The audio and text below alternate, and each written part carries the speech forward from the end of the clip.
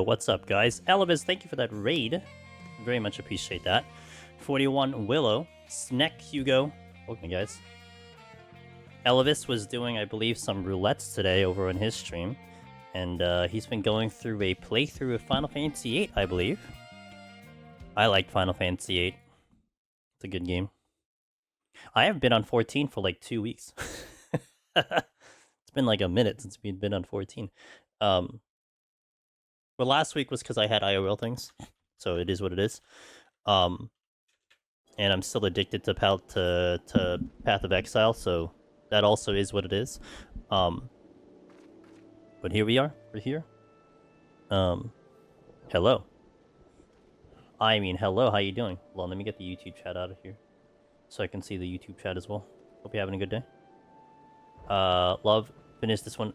Nice. Is that like the marking point of disc 1, or are you like literally playing it on a PlayStation? Like you went through the process of switching the discs, disc 1. But I think like 8 does have a clear distinction, right? Or like even like the original 7 has like a clear like, hey, it's time to swap the discs thing.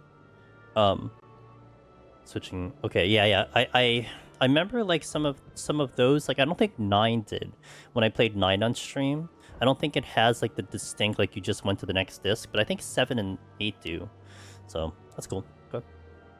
Hope I get my first speed. Yeah, we'll go further. Well, today we're setting up the files, so be nice and chill. Won't be too crazy today. Ease back into things. Remember how to play on 2 keyboards. Well, singular keyboard. We'll hop right in, and then I'll just continue going. We're also gonna be trying out new music, guys. I got a good starting song for you. You ready? Everyone's gonna love it. Like literally everyone, like all of you.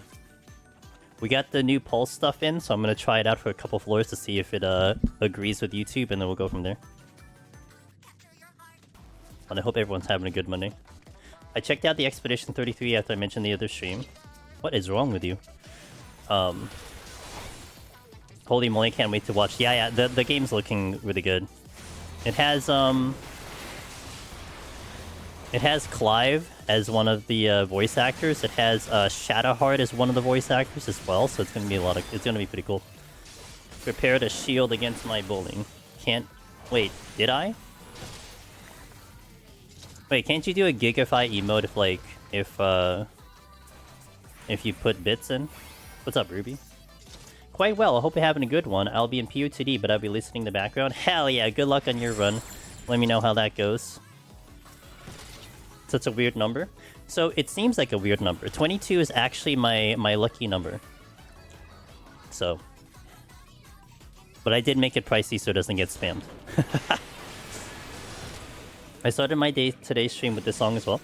Wait, this exact one? Did you start with the Pulse version? I think the Pulse version is pretty good though. It gets a little chaotic towards the latter bit, but your wings are defeated. Fair. This part sounds like Fall Guys. Like something that you'd hear from Fall Guys. Oh. The original, not Pulse? Fair. Yeah, the Pulse one just came out like last week, so... And I wanted to get it in, because like I actually liked a lot of the songs. And also, guys, it's a preview for Deep Dungeon 4. Are you excited? These songs are going to be in Deep Dungeon 4. Because they put Pulse in the other one, so that means they're going to put Pulse in the new one. That's such the wildest addition, in my opinion, to EO. When they put Pulse in EO. Like, it was never in the game at all. Like, I don't think Pulse was officially in the game. I think you could have bought the tracks from the orchestration roll for your housing, but it wasn't in the game anywhere. And then they're just like, oh yeah, let's put it in EO. Mention Clive. Yes, the voice actor for Clive, Ben Starr, is going to be one of the voice actors in Expedition 33, which is a game that I'm very much looking forward to.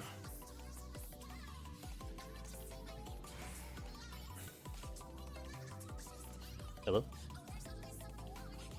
There we go. Okay, my heart rate monitor doesn't want to work. That's great. It's just recording 0. I put on my watch and it's recording 0. Oh, there we go. Okay, it's on now.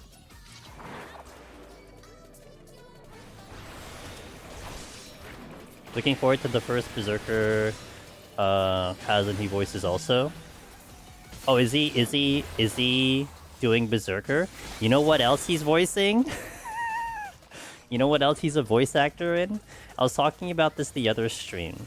There was a game that caught my attention the end of last year, which was called Date Everything. Date Everything is a game about... I forgot the premise of the game, but essentially you're in this house. I think it's your house. And something happens, and then you're able to basically... If you wanted to date literally anything in your house, you can. So we're talking a chair, a window, a toilet, a plunger, everything. Ben Starr is a voice in that one. But it's being directed by Noctis from 15.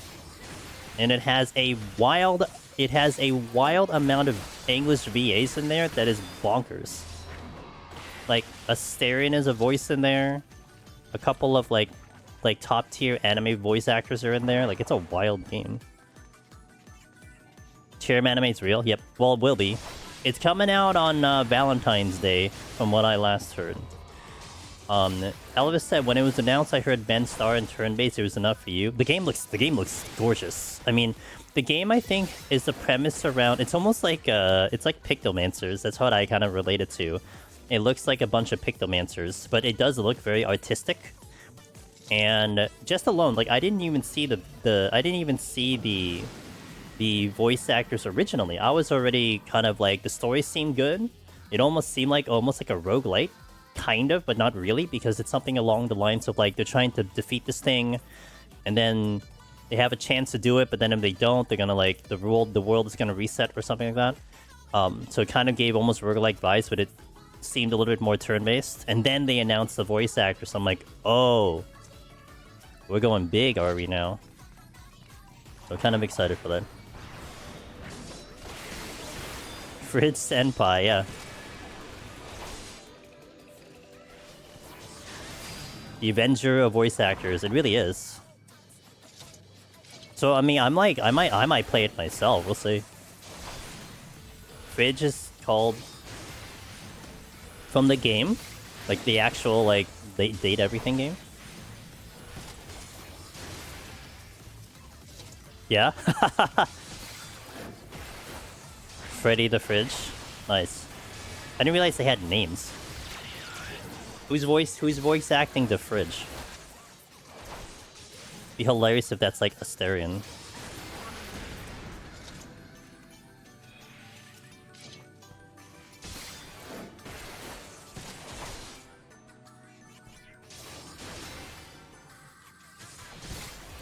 I need a strength. I need to go a little faster. I could go a little faster now. Well, when I get a strength, I guess. Alright, so there's your first song. Let's go with Papaya next.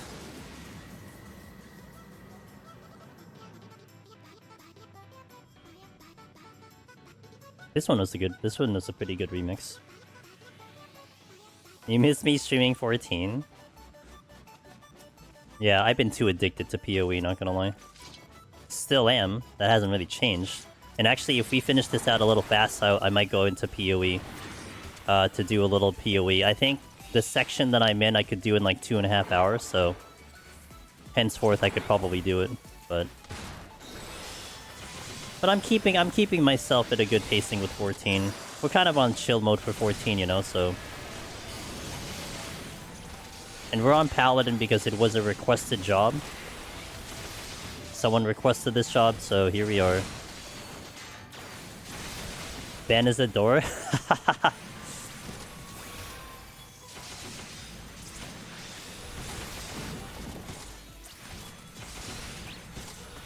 Yeah.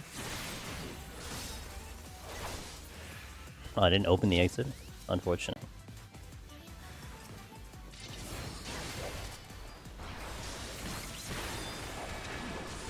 I'm glad I still remember how to play this game, though. That's a plus. I don't know what my interrupt was.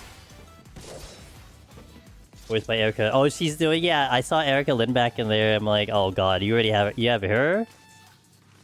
The two voice actors from... The English voice actors from, Sword Art Online, the two main characters, they're there too. They're like some of my favorite voice actors. They're like, oh god, they're there too. It's just everyone's in there. Perfect time to stay away. Yeah. I mean, I'm not pushing it. I mean, we have some goals. You know, if someone wants to see something, I think I'll plan around that. Actually, one of the songs I'll test out, which is the remix of Insatiable, it actually makes me want to do EO. No joke. I might think about an EO run at some point. I just don't know what job I do. I think I've been wanting to do a Samurai full power run, but I don't know, sure. Blazing Silver's VA. You got everyone, man. And again, it's directed by Ray Chase, so it's like you got a solid person directing that game. It's just, you know.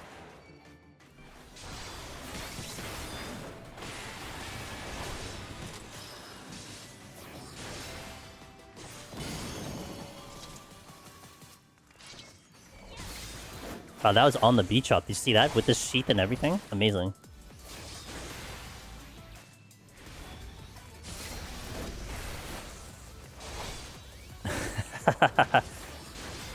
Ruby gonna play the game now? You think about playing the game? I wonder who of my friends are gonna play the game. I might be still addicted to PoE by the time that comes out, I don't know.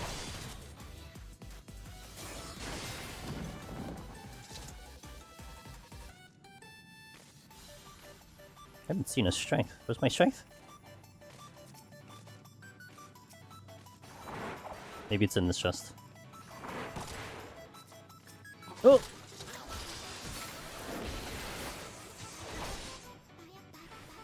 Don't know yet? Okay, fair.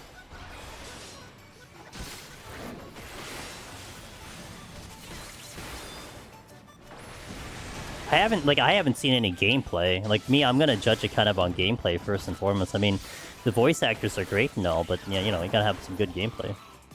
Oh yeah, the big one was Laura Bailey's in there too. That's a big one. Do you have any advice on queuing for alliance raids? I have to do SB1 to unlock Bosha, but dear god, these few times are... what job are you trying to queue?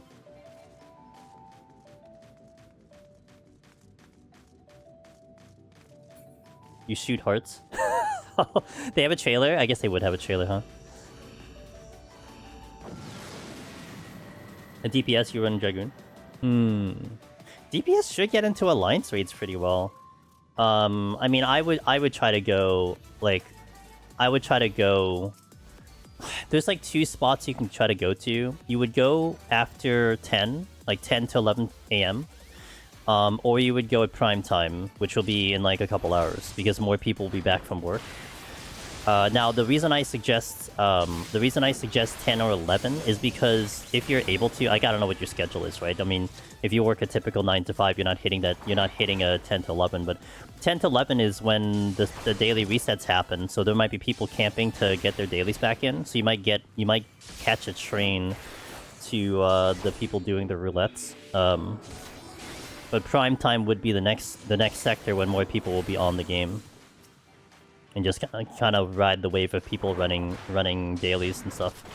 Other than that, the other day would be Tuesday would be a good day, because Tuesday is reset day, so people would probably come in for reset and do whatever they need to do as well. But usually, like, prime time is you couldn't get on Aethos or Primal. Or you can also as you're queuing, I would periodically check the party finder. You may have someone running a party finder too. But it usually shouldn't be that bad to get an alliance, you just have to find the right time zone, that's all.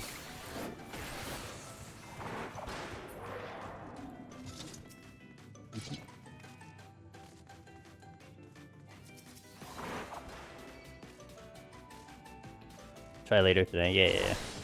I mean, you could also, like, set a queue up. You know what you can also do, Henry? I don't know if you have the tech for it, but you can sit in the queue and just plan to do IRL things. And then just have, like, a wireless headset. You know what I used to do, though? Years back when I was doing frontlines and the queues were, like, an hour long. I actually had an app on my phone that would mimic that would mimic the sound of my PC with like about a 2 to 3 second delay. Like it wasn't a big delay. So I would have my my phone on speaker with the app on, and I would just do whatever I want to, like around my area.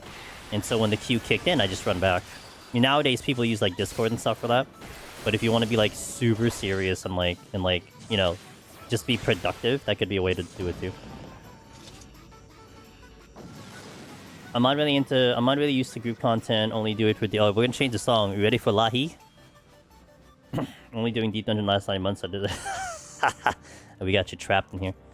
That's fair. Yeah. I mean, that's my memory of when I would run content. That's how I would think about it. But usually when I queue up, it's like I'm usually doing something on the side, making the most of my time. But not everyone's gonna have the ability to do that. If all else fails, get a party up. Yeah. Yeah. And that would be like the last resort.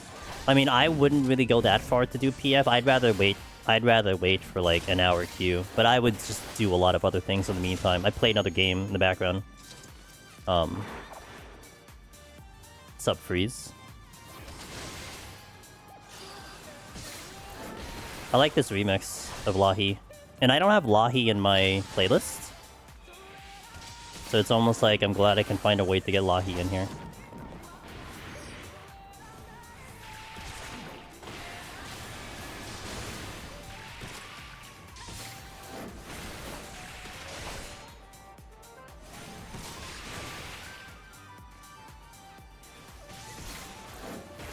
I miss. Pepperoni.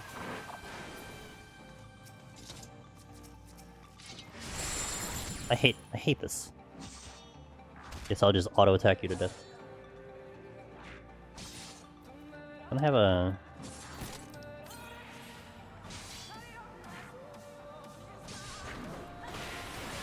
Oh my god, I missed.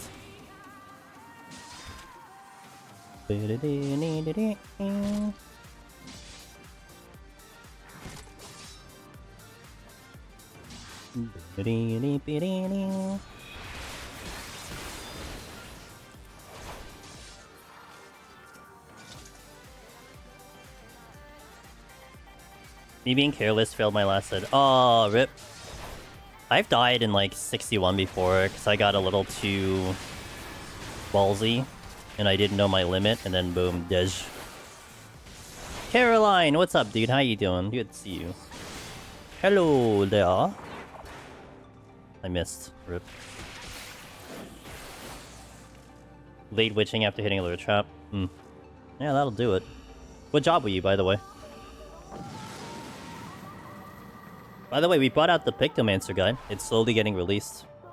I'm releasing one video a day, but the whole thing is available. I should do a command. That would be probably smart. But whatever. If someone wants it, I'll just give you the link. No big deal.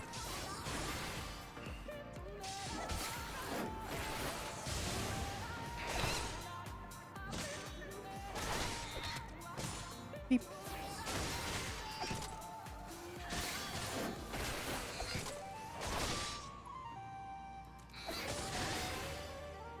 Bit tired. I'm back at floor 181 as Black Mage. A bit scared because I have one Serenity left. You know, sometimes it works out. Died as machine destroyed my last run because I underestimated how hard Shadow Flare would hit without steel. Oh. Oh, with the 140 boss?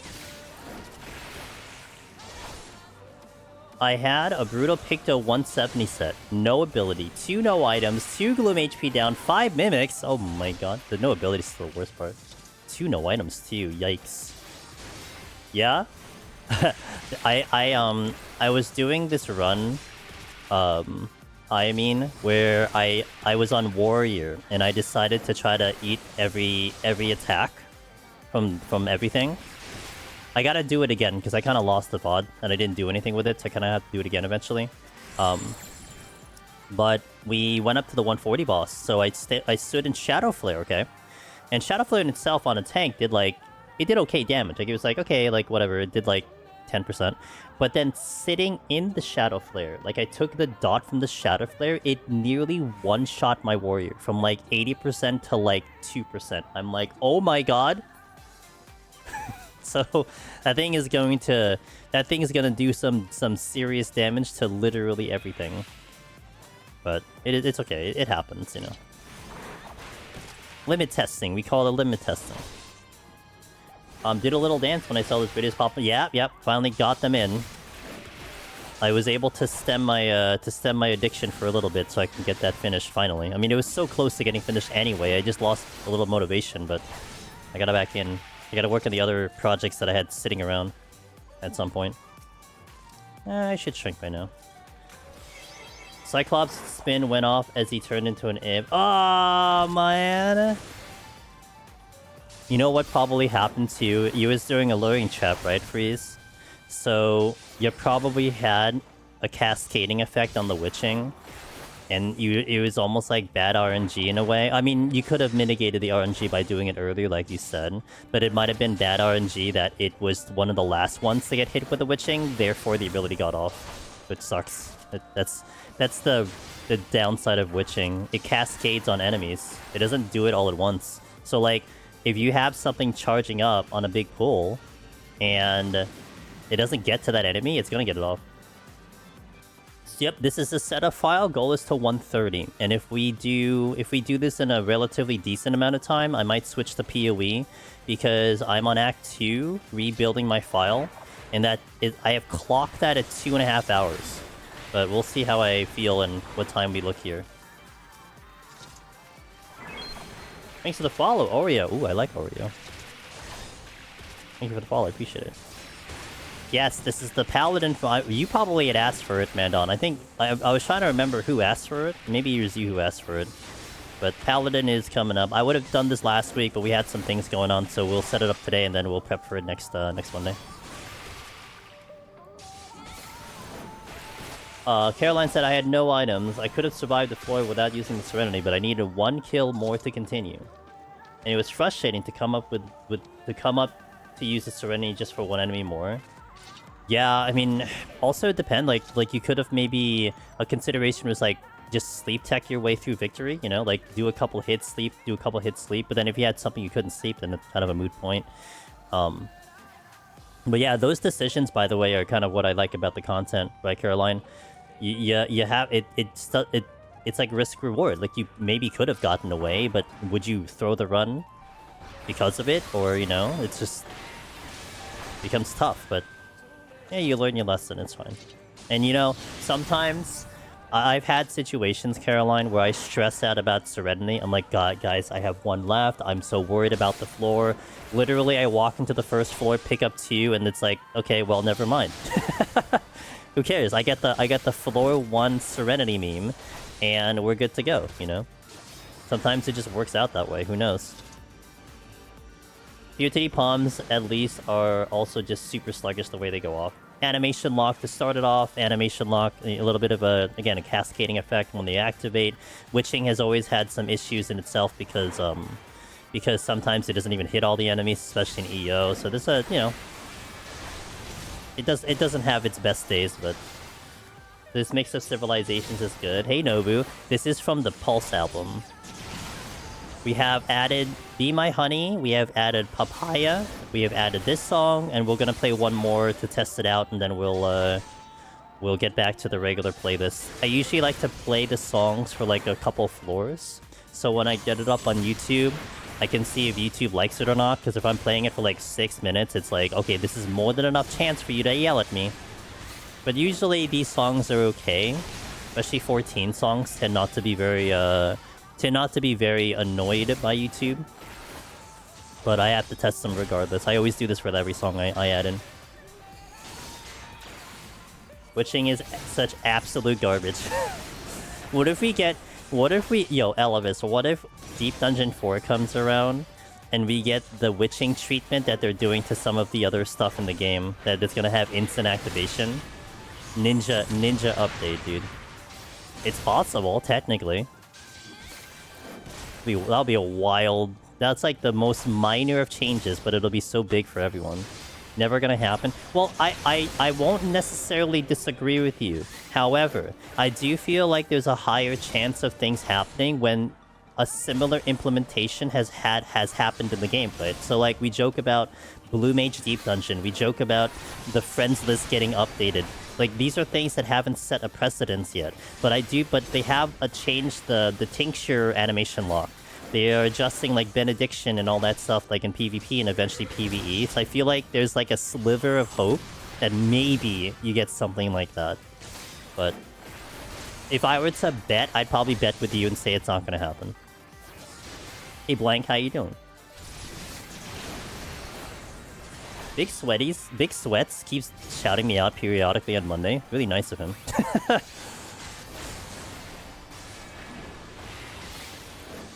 And I haven't been on 14 for 2 weeks.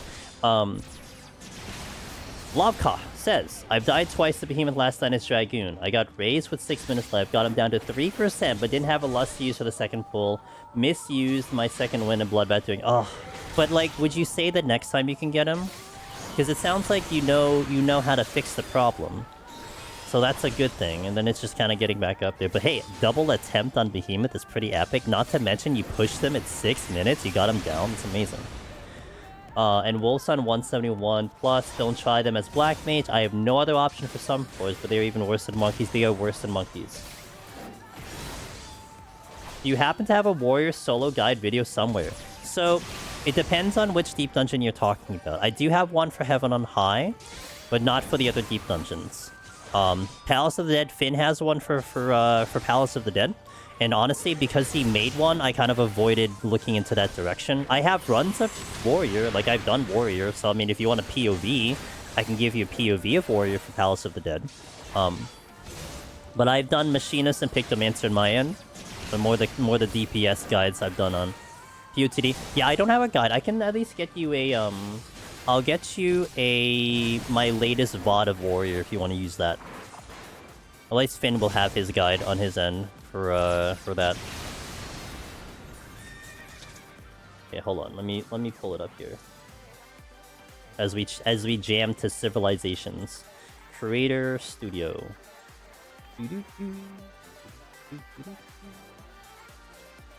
And then we have one more song to check out here. Let's see. Warrior.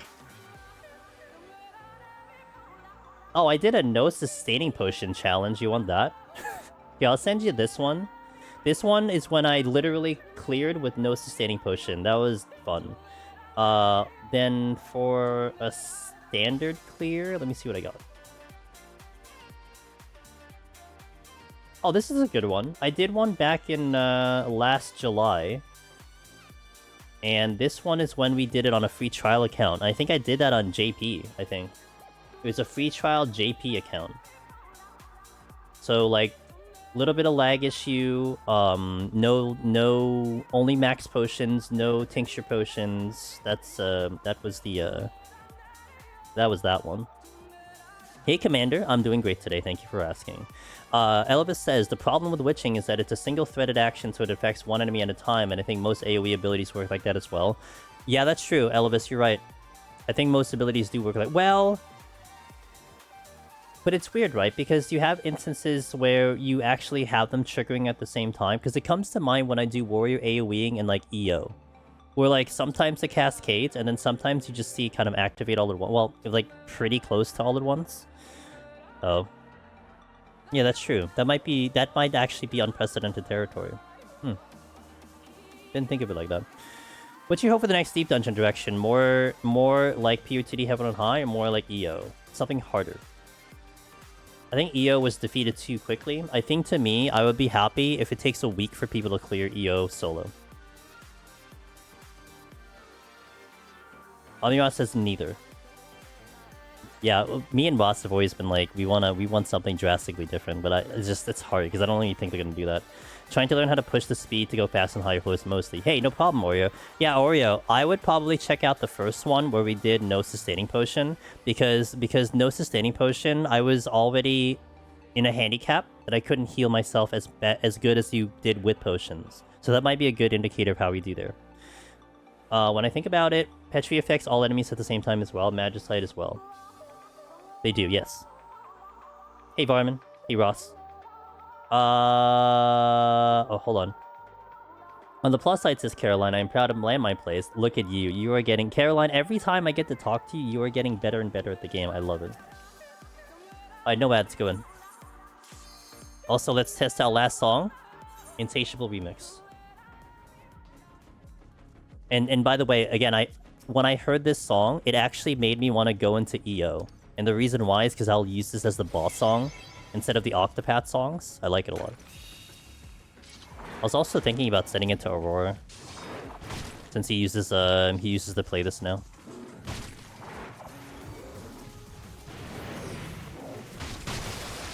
It's a good remix. The Pulse 2 album I thought did a good job. I was watching Gunmaker Edge Heaven on High guide, and when you set in combat spin to 10 seconds out of combat 20, I was upset you never noticed that. Yeah, I mean, look, it's not something you have to worry about in regular content, you know.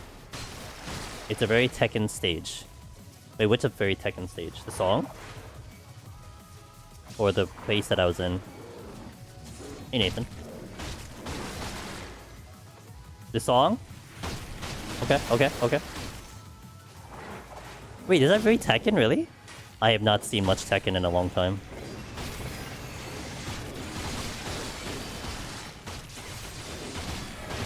I forget how loud this game can get in my ear.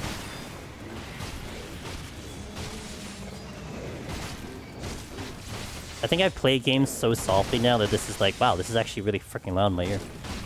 It should be fine with you guys, it's just more my balancing in my ear. It's something you'd hear in Tekken? Gotcha. It's a good version, I like it a lot. I like it way better than the original. The original versions, for sure. For the next Deep Dungeon, what do I plan to solo with? Warrior. It's Warrior, Caroline.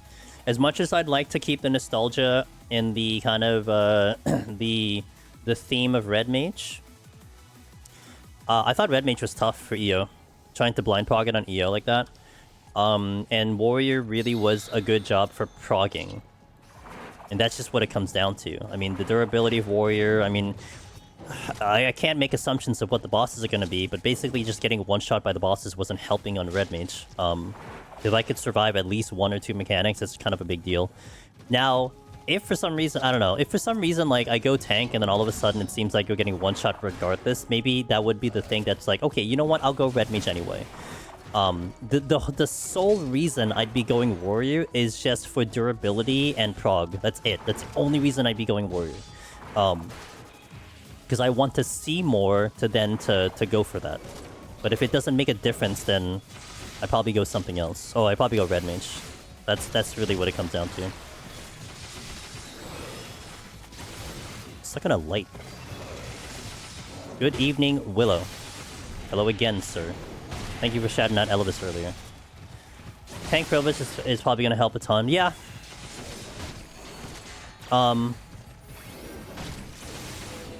It is, and like, again, I had the frustrations with, I had some frustrations with Red Mage climbing in EO blind, where I feel like, you know, kind of looking in hindsight, I think I just would have had a better time with Warrior, and especially with the way it's positioned right now.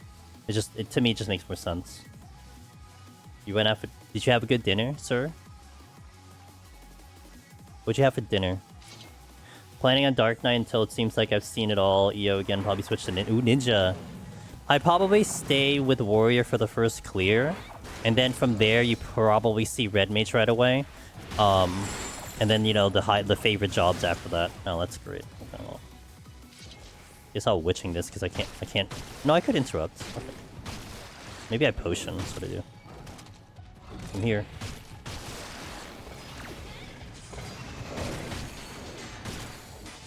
Some kind of seafood pasta. Something with fish. I heard Picto damage is higher than Astro. You would recommend Pictomancer? Also, you're gonna go Picto on the first Deep Dungeon. What do you guys think would be the first solo job to clear? What do you think? You know, without much information, because we don't know how the next Deep Dungeon is gonna be. Think it's gonna be Warrior? What up, Mirren? Help, I'm dying. Sage? Willow's like me. Who's gonna be the first job to clear? Me. Wallen, oh, Wallen, hello. Good to see you, dude. I didn't say hello to you. Astro. You believe in Aurora? I mean, I believe in Aurora too. I mean, it's, you know, this... Oh, you know, but you know, last Deep Dungeon, Aurora Moon, well, one, he was part of the world first group to clear in Light Party, but he was sick, so he could not solo prog, he could not solo prog right away. So I hope he'll be good to go on the next one. That was really unfortunate. I think he had like, didn't he have like a 1 month delay on his start? Because he was just feeling like absolute trash. So if he's like healthy, yeah, I would put money on Aurora, hands down. Probably tank though, the invulns will be huge. If it is EO-like, and the tankiness will be huge if it isn't. Yeah, that's fair. Either Picto for raw damage or Machinist for kiteability, I guess, freeze. Well, I mean, in the early bits of EO, like I think in the first 500 clears of EO solo, a vast majority of them, like half of them were Machinists. Of course, Pictomancer didn't exist, and you'd think, like, I mean, as much as Hustlehoof and Mirren would kind of half-joking and Picto, honestly, it's probably going to be a really good job to pick. I mean, the mobility and the damage are kind of insane. So you might actually see a Picto clear first, depending on what the mechanics even are. No idea, but I would go against chat and say a DPS job is more likely this time because of how EO was. So, yeah, I mean, we'll see. We'll see what the next one is going to be.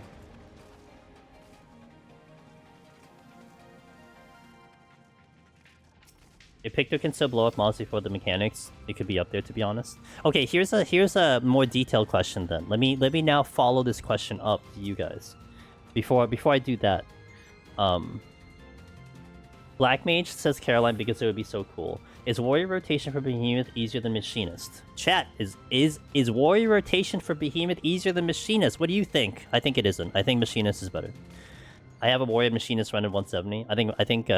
I lean into Machinist, but that's my opinion. Wolfers, I think it's Sank. Nay, it is not. That is for a Machinist right there. Machinist is simpler, says Ross. Quick consensus is this Machinist. Okay, so my follow-up question. My follow-up question to the EO question. Shit. Will there be a difference of what job's going to clear first between a blind runner and a runner taking every bit of information possible? Do you think it'll still line up to be the same job, or do you think it'll be a different job?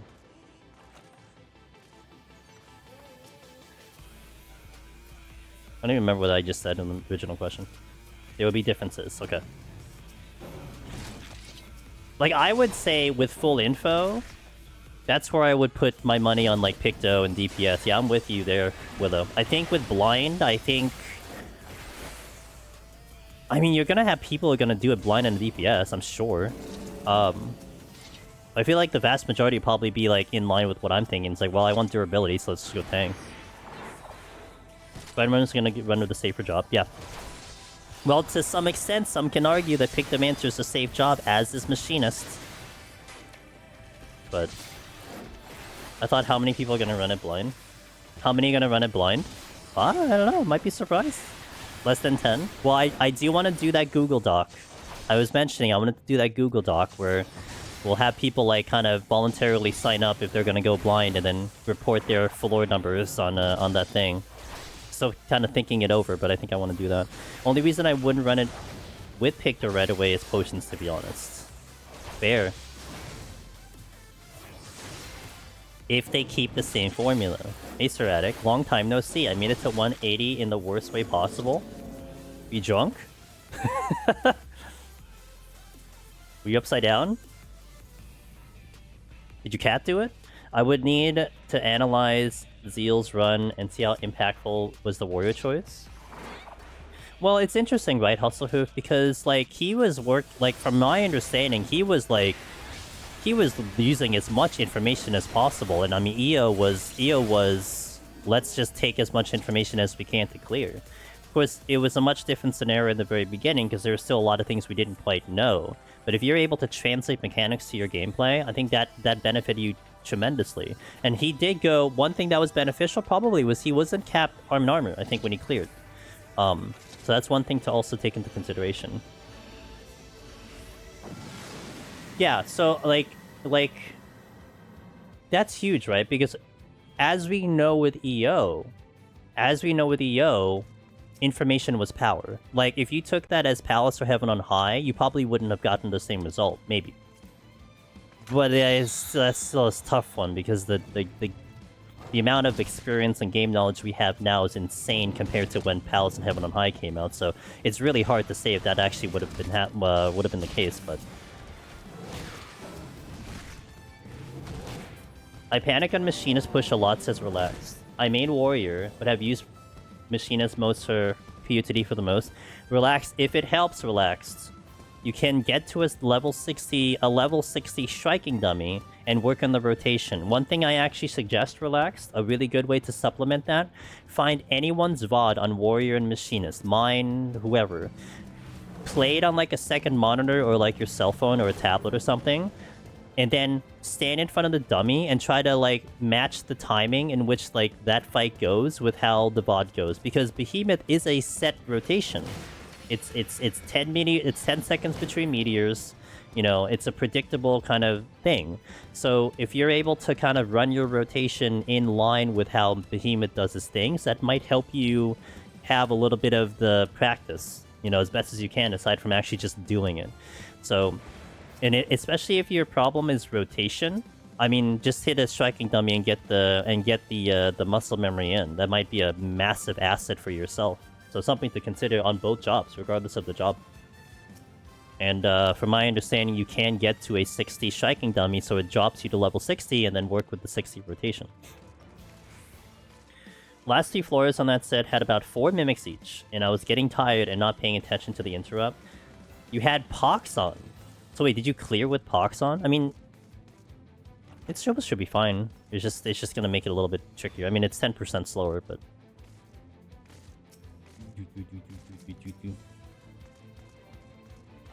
Bust. Alright, the palms are coming in. We'll do. God damn it. I wanted to get out of here.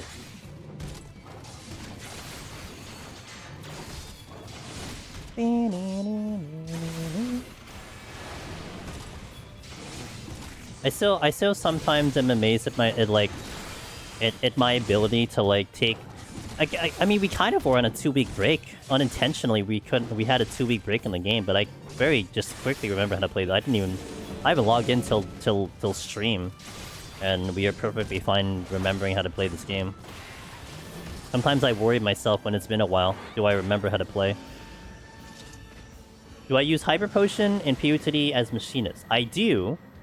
I use Hyper Potion just because I have a ton of them. But if you're kind of approaching that question, kind of wondering if Hyper is going to be better than Max Potion, well, one thing I'll tell you is you have people on free trial that are clearing, and free trial accounts cannot get higher than Max Potion unless they go all the way to Heaven on High and get Super Potions over there and then come back to Palace of the Dead.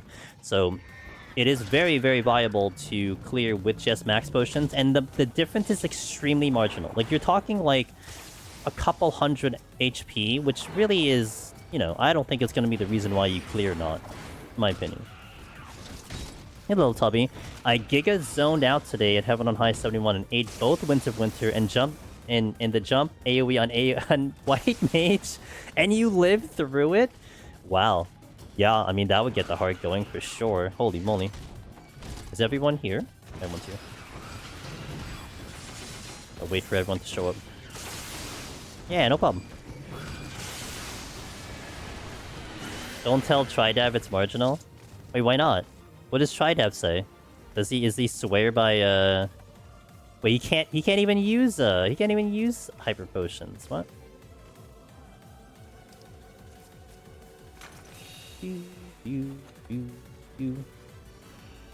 Oh, did he die because he lost? His argument's screwed up potions. Yo, what up, D-Buns? Angelus is the potion for our scares. Angelus notes animate. Yo, 34, thanks D-Buns, I appreciate you. Hope you're doing well today. So, not much. Vibing. Here in 14, doing our thing. I could find the exit. He has died to damage that food would have covered.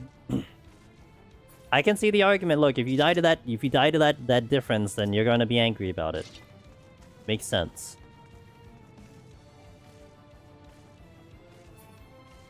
Happy to hear it. Nice. I guess I'm going through this room. I'll just do a sight because I'm lazy. We're going that way. I have steel. Good strength up. Oh, isn't this flighted?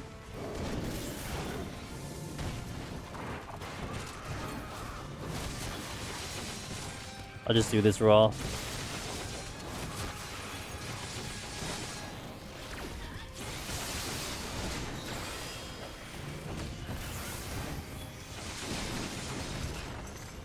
Typical flighted floor.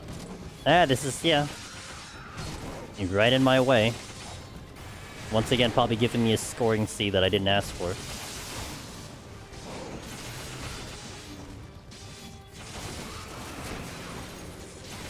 My ultimate goal for this year is to learn PoTD and EO as Black Mage.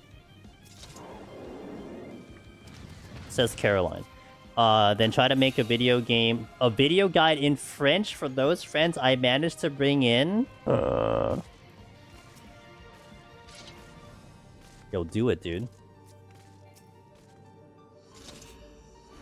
You know, if you ever want to do like French voiceover stuff, you know, we did a section of time when we did some of the shorter guides. But we had it translated into Japanese by our buddy Miss Sheila. So like if there was like a shorter guide that I have and you're like, hey, I can translate that to French, I mean, we could totally do something like that.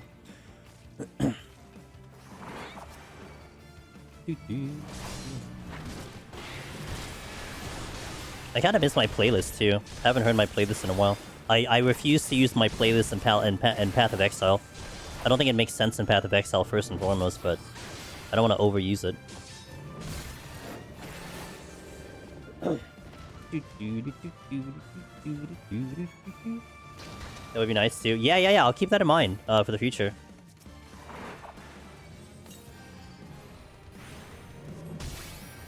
You get that? Hell yeah. Yeah, Path of Exile just... I feel like Path of Exile needs more kind of a background music as opposed to like, you know, the hype battle music that you get from a JRPG. That's my opinion. Yeah, you need the right music for the right occasion.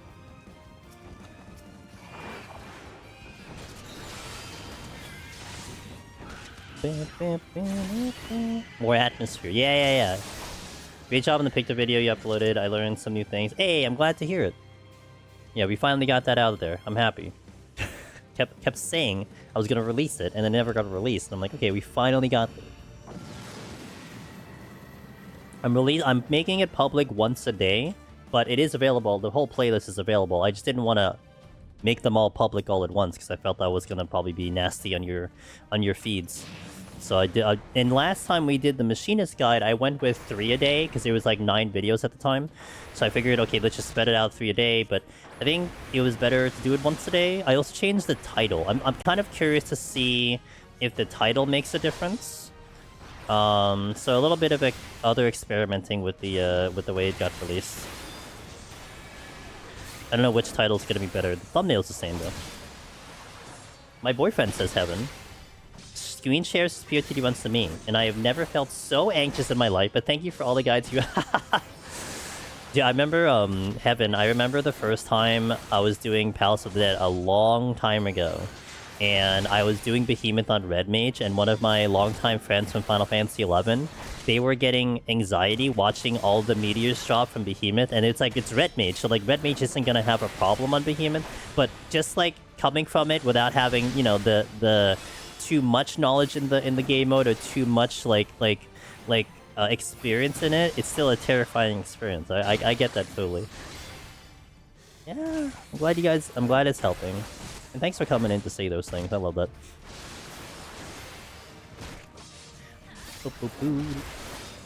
My boyfriend was fighting Behemoth, and I was too scared to even speak as to not distract him. Oh my god, it's so funny.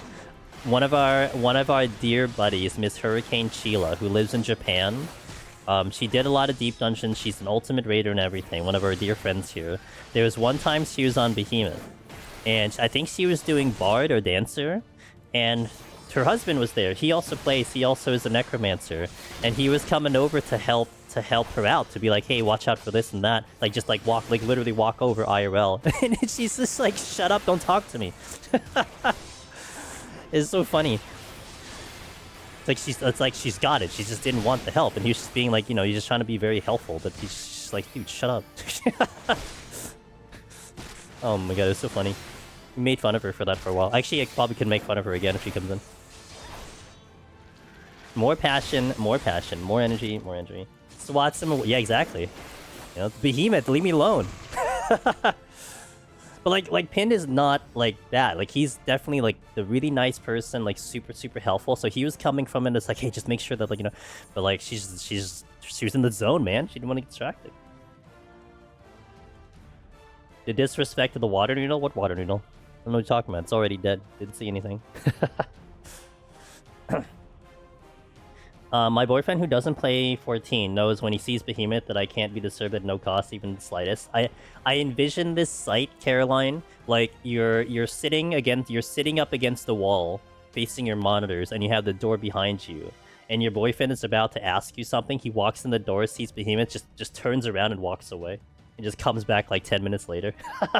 Like, that's such a funny visual. It's just like, oh, well, no, I'll be back. See you later. Does it, you know, no support. You know, no audience, just I'll be back. You do your thing.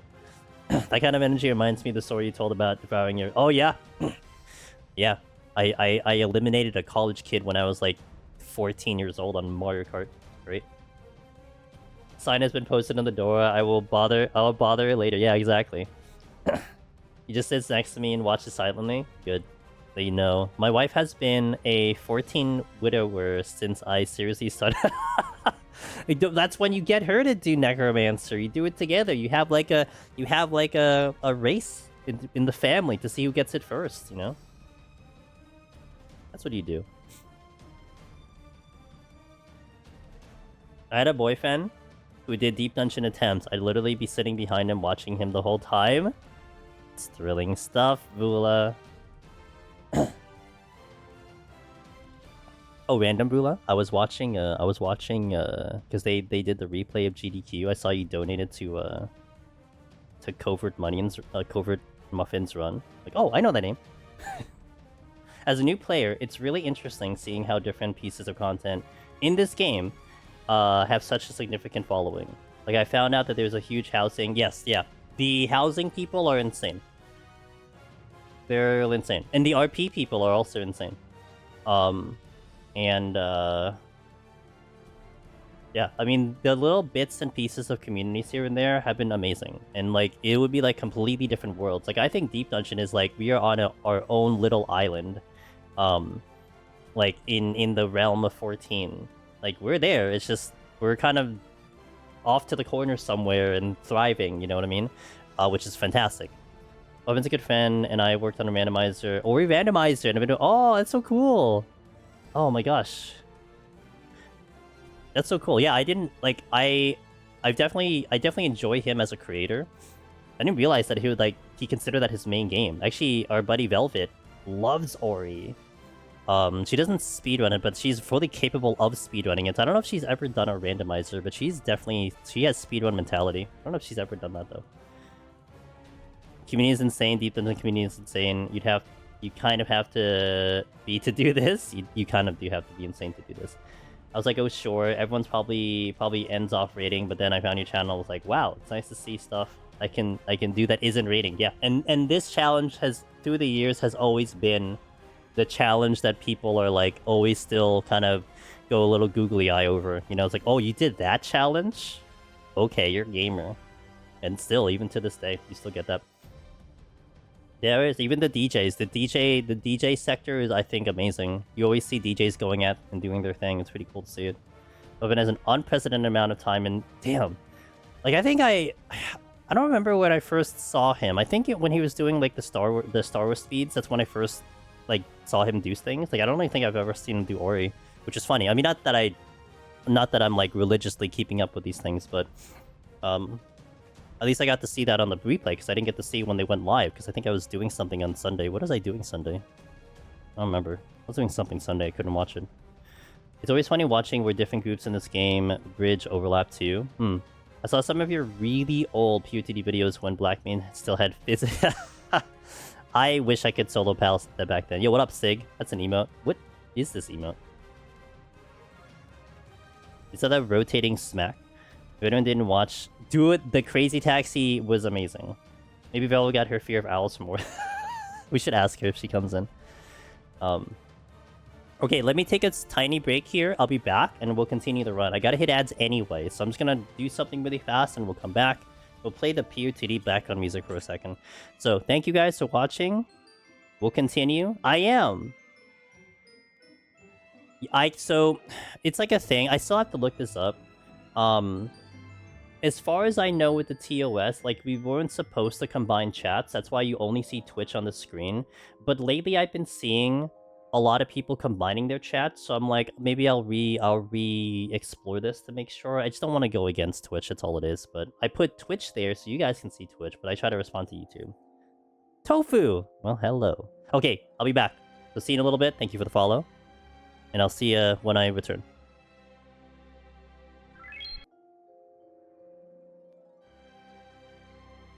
Okay, let's continue. Let me catch up in chat.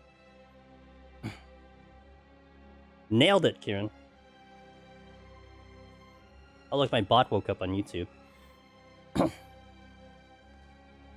Don't cross the streams, everyone knows the rule. Let's get back to it, then I'll catch up here. I also recommend the Super Metroid Map Randomizer series finale. If you either know Super Metroid, or a lot, or you don't mind having no idea what's going on. I actually like, whoa, were they taunting each other? Oh. Usually, when they're doing that, they're kind of quiet. I didn't realize that they were actually having some fun there. They always have a Metroid race, and those are actually really entertaining. I like those a lot. You know what I actually did like a lot, though? What I enjoyed, because it's something that I still want to try to implement with Deep Dungeon. It's, when they did the knockout bingo of Elden Ring, and seeing it in action again, I'm like, oh, you gotta get something going for that with Deep Dungeon somehow. Bingo? Yep. Yep, knockout bingo, Elden Ring DLC. Oh, that wolf healed. I like how your heart rate says 120, I have to go to the bathroom. No, I got a package too. I had to go outside and get a package. And then make it back before the ass came in. I'm glad you noticed, Sig. You know what? I really appreciate when you pay attention to little details.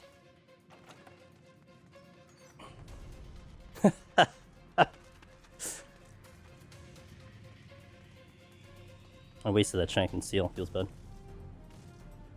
Yeah, I really enjoyed the Crazy Taxi one. I was actually surprised with the Crazy Taxi run that they still... I thought they were just gonna play, like, different music. But I guess what they did was they avoided specific songs. And they only played the ones that weren't gonna give them DMC issues. But also, it was hilarious because they played it like it was the game. So anytime, like, the runner finished their map, the music would just harsh cut off back into, like, the elevator music. It's so funny. But very accurate. Being your mod means I need to know. I don't even think my doctor knows that much, honestly. Oh, whoops. I only danced around that trap like at least 20 steps over. I'll go this way. By doing covers? It's not entirely true because we had, when Velvet did some oh, to be fair, Velvet's like really freaking good, so it might have been her music was too good. But I had tested out some of her songs on stream. Like, she did a version of like Final Fantasy VII Battle Theme and some of the other ones. And we tried it out because I'm like, oh man, like we can put it on the playlist. And we tried it on the playlist and it couldn't go through because YouTube was angry and they indicated that it was a cover. So like, I guess it just depends on what the song is. Also, I wonder what their process is of checking on their end, or if it's more the process of the runner checking. But it just comes down to what the song is. I mean, maybe you could also... It's also another factor where, like, you can get the copyright claim, but then later on be like, no, this is a cover, you know, something. Because a lot of times I'll get some copyright issues on some songs that I know was supposed to be fine, and later I'm like, it's a background song, and they're like, okay, it's fine. Yo, what up, EC? Extra credits in the house. Hold on, I'm dying. Okay, we're not dying anymore. Yo, what up, extra credits? How you doing? Thunder, hello, thank you for that resub. Nova, hello, Dolphin. EC themselves, I hope you're having a good day. How was your stream? What are you up to? I'll give you the shout out in a second. Simply don't die. Yeah, I'm trying. Oh, sick, thank you, man. It was a great day. Aw, Dave the Diver, let's go. I don't think I'll ever play that game, but I've seen a playthrough of that game, and the game looks amazing. Yeah, it looks simple at first. PayPal sick. It looks simple at first, but there's a lot of complexity to that game from at least whatever I got to see. So I hope you're gonna have a good time. It seems like a game you'd probably enjoy. Guys, check out Extra Credits. He does a lot of variety games. He has his own podcasts. Big on roguelites. Fantastic communicator. And he's a super good dude, so definitely check out his stream. And I always like to advertise, you know, this is my 1 EU hour stream. I always call it the EU friendly stream. And EC usually streams at that very sexy hour of the EU. So if you guys need a stream for that time slot, you got one right there. I'm only here once a week. Extra Credits does it multiple times in the week. Dave the Diver has no right being that good. It looked to me like just a clean game. You know, sometimes all you want is just the game that plays, and the game plays good. The dialogue, I think, was really nice. So, yeah, welcome in, guys. I'm Andrew Stevenus. I do a lot of Deep Dungeon soloing. Although, recently, in the kind of the roguelite-ish territory, we've been doing a lot of Path of Exile 2 hardcore solo self-found. And that's pretty much been my addiction for probably a month now, as I try to work my way up hardcore. So you'll probably see me playing that a little bit more than 14 at the moment, but occasionally I'll come back and make sure we check in on 14 like today.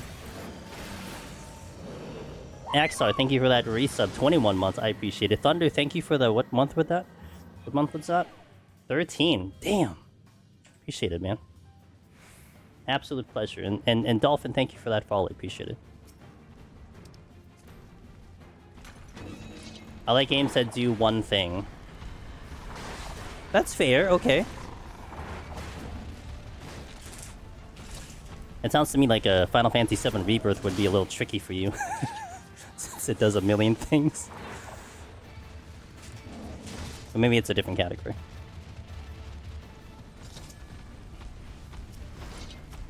I don't have a gap closer. Oh yeah, that's right.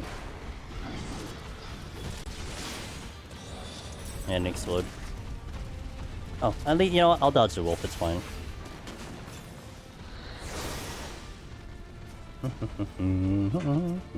Good luck, gamer. Hey, corrupted peasant. Corrupted peasant the necromancer, I appreciate it.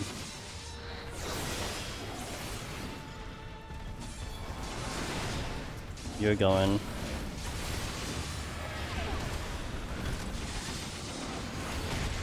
Feels like FF feels like most of the things are in service of world building, at least.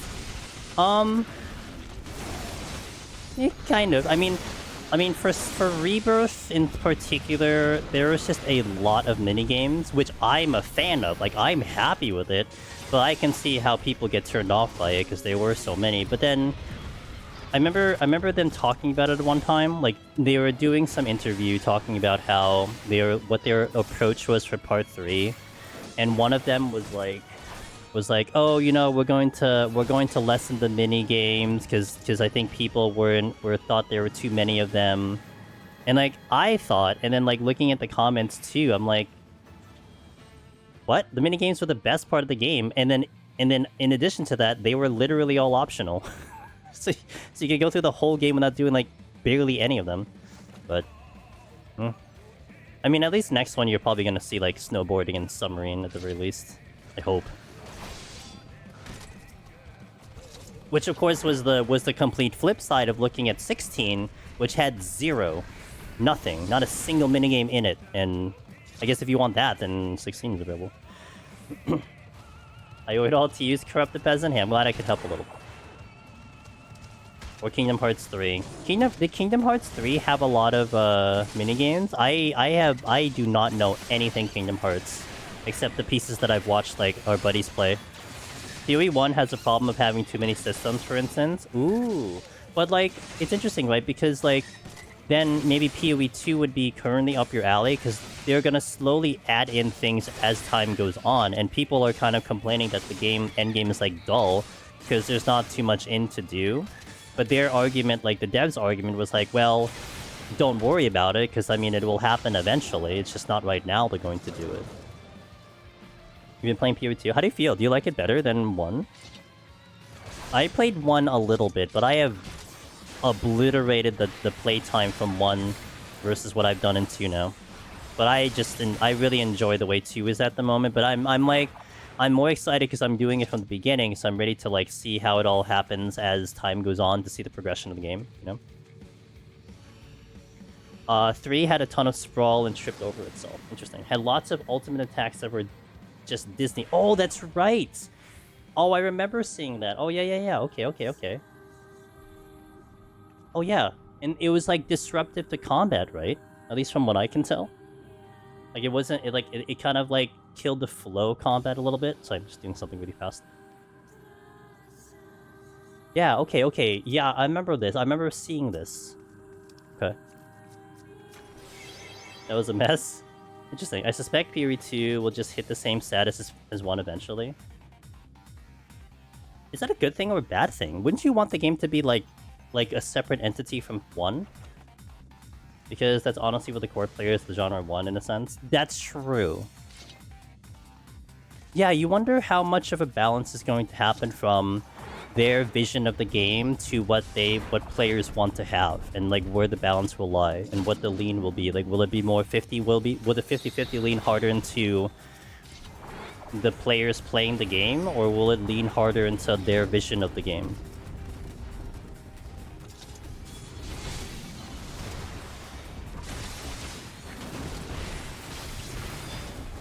Because I think it's just it was kind of interesting listening to their dev panel thing yesterday, and the Q&A yesterday. How I think one of their comments was the fact that they noticed, or they felt like players were going through the end game too quickly, when it was kind of designed to not go as quickly, especially with gearing. And then here I am on hardcore thinking, wait, but the pacing is fine to me, but I can't go that fast because I'm not supposed to go that fast. It's like this interesting difference of perspective, but I don't know who's gonna win out that battle. I'm okay with more stuff, but coherency would be nice, and more if it's planned in to begin with. Ooh, I can see that. Okay, yeah. I remember there, like, EC... no, oh, by the way, EC, if you gotta do anything, just, like, head out, just jettison yourself off the chair, then please do it. But I remember watching a video from... I forgot their name, so forgive me, but if you hear the topic, you probably will know who it is. But they were talking about... I forgot the correct term, but it was something along the lines of, like, parasitic something. It was like a parasitic content something. Where, like, a game creates a game creates a piece of content that utilizes the mechanics of something that already exists, but isn't designed to go past the initial creation of it. So, like, over time, it's just going to just die, because it's not updated, it's only there temporarily. And then I think the larger discussion was more like, well, is this good for game design? Because, you know, you're essentially creating something that only is good for that small period of time, but not for the long run. When you could have just developed something that could have lasted longer, I guess is the argument. Archwing problem in Warframe. You'll have to elaborate. I think their vision of the game is pretty well aligned with the players overall. Gotcha, okay. I should steal. Not a god on Paladin. Also, solo self-bound is probably more reasonable since you're not... Yeah, and that's what it is. I think, like, their discussion sometimes was, like, they had this pacing in mind about how they want the players to progress, but then, of course, you know, if they get a lot of gear and people just buy the gear, then... And the economy is the way... And I think the economy is also what they were talking about. That's probably what was expediting a lot of people going faster than they intended to, or something to that effect. And I think the general complaint was that there weren't enough maps in the higher tier, but they were going so fast that they weren't able to sustain the maps that they had designed it to be, kind of something like that. PoE 1 just did not take a mechanic or idea from the season, but the whole thing and eventually became incredibly inaccessible. I have some experience about this because I do hate the infinite bloat, but I also hate when they release some content and later it's just cooldown deleted. Yeah. Yeah, and that was what it was, Vula. That was I think the terminology that the gentleman used on their video, calling it again. It was like parasitic something. And you know, I mean that's where I think 14 does a good job with to some extent. Although there is content in here that is dead AF, to be fair, but a lot of the content is recycled very well. So there's a good thing about that. But yeah.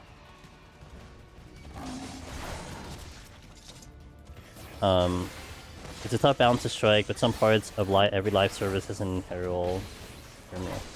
I know for D3, the seasonal content, the main gap was just your ability to get loot, so it would come down to getting lucky. There were some people that got their builds online faster than others did, but there wasn't a way to buy power. So that's basically like a solo self-bound situation, right? I mean, to some extent, there just becomes luck that you have that will propel you forward or stunt you to progression. If you don't have access to what other people can get to. Should be fine. Like a really long... You had to do Archwing content, but it was essentially dead and forgotten. Is that like Torghasts in WoW? Why people hated Torghast? Because it's like, you had to do it, but no one really liked the content at all.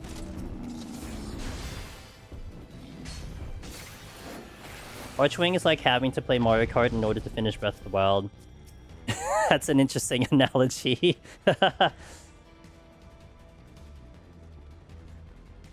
So like, would it be... I guess it's at the end of the game, right? So like, before you get to... What's it? Whoever the last boss is in Breath of the Wild, you just had to play Mario Kart, and then you can beat the game. Are you talking about Josh Face? He did a couple... Yes, yeah, him. Yeah, I saw that video on it. Yeah. Yeah, Valen. Thank you for correctly naming the content creator. I could not remember. I remember Torghast. It felt so bad. I remember Torghast initially from beta WoW, when it was first coming out, that people were kind of excited for the content, and everyone kept asking, not everyone, I mean a good amount of people were talking about how it's similar to Deep Dungeon, and asking me about it, and I'm like, bro, I don't play WoW, but I'm listening to what you guys think, and then they came out, and then no one was happy, and then I heard Torghast, and I'm like, okay, well, I guess that did not go well. I guess it was just not a good design. Joss makes good stuff. He does make good stuff, yeah. Early WoW had the problem in the last year before Burning Crusade. A bunch of new players joined, but we were scattered over the server, so people weren't able to progress the story and quests because we got stuck in dead mines. That was our Ravenwing problem. There was also only 2 Archwing missions that are kind of notoriously bad for the most part, and just weird side missions that have separate gear. What if Final Fantasy 14, for you to progress the MSQ, you had to do a Rival Wings match? Would that be the equivalent? Maybe it'll actually make people queue up into the game mode for once. Yeah, kinda. Yeah. Yeah, I would never do Rival Wings, so I would never progress the game. I would just be permanently stuck because I would never queue into that game mode. As did every single time we deleted cool content while I was there. Ugh. Yeah, that's one thing. I mean, there's a couple game modes in 14 that did get deleted, but not much. A lot of it, if they got deleted, they got reborn, such as the name of the game. Like Diadem, original Diadem. No one can ever go back to original Diadem because it doesn't exist anymore. I mean, that was certainly a time period. Oh, hi Behemoth. And I'll just do this. I love Rival Wings. I wish more people would do more of it. I don't know. I think initially what I didn't like about it was that trying to do the mechs on a full keyboard was problematic, so I was immediately annoyed by that. But I think I'm a lot better now for that. So maybe I could go back to it. But it's also... I think I'm just too competitive with PvP. I want to scoreboard hunt, and it felt bad when the only way I can scoreboard hunt is like to be on a mech. And I didn't want to be on a mech, so... It's kind of just like... kind of fizzled my desire for it. Like, if I went in there literally as a pure casual, then I would probably like it as much, but I try a little too hard when it comes to PvP. So it doesn't fit my style of what I look for PvP. They still exist, but they don't want anything to do... They don't do anything, and so much of the cool stuff they developed around them just doesn't exist anymore. That sucks, you know?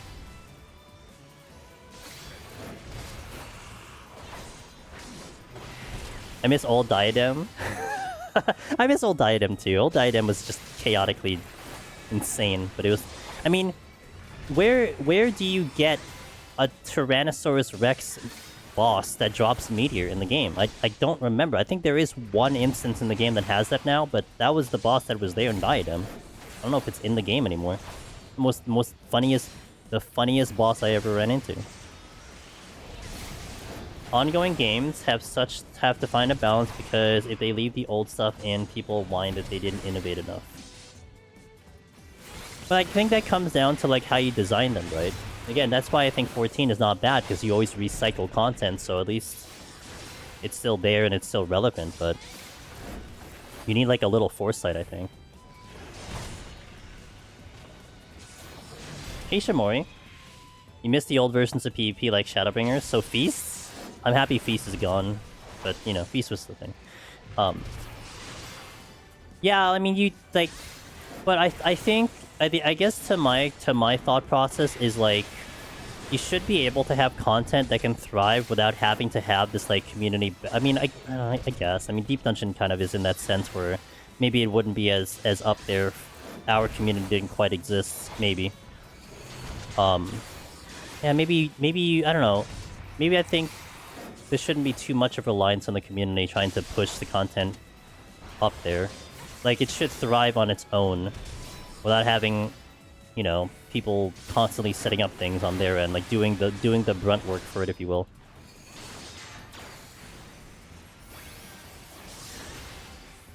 Hey MGS, I'm doing amazing. How's been DT treating you?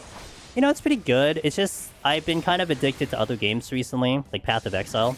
So... We're still doing Deep Dungeon, but honestly, that's all I'm really doing in this game right now. It's just Deep Dungeon. Which is fine. I'm not really complaining. I honestly wish I was more engaged in 14 with the other content, but it is what it is. Hey, Zula. One day I'll fix my portrait, I swear. Did you just hear the song? I like it, but it's whatever. I got Wings of Fire now, but I still had a lot of fun. I miss Feast and the old job kits. It's pretty much gone for good now, so it's... Yeah, I mean, even back in the day, you had the Fold. I did the Fold for a little bit before I started realizing people were win trading all the time. Then I just like, okay, well, guess I will just not do this content right now. You need food. I appreciate you, extra credits. Thank you for the raid again. I'll take care of whoever hangs around. And it's always a blast talking with you, man.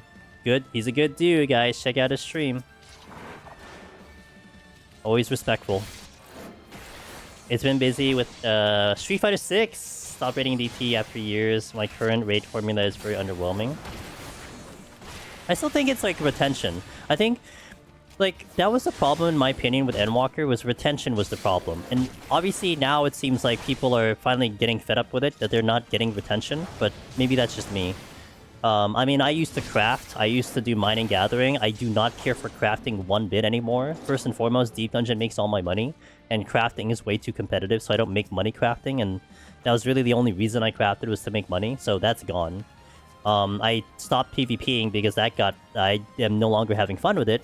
Back in the era when I did Feast, that was fun, but when I did Crystal Conflict, I just did not enjoy myself at all. It was just...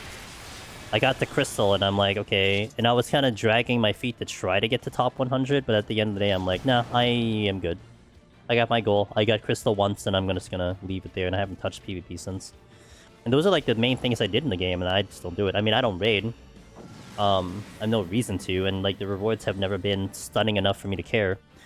And like, you know, back in the day when Eureka came out with of course the new open world coming up soon and looming, one of the reasons I did Baldistan Arsenal was because I wanted that mount. And that was a big factor and motivator for me to, like, actually put the time in and, like, you know, go for it. So to me, rewards are kind of big for me, that I will care for something because I want that thing. And that mount I still use to this day as my main mount, because I love that mount. And I did that on content. But then you still have the original problem. I did it on content, didn't care to do it after that because I got my reward. I was out. Peace. Never did the content again. I don't know, and like now I'm going through, I'm playing Path of Exile 2 right now, and my god, have I replayed that game so many times, you know? The retention that it has on me is insane. Now, I understand that endgame, some people are complaining about endgame being boring, but I'm playing it on hardcore, and it's a completely different animal for me, and having to die and restart is very Deep Dungeon-esque, but the repeatability is just insane, and that's why I get the repeatability here in Deep Dungeon, because every run is different. And this gives me retention. So that's just, you know. You just gear for Savage. Gearing in this game is boring. Yeah, and then you're in my spot, Yo Banana, where if I don't care for Savage or Ultimates, I have no reason to gear. Like, I don't gear for anything. I mean, why would I? I don't do the raids, so why am I going to care about gearing myself? I'm content with getting the weekly tomes. Just basically having bare minimal into the next patch so I can do content and do the MSQ, which fills my gear anyway. Part of that, like, there's no motivation for me to do it. I mean, maybe if there was, I'd care a little bit more, but I would also probably be irritated that I'd have to do group content to keep up, which would probably irritate me. So I don't like doing group content. But yeah, it's a system that I think I think it's decaying. That's what it comes down to. Maybe people just want something new. At the end of the day. Meteor Dino in Boja is in Boja now? Meteor Dino's in Boja? Where is it in Boja? I'm not gonna dispute that, I'm just trying to remember, because I did a lot of Boja, I just don't remember... I don't remember where that would be. Unless he's in, like... the... like, Delubrium or something. Since I'm not raiding, I'm not even getting tome gear. Crafted till next patch. Dude, this is all I've gotten. I haven't even... well, I guess I've used some of them, but all my tomes have been capped forever. Look at this. Everything's capped. I love the Rage as a spectacle and such, but Savage Ultimates just being a long memory game isn't fun to actually do. Is it not fun to do on a regular basis, or do you think that, like, that first time, second time, third time, it's fun? It's just the 20th, 30th, 40th time is when it gets a little dull. Because to me, it's like, the fights look great. Like, I have no actual problem with the actual content in itself. Like, I think they're all great. But your issue is having the want and desire to do it again. And again, and again, and again. I mean, that's one of the complaints of, like, Heaven on High. It's like, the bosses are boring as hell. But I mean, the rest of the event's fine. But the bosses are boring. But then you have something like EO. Floor 90 boss, to me, is exciting. And I love doing that boss every time I get up there. Not that I do it on a regular basis. I do it, like, once a week. Well, right now it's been, like, once a month. But, I mean, there are boss fights that I typically enjoy. But it could be also just... you're doing it for the 50th time. I think it gets a little tiring. And gearing in this game is just about getting higher eye level. It's not fun. They just steal time from you, get this coin, trade it to another... Like, what? Well, I mean, I can tell from, you know, raider perspective, Yo Banana, you know, people that are raiding and everything. I mean, there is a goal to be like, you know, to be happy with this, to be the best in slot for the expansion. And I don't think that's a bad thing at all. I mean, it's like trying to get Cap Gill, or like trying to clear Omni in Palace of the Dead, right? To some extent, that's a goal that is completely unnecessary. You don't have to do. But for you and probably myself, who kind of feels that way, it's just like, I have no purpose for that gear, therefore why am I going to get that gear? And then you do have the current problem of it's been like this for like 10 years. It's predictable, it's the same. So that's where I think you're just starting to see a little bit of the problem now. The thing is with raiding, I don't mind older things coming back. Right now they keep doing Protean light party spreads and I lose my shit when I see that all over the place. Okay, that's fair, yeah. Yeah, same mechanics, kind of just redesigned in a way. Okay, that's fair. I mean, it's got to be hard to continually design new mechanics, you know, every single time. But I also think you don't have to keep using the same one, right? My group is prog focused and didn't mind doing 8 clears, but fights themselves are bad in my opinion. Fu is very disappointing ultimate. You think Fu is disappointing? Okay. Do you think it's because it was short, easy, mechanics or whatever? To me, it seemed like the consensus that I saw was that it was an enjoyable fight because it was a much faster fight. So there was a lot more movement, a lot more this and that. I mean, everyone's gonna have their opinion. I prefer a faster fight, so once I heard and saw that it was a faster fight, it was gonna be a little bit more in my wheelhouse. And also, the reason I would care is because it's giving me a bit of a hint of what we might expect for Deep Dungeon 4, because you'd want to assume that whatever their battle philosophy is for the expansion is what they're going to show up for Deep Dungeon 4, just like last expansion, where their design philosophy was, you know, one shot and you're dead. So that was basically what you got from EO. So I'm kind of keeping an eye on what they're thinking of as the raids come in and as the fights come in. What's the going trend, if you will. Mechanics feel like Savage Plush, and there's so much downplay. I don't get that safe in because of downtime.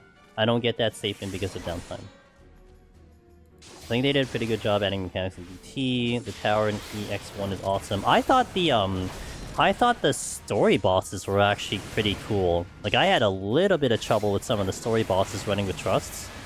I actually enjoyed the DT story stuff. But that's also fair. I mean, everyone's gonna kind of have their preference in terms of how they want the fight going. And at this point, it just comes down to if the majority are happy. As an ultimate raider, Fur is certainly one of the easiest ultimates to come out since T. There's a lot of downtime. The mechanics are very easy to execute. See, and this is where it's like, this is like the thing that you have with EO when we were kind of discussing it as the community, because the super general consensus was EO was easy. But then I was kind of like, okay, well, if it's easier, then it's a good intro. It's a good intro content to bring in. I mean, wasn't that kind of the thought of like Savage? This tier Savage, that it was like a little bit on the easier side, probably a good one for people to step into so they can at least try Savage if they're intimidated, blah blah blah. I mean, not to suggest that Fru is in that category, but it almost sounds like it might be in that category. And EO to me was like, hey, you want to do Deep Dungeon, try EO first and then hop into the other two later. But then you kind of hope that the later ones will be a much more difficult thing. I think that was the other thing I saw too, was that in raiding, in terms of Ultimate and Savages, like, the veterans were like, well, we want something more challenging, because we've been here like 12 years, and so it's not that hard. That's an argument too. Story Dungeons did upgrade, I agree with. The thing is, Ultimate shouldn't be on the easier side to bring people in. That's what they did with Savage already. That's fair. I can't even... I'm not even going to dispute that. I don't know what the bridge is. I mean, I know I have people that are going to be intimidated with the Ultimate, people who are not. Sir. I think the matter of perspective. First seems to be a very fun ultimate. Ultimate is greater than incremental changes. Everyone said they don't want P1 top again. Well, they didn't want the elevator music from P1 top. There should be a good introductory ultimate. So would you say, Thunder, that Fru is that? Or would it be more like Uwu? Because I heard Uwu is definitely a little bit more on the approachable side. I feel like I recall people crying bloody murder when top was even harder than DSR. Yeah, I remember that too, Religion. Wasn't it like 13 days to beat that or something? And then everyone was just like, oh, it's too hard. And they had to tone it down. Also, they couldn't use their plugin, so that's why it was harder. That's a different story.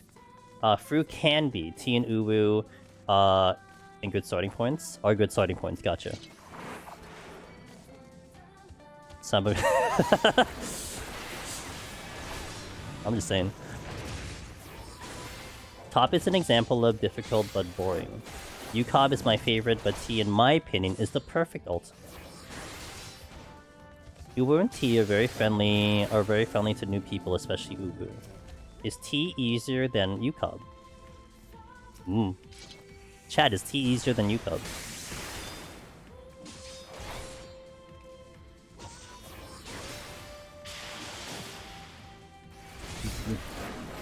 By the way, these are the type of discussions I love a lot, only because as you guys are discussing this, I'm trying to absorb this information for myself. Because this is really the only time in which I kind of pick up this stuff, aside from listening to whatever they talk about on social media. Sometimes it's a little skewed, because they're a little bit biased. Like, a lot of times when you look at like when you look at like Twitter and stuff, you're getting more the negative than the positive. I guess that's just what's gonna get more views, unfortunately.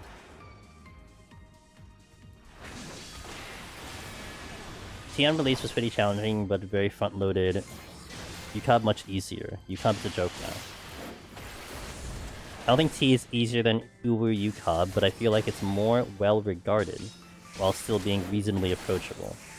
My understanding of both Stormblood Ultimates is that you can do them nowadays literally one day with a decent group. That's what I've heard, actually, even last expansion. Had a buddy who hopped into PF.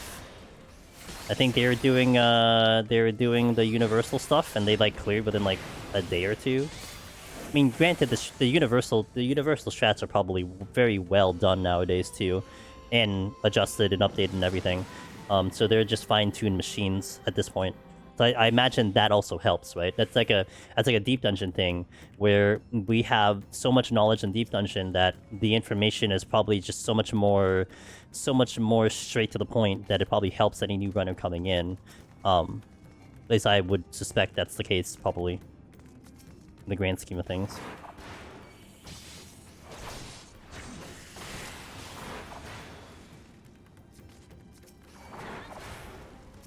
Safety. There's also a lot of people in PF that are helpers for nuclear. Several streamers do that. Oh yeah, you have like Sauce Roll, who basically just has their ulti project. You know, who will just help anyone who just comes by and wants an ultimate clear. Yeah, you have that going on as well. So I'm sure it expedites the process. Experienced people on comms telling you what to do is probably really good.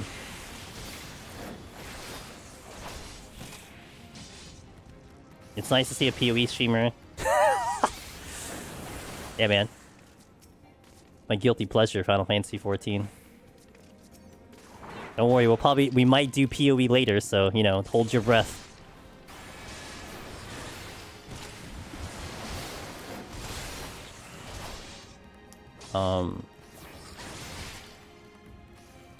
Also, they cheat shit ton on PF. Another thing that sucks these days. Almost every. Oh yeah, I heard about that. Yeah, AM and everything. Yeah. That's where I would be so deterred from that stuff. You know, when like I hop into like some random party because I'm like, you know, without any information, no context, no nothing. It's like, hey, I want to try to do this thing, and then it's like, hey, get on Discord, install this thing, and you know, it'll be good to go. It's like, no. You know, it's like to me, it's like that would be just awkward. I just want to just play the game, but that is kind of the environment sometimes. Not to say it's always, but sometimes. You need to insult. I think that, yeah. How does that work? It applies it on other people. I think it's just still, like, I guess it will be still weird to me, I guess. I mean, I just kind of, like, shrug it off, but it would still kind of suck. In Discord is one for sure. I would, like, if anyone's like, hey, join our Discord for comms, I'd be like, no, I'm not, sorry. I think I did that one.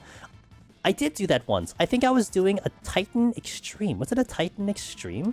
Back in the day? There was something I did. No. Garuda Extreme. Back in the day. I think they made us, like, go into Discord because they were gonna do callouts and they never talked.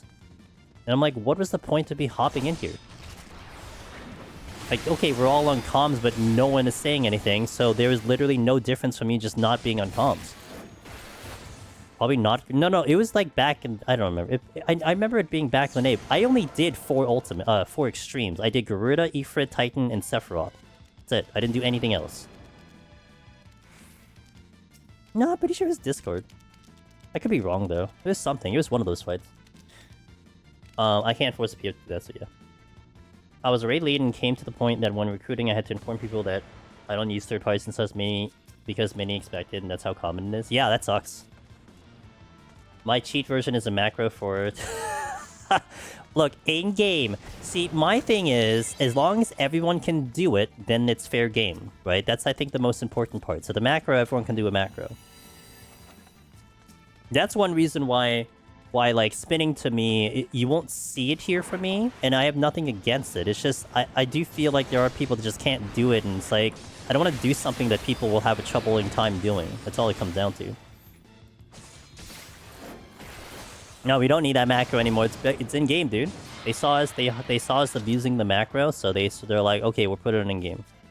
Someone took the hit. They got banned for it, as usually the case goes with plugins. It's not a plugin. But someone takes the hit for the rest of us to survive. Funny thing is, you can very much get a similar effect to automarker by just having people use a macro command. This is literally built into the game. People are lazy. In-game macro definitely is fine. I use first-person view for a certain ultimate mechanic. There's a plugin that could do the decimal view. Yeah, well, even further than that, right? I mean, that's what it was. Like, that was the original thing that people used. I mean, you saw HP values, decimals, and everything. That's why I think because of that information, because of that plugin, we knew that it wasn't technically 14.9 that was Behemoth, because you could theoretically push him to Meteor at 15.0, but it was like, you're talking about if there was a singular number that pushes him under. If, like, you know, let's say Behemoth had 1,000 HP, and if it fell under like 500.5, it would go through. So if it was like 500.4, which is still 15.0, then guess what? You're kind of there, you know what I mean?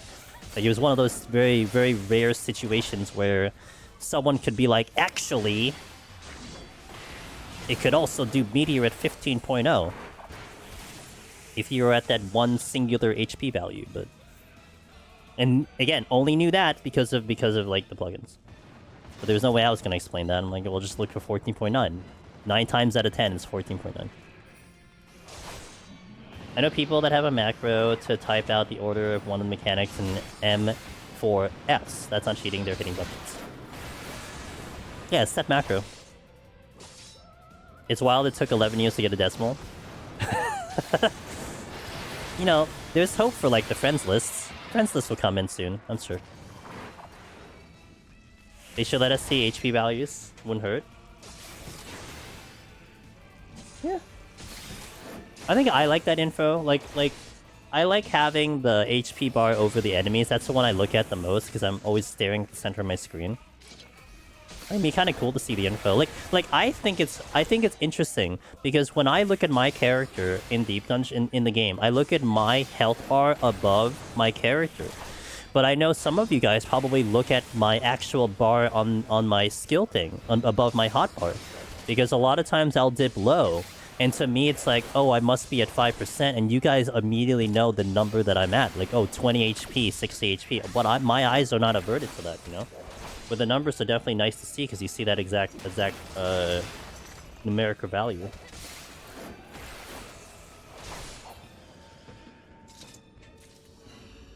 They have to freaking fix the UI now that the mobile game's coming. Have you seen the movies? It's so much better, it's hilarious. I haven't really seen much of the mobile. I think the mobile is one that I'm going to engage with. It's just I'm just gonna wait for it to show up at this point.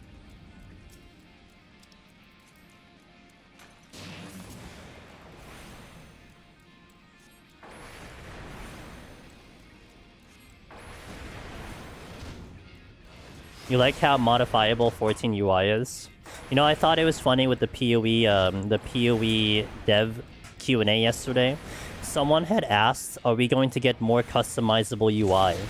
And the devs were like, no. Like, they were like, why would you want this? And they're like, if it's like something like WoW, which I guess was plugins and stuff, they're like, no, we're not going to go in that direction. And then in my brain, I'm like, well, what about 14? They have a really, really nice customizable UI system. What about that one? But I mean, obviously, I had no voice in that discussion. But yeah, 14 has a really good UI system. Very customizable. Especially with the keybinds and everything. That's why me playing on 2 hands on the keyboard, which I just remembered I don't have the keyboard playing. No one said anything. Good job. That's what makes it possible because of the way that they have it set up.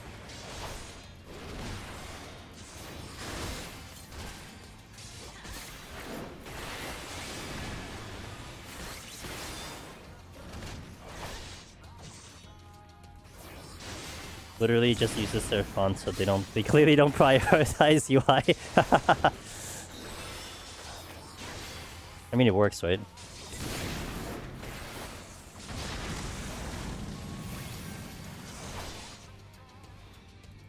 Oh, thanks for letting me know. I know you guys will always be on top of it.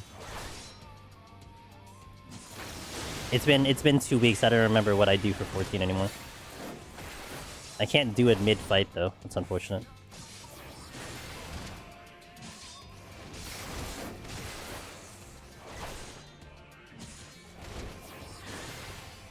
Not our fault. Your stream is always booked. Wait, but you can watch at 1080 now, right? Canada is saving the day. At least we got that fixed.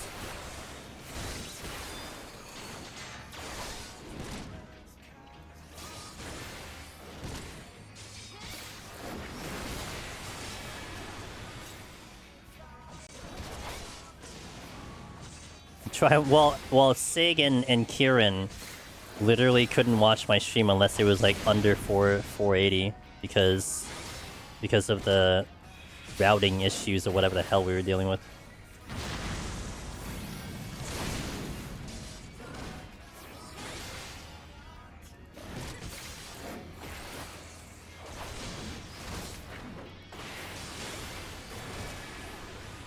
I think the bomb is gonna be over here.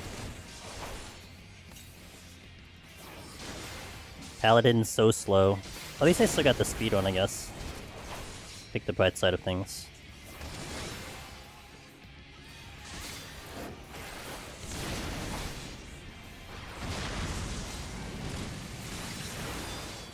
Oh, I remembered. Ew.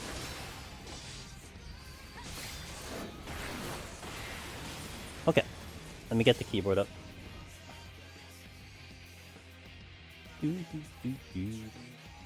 I think I'll have to hit the next ad coming up. So actually, let me do the ad now. So I'll be back. Ads are going out 3 minutes on Twitch and a little less than that on YouTube. Thank you guys for watching. Our goal is 130. And then if I get through it fast enough, we might swap the PoE for a little bit. So, BRB. Okay, let me get the keyboard up.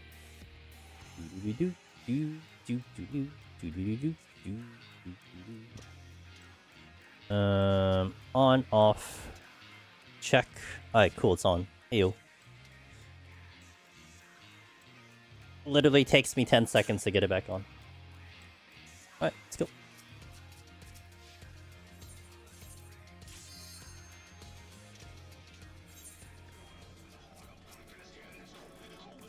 Rage, good start. Oh, and Rage and a Fortune. Game's like, hey, have a good start to your run. Like, okay, I'll take it. Let's map this out, though. Did I safety? I did. That's the exit. I want to go away from the exit.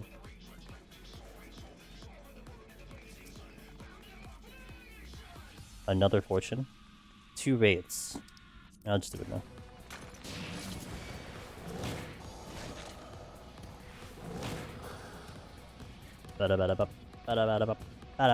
Well, you know, to be fair, Paladin has a little bit more to it. At least I have OGCDs unlike Gunbreaker. I mean, that's what makes Gunbreaker boring. It's just no OGCDs on Gunbreaker. Dark Knight has a lot of button pressing. Warrior is Warrior. I mean, Warrior's saving grace is all the healing, so that much is like it doesn't matter that it's still a very straightforward rotation. There's just more with it, so that's why it's a little bit more fun to me.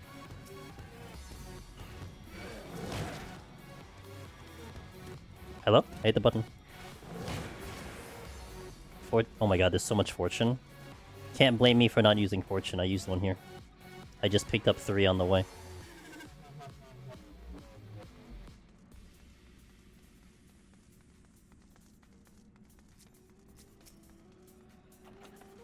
H. It's got fail cleave. What more do I want? What's up, Cutman? Well, I want Onslaught at 60. Can I ask for Onslaught at 60? Is Astro still the hardest clear here? I remember the pain you went through. It was pain.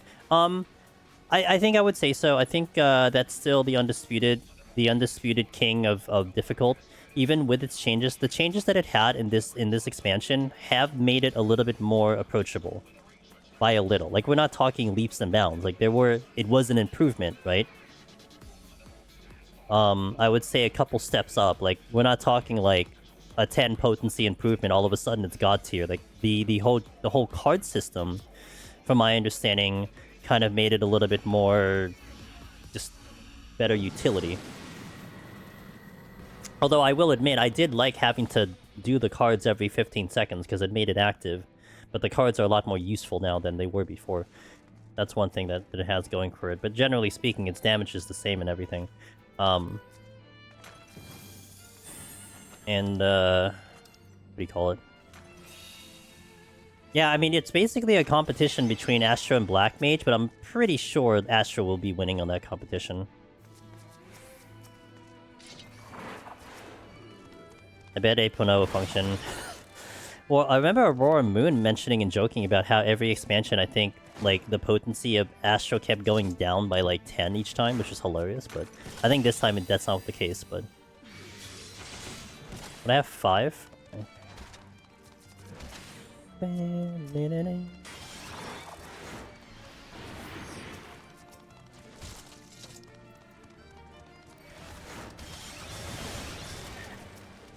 didn't get the thing off. Going to bed. Hey, Caroline, good luck to you as well. Thanks for stopping by. I'll catch you next time. Wonderful sleep. Astro right now is supposedly eating good. That and Thunder, that's why it's a problem for Deep Dungeon. Because if a job does poorly in Raid, you will have updates and it will get better. If a job does really good, it's not going to get updates in Deep Dungeon. That's why Machinist kind of was a bit of a meme at a little bit, because Machinist is one of the stronger jobs in Deep Dungeon, but it always has problems in Raid, so they keep buffing it, and like we're over here in Palace of the Dead being like, oh great, Machinist really needed that update. You know? Point for Machinist. And that's why it gets tricky for Astro, because that's what I hear from the raids, that Astro is like fantastic, but trying to do it in solo content is ass. Like, it's really tricky. So you know what Astro needs? Less damage. But again, Chaos, that's what it is. It's like in regular content, they're balancing it for regular content. So whatever happens in Deep Dungeon, it is what it is, right? That's why it's a little fearful for Pictomancer, kind of, because everyone keeps saying how strong it is, how strong it is, how strong it is. So you would almost expect them to go for a nerf, but I don't think they would. It's just, you wouldn't be surprised if they do. DT Astro was an upgrade for Deep Dungeon. It was! I'm still waiting for me to try New Ashen Palace. Yeah, I mean, maybe I will at some point. Like, I actually just thought about that too. I'm like, I haven't really done that, have I? Nothing really against it. I mean, I am kind of looking for things to do to some extent, so maybe we could do it. I think 4 is enough. Maybe we'll set up an Astrophile next week or something.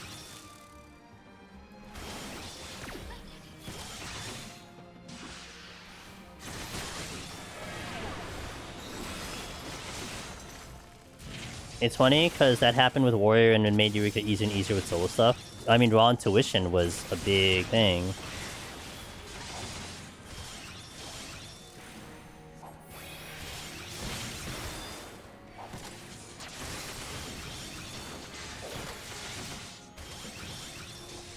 They bounce to max level, which is why Machinists and Summoners are nuts, and yeah, it's fantastic. It took a bit, but the damage spikes are starting to even out. A Black Mage will outdamage Pictomancer in an extended fight. Pictomancer has good burst, but poor filler. Good. So that means they're not going to touch Pictomancer. That's what I want to see. Pictos should be nerfed with downtime involved. That's one of the reasons it's busting through. No, we just keep Pictomancer strong. So I don't have to redo my guide. That's all it is. and then the gamers trying to go for 2 million on Deep Dungeon will not feel bad about that, because if they nerf Pictomancer, then their window's gone. Picto is okay where it is, it's just a pain how much damage the burst does. I'm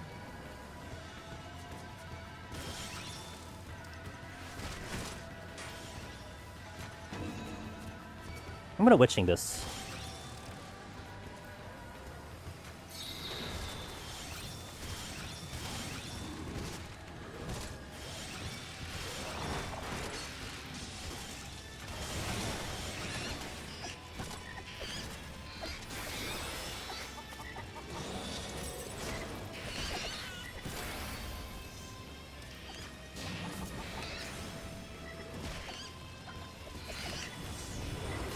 Picto gets nerfed, but its potencies get changed to such a way that it's net positive for Deep Dungeon. It's true, it doesn't matter, it's still good. The problem is burst is what matters with how raid buffs are. See, easy game. Resolution, Lust, Serenity.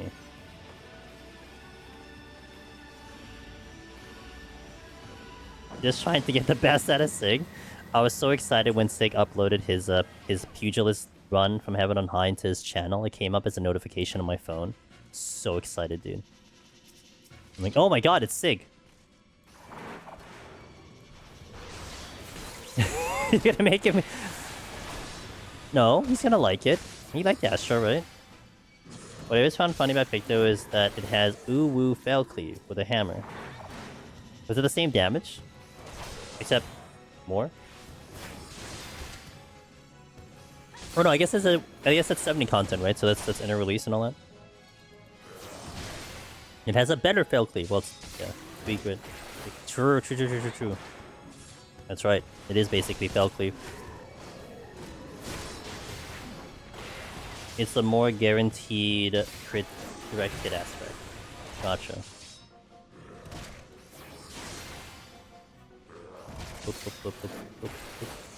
Wait, is this the... Where am I going? Okay, that's the dead end. Astro was the only thing that could make me feel for a while there. That's what, like, I know a lot of people said, like, Sadie and all them said that too.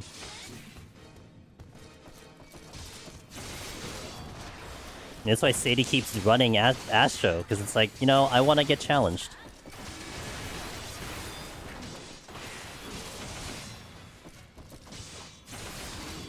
Back to 51 plus without a scratch, says, I mean... Hold on. Tiffany is such a slog on Warrior, but at least I'll have my chance my next Behemoth attempt on Wednesday. Good luck on the Paladin run. Hey, good luck on the Warrior run. Let's share notes. I'll be back to continue this one. Currently planning this... I mean, I'm currently planning this Monday. Yeah, we'll do it Monday. And we may also do the Tokyo Treat Box next Monday too, which means I'm going to be on camera next Monday. Because I have my next box, so I might do it next Monday.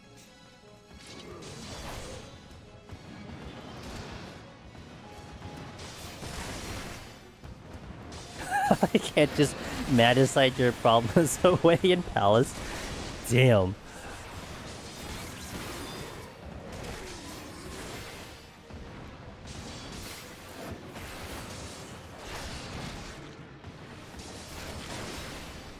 You don't like the new cards? I was just mentioning it earlier. I kind of liked the 15-second card. Like it kept Astra very active. I mean, granted, the new cards I think are a lot more useful now. But I kind of did like the with spamming the button. I mean, I like pressing buttons, so I mean, you know. So rigid? Yeah. Yeah. Yeah.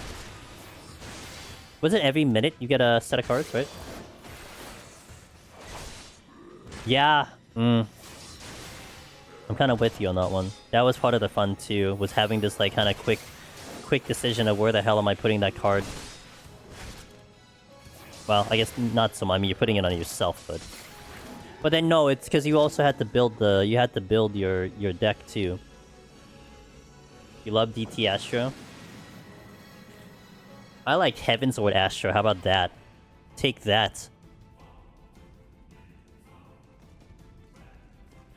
I like this better because I use them when I want to. Old card felt rigid to me because you had to align Astro Derivative. Is it? Oh, I have no items. Okay, yeah. Yeah. I did Heaven's Ward Astro for like a little bit. Like to try out the job when I was leveling. Had a small stint. Yo, what up, Mizel? Don't you dare talk about Spirit. Alright, Mizel, you gotta do.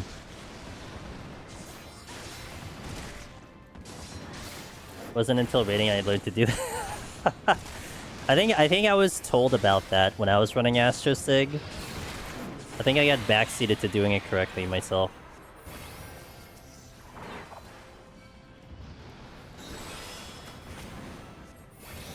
But doesn't that show how powerful Sig is? He didn't need the DPS increase. He was so good that he could just clear with half-ass damage.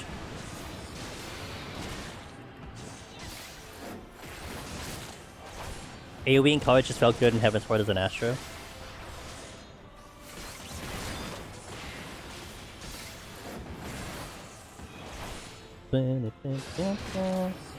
Setting boosted bulls on your tank in UCOB was a banger. Yeah. When they were about to just get dropped by a tank buster. Remember those tank busters. But then, of course, the downside, you had to fish for... What is everyone fishing for? Balance? You couldn't start your... You couldn't start your fight unless you had a balance? The end. Today I tried my first run as a warrior, but disconnected in 132! How Yin, I'm sorry to hear that. Damn, it sucks, man. The disconnects are always brutal. And there seemingly is no remedy for it. Even though now games have remedies for it. You know what's crazy with the mobile version? You can walk forward while summoning your mount. So like you can whistle on the run. But can we do Deep Dungeon on mobile? That's the only thing I care about.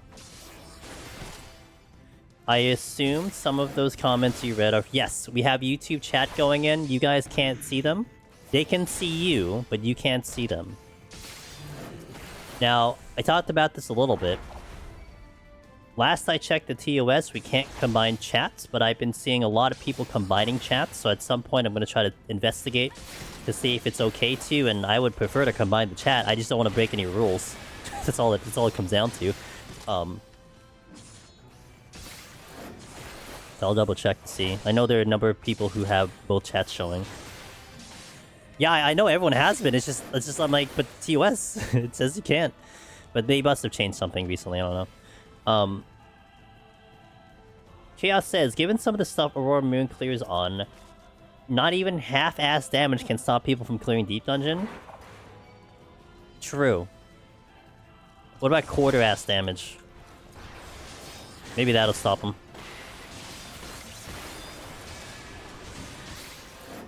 Monk with one hand, Pugilist with one hand instead of two. Ninja with one kunai instead of two. I'm sorry, Rogue. The one I use is nice. You can hide where it's from no longer, so it will be identified anyway. I don't want to dance with the devil in that one, you know. But if I read somewhere that it's okay, then I'm just gonna put it in because it just makes my life so much easier. Hey Silver, how you doing? I wish there was a pacifist Deep Dungeon run. You already play with one hand? That's true. You need to have the keyboard UI sig to indicate that next time. You know, Ross. I mean, I was still giving a thought to the whole bingo thing. How the hell are we going to get a good bingo attack on bingo something or some PvP on Deep Dungeon? And then I kept thinking about that Elden Ring DLC, and the reason why that was really good is because they had so much open space to work with. You know, like you can do the whole map and just go here, go there, wherever the hell you want to go, and that's how you started doing it. Where here we're kind of on a treadmill to some extent, with some randomness, so it kind of does keep it a little restricted. Of course, you know, we're trying to think of things that are like way out of the original design to begin with, but I was thinking, one thing I was heavily thinking about, Ross, was weaponizing intuitions. And having, if we do a PvP run where you have two runners against each other, where overcapping intuition meant a penalty for the other player. And I think that might be not bad since the intuition drop rate is very high. And that might be a cool way of, like, doing something. Speaking of. I saw an Arcanist EO run, quarter S isn't even enough either.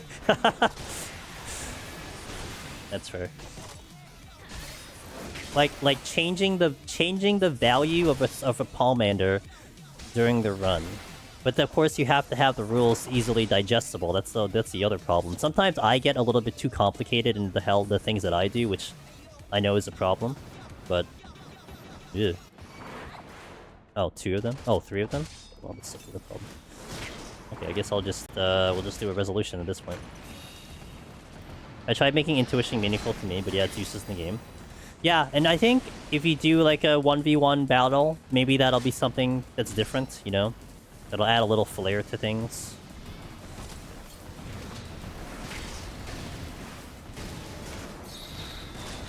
It should be fine, question mark? I have Raising on anyway.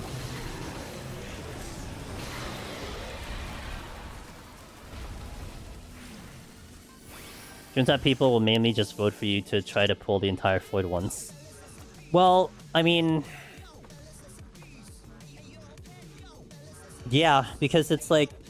I would like to think that if you're looking to add a difficulty to the run, then you're almost always going to pick the hardest difficulty. Now, unless you randomize the occurrences, then... okay, maybe. When are we gonna have a duel? Yeah, duel. Duel Mirren. My favorite song from Rebirth right here.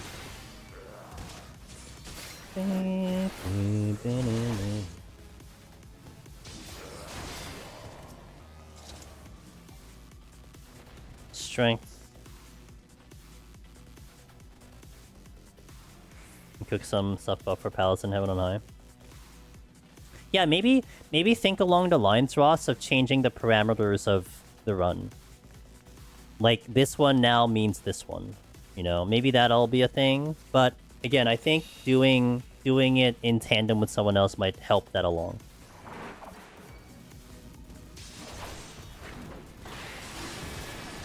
I would really like to eventually get into that, by the way.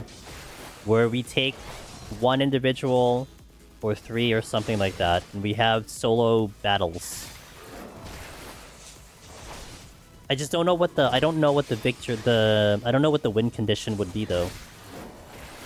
Like, it isn't as simple as just win, right? You want to have a win condition. That's where bingo helps with that, because bingo, the win condition is getting a line or getting the most squares. But if you don't do bingo, then... what's your alternative in that direction? What are we gonna do 1v1?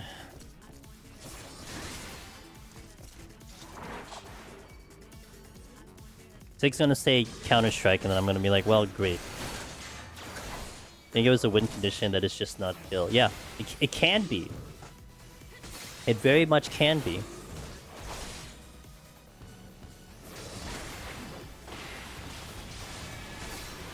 I mean, like, and you could set the parameters where like you're doing things that have nothing to do with like the kill part is the required portion of the run, so you can do other things in the run too. In general, that could hit the marks that you're looking for, the challenges that you're looking for. I always like the idea of having two runners do simultaneous runs, and whenever one person uses a palm, the other has to use it too. Yeah, and Sig, that's one reason I was thinking, like, what if you had a battle in a way where if you overcap... Like, an idea I had was, if someone gets to 3 intuition, and then they cash it in to use 3 intuition, you tell the other runner they now have to use X palm. Because it's like a token system. Like, oh, I got my 3 intuition, here, use this palm, like, right now. Now, the question becomes, too, to me, it's like, well, do you know what they're doing on the run? Or not? Because it's very different when you can actually see what they're up to and then use a strategic palm against them, or when you have no idea what they're up to and you're just like, use this right at this very moment. And it could benefit them or it doesn't benefit them.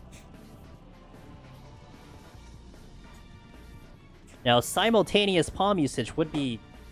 That does sound interesting in its own right. But are you doing that in tandem? Like, are you doing that, like, are you doing that as, like a team? Where you're now trying to get each other to clear? And what happens if, like, one has one and one doesn't? Does that become disabled? I guess it does. Maybe it's like a party palm list or something like that. The way I said it's supposed to be cooperative. So okay, it's a cooperative. So, okay, I can see that. Yeah. I guess as the words came out, I saw your text come in, so more cooperative thing. That does sound kind of cool, though. Because then you're thinking like, well, I need to use a steel here because it's a gloom floor. And then you're like, well, it's not a gloom floor for me. Can you make it through? Can you just, I don't know, spin forever? Like, yeah, sure, boss, I'll just spin. We just have to get creative because, sorry, I don't think we're gonna trust... well, we're not. And, you know, part of me, though, Ross? I entertain this idea. What if we get, like, an actual plugin that is not advantageous to the game? It just adds features to what we do, and we go hard on it. Like, you know how we like, generally speaking, even streamers are dancing around using plugins and it. What if we just go hard on it? Like, here, we have this whole setup, you know, install this program, do all these things, it enhances the gameplay, blah, blah, blah, and we just keep doing it until someone gets banned. But then it gets like, something that's really fun and popular. And they like it a lot, and then now it's like, you can't ignore it because it's actually fun. They can't ban all of us. Yeah, exactly. They can't possibly ban every single one of us, can they? Like, a part of me thought about that. It's like, what do we take that approach instead of being fearful of, like, the plugins, you know?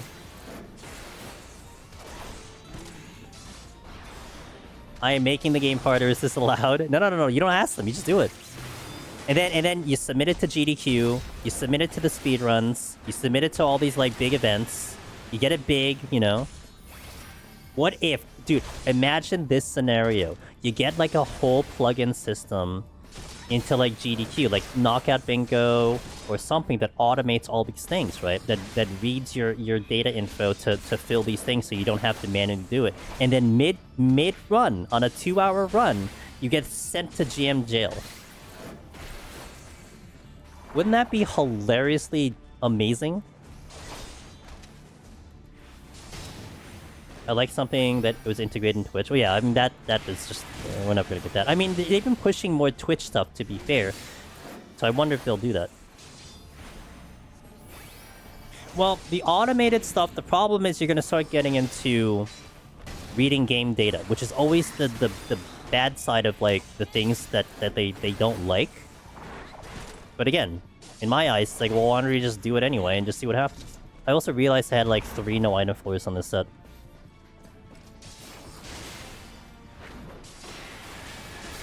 Because every time I watch a GDQ, I look at all these cool things that they're doing, and it's like, damn, dude, like, can we implement any of this to Deep Dungeon? mean, the blindfold was the first one, but I think that's just way too difficult. I thought of Velvet when they had the no hands Mario run on the piano. I'm like, wow, she probably legitimately could do that run.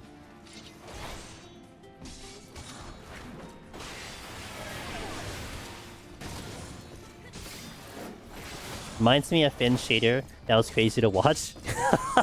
Yeah, that I know. I remember people were talking about the first person run too. They couldn't actually watch the run because it made them dizzy. I mean, the shader run I thought was interesting too. I have entertained the idea, MMO, Moke, of trying to like have like a little bit of a shader here, but in respect to color blindness, to run the game as if I were colorblind to this color. I haven't stepped into that. That's actually one I really would like to do, though. I mean, that's just manipulating. I could just manipulate OBS to just make you guys see the game in a certain thing, you know? Nothing too complicated there, but I think that still would be kind of cool. Some things can be, but basically anything that's used that is used in the tracker plugin could be sent to Bingo website instead. Blindfolded in RNG level generator just doesn't seem doable in any game, I feel.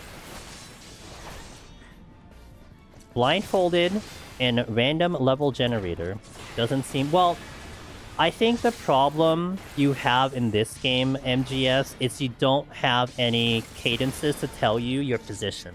Because think of like, the one that I've seen recently is the Super Mario 64, where they did the blind run there.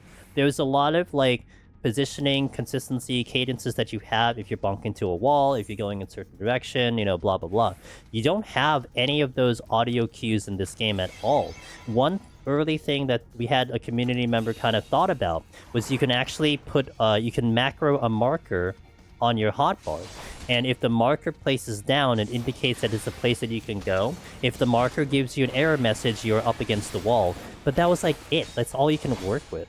So I think it just comes down to like what tools the game has to make it possible.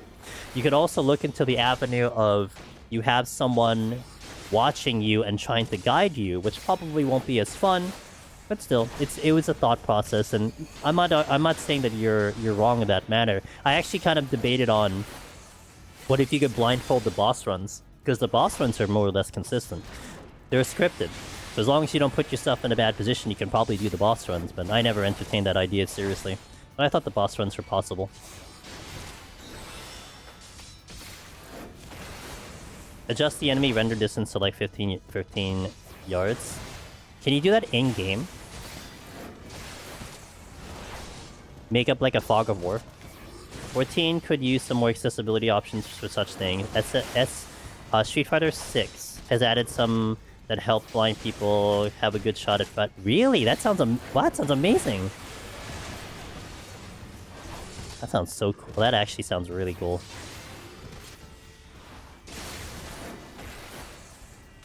Blindfolded Behemoth push sounds really funny.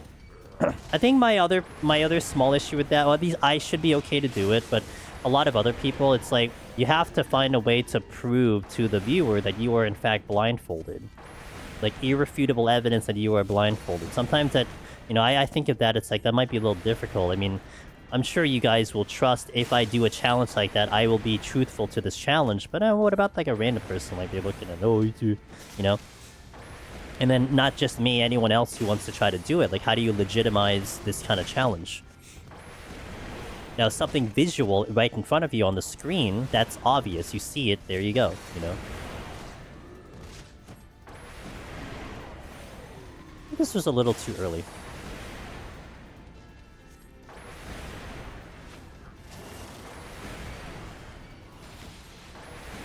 Actually, it's not a big deal. I'll just deal with it.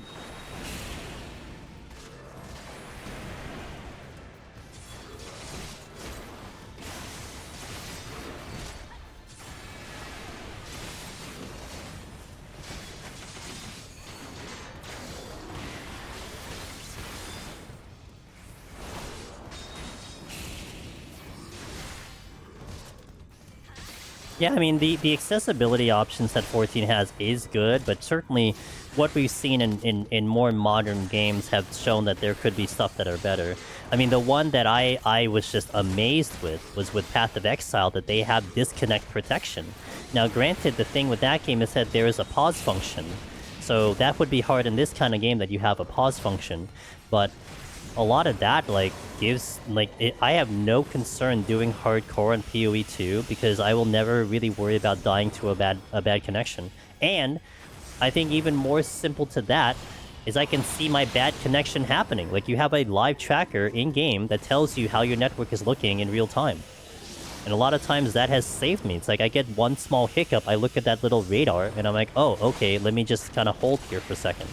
Of course, again, that once again you have the ability to pause the game, so you have the chance to, like, wait it out. You can't do that in this game, but stuff like that is like are like things that you kind of wish this game had, because we just had someone literally 10 minutes ago lose a run because of a disconnect on 132, and every time it's like, man, I kind of wish there was just something in place that protected people from that wasn't going to get abused. You forgot what it was like to be able to pause a game. Wait, what the hell? Didn't you play Elden Ring? Wait, could you not pause an Elden Ring?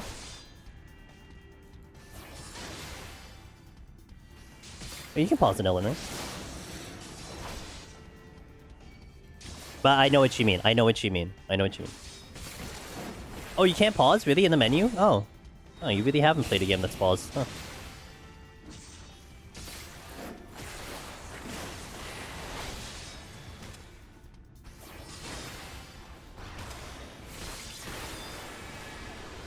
Of course, I've been hearing a lot of cases, Ross. I don't know if you heard me talk about this before. That some people are dubbing hardcore as pause core, because there are apparently a lot of people who are abusing the pause button to, like, not die. But apparently, I heard that one of the top players, they ran into a very high-end pinnacle boss. But one of the actual mechanics of the boss was that you could not pause, and so they were about to die. So they went to pause the game, and they couldn't pause the game, and they just died. And then they literally were like, "Wait, I can't pause the game," so they just died. Oh wait, what am I going to say? That's what I heard. So I'm like, oh, that sounds amazing. So yeah.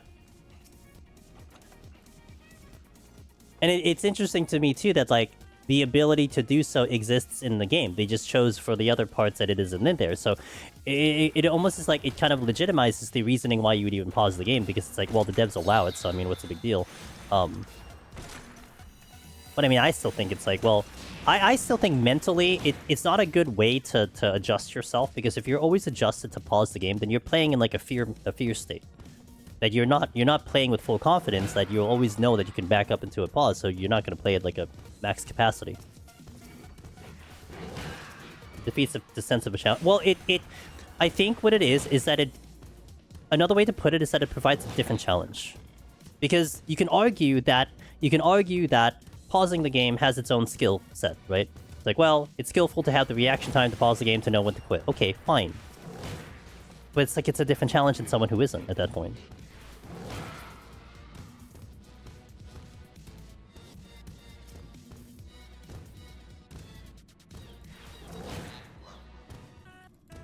Was that? It would be like watching someone do it. Yeah. The tightrope. Yeah, with like a 2 feet, with like a 2 feet of 2 feet protection. Yeah, exactly.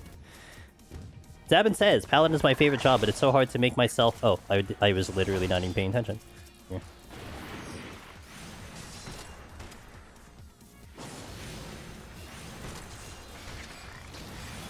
Played in here, it missed everything that makes it fun in here. Yeah, I agree. It's a pretty naked job, even more so with now Goring Blade being part of your fight or flight, Zabin. Because also, if you get no abilities, that button is useless to you. So that doesn't help the situation at all. I'm not gonna disagree with it. I think I actually would still like Paladin more than Gunbreaker if I really had to think about it. Gunbreaker is great. It's just in terms of fun factor at a 60 tank job, I think I would enjoy Gunbreaker more. I'm sorry, I would enjoy Paladin a little bit more. Because there's more buttons to press. But then, again, the problem that you typically have with Deep Dungeon and Palace and everything, you're working with the lower kit. So if you're used to the higher end kit with all those buttons, it's a jarring experience. Even Warrior having Berserk. Although it doesn't seem like people are too worried about that, considering how strong Warrior is in Palace. So I guess you probably just shrug it off and be like, you know what, it's gonna be a good job, so we'll... Berserk, it's fine, it's whatever. I just joined, what's chat? Pause buttons, NVIDIA? What's up, Bowie? We're talking about Path of Exile, and how Path of Exile has the ability to pause the game, but it also is coupled with the idea of a DC protection. So if you're doing hardcore in Path of Exile, they have ways of actually saving your character by either A, pausing the game, or B, reloading you on the checkpoint, so you never have to worry about losing a character in disconnect, where here, obviously you disconnect, more than likely your file is just dej. And just like seeing it in action, that a game has like a disconnect protection, it's just kind of like, it's almost refreshing to see it in a hardcore format. You wish they would implement something here, but I get it, it's tricky, it's fine, I understand that, just... It's been like 9 years. Time for Unreal Older Deep Dungeons 8.0. I mean, I think I would definitely... I'm definitely one person who would enjoy the idea of... a secondary version of Palace of the Dead where you can go in at max level.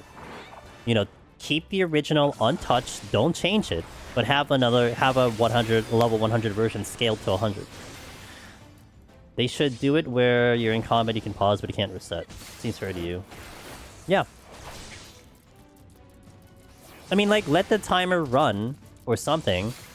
Keep the timer running. I mean, I think no one will argue if the instance timer keeps running. It's just getting back to where you are and being able to resume precisely where you disconnected is the big deal. Like, that would be an absolute game changer. I would say, man, maybe the amount of people who try Deep Dungeon will go up like twofold. It's like, hey guys, you don't have to worry about disconnects anymore. I mean, well, except for the people who disconnect commonly, but I always love a pause button, purely because sometimes I want to take a moment to chill. I don't care if people are going to use it to bypass some BS. Fair. Well, people are using it to kind of bypass some BS. But yeah, I mean, it's a matter of opinion too, and it's also in a situation where it seems like it's an intention of the game to some extent, because we were kind of mentioning how there is a bit in the later game of Path of Exile where you literally cannot pause. Like, it's actually impossible to pause the game. You can't do it. So it's like a conscious choice to put that in. Therefore, probably the bits that you can, it's like, well, you know. Now, community-wise, you can say and have your opinion on the matter of, like, you know, how do you feel about the challenge being able to pause? That's a completely opinionative matter. And I guess each individual would just conduct themselves as such, with whatever you feel is appropriate for your gameplay. Now, I would prefer that I will always run the hardcore challenge without using a pause as a safety net for me, especially on stream.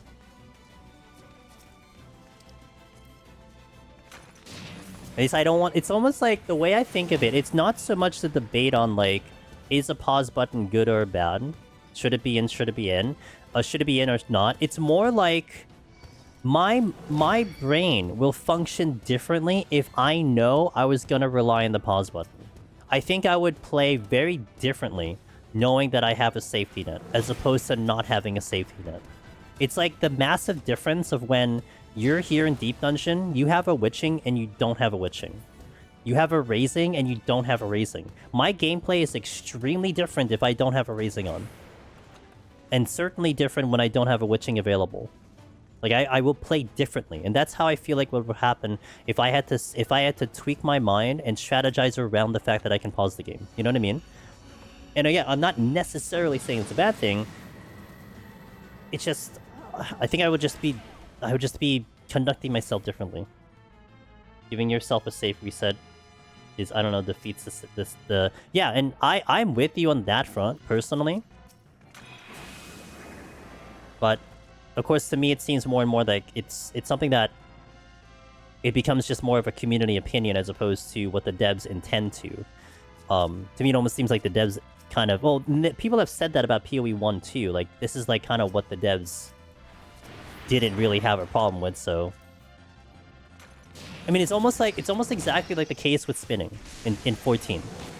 And I was very interested when EO came out. What were they going to do about this whole thing? Like, they could have had the opportunity to go back to Palace and have it on high and kill spin. They could have kept EO with spin. But their decision was to remove spin and EO and not touch the older D dungeon. So it's like, it's still in the weird spot, though. I mean, people will still be like, well, you know, spinning is whatever, blah, blah, blah. But to me, it's almost like that was their forward decision of what they wanted to do. SC, like their non-direct answer about the topic, kind of, ish. Like they could very well just, I mean, granted, you could argue that like the older enemies are designed in such a way that prevents it from happening. That's fair, blah blah blah. But like, you know, they could have said something, I guess. But that was the choice.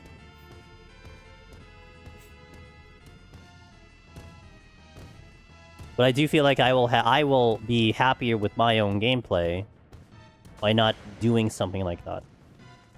I've thought about it, but no. At the end of the day, it's like I don't think I would be happy with myself if I were to do something like that to the challenge that I want to do.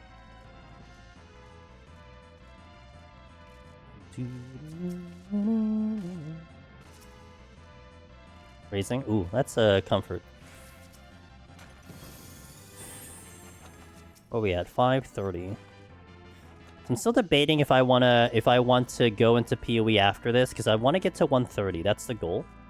And I was thinking I would go into PoE, but it would take me 2.5 hours to do PoE, so might lean into not doing PoE after stream. We'll just do it tomorrow. I'm not sure. I personally would just stop playing if I started doing that. Yeah, I mean, you're a gamer. Like you have like your own kind of like standards, if you will, you know. And it's like, I think of it like in a boss mechanic. When you're doing a boss, if like, again, your first instinct is to just pause and reset. I mean, how are you gonna learn? I mean, sometimes we learn the best when we're put into you know, when our back's against the wall. I mean, that is something that almost we pride ourselves on in Deep Dungeon. That when shit's hitting the fan, you're out of resources, and death is imminent, it's almost like that is when you start learning the cool strats, right? You start learning about what you're capable of, what the job's capable of, what the limits are. Like, that's when you start learning, not when you have like a safety net to save you. It's almost like it's almost like the same deal to running with a second person, but you're progging for solo. Granted, it's completely different, but the feeling will still be much more calmer, because you know at least, hey, okay, if I die, then I got someone to save me. And the feeling is going to be drastically different when you don't have that safety net. Makes the victory feel sweeter when you're sitting in 1 HP and 1. Yeah! Also more entertaining, in my opinion. But yeah, it's my opinion.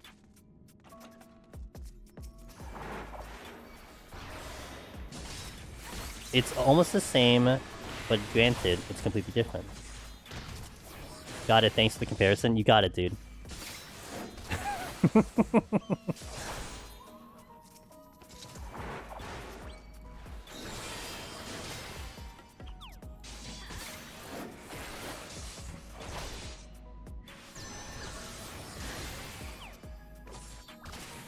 Me versus Squirrel.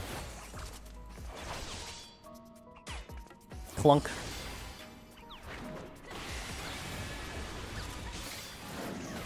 Really? I was... I don't understand traps sometimes. Give everyone all the options, just focus on how you want to tackle stuff.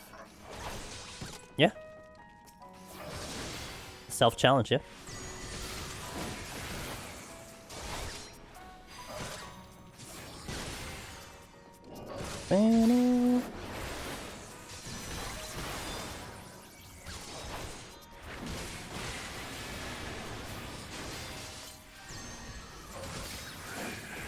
Pew, pew, pew.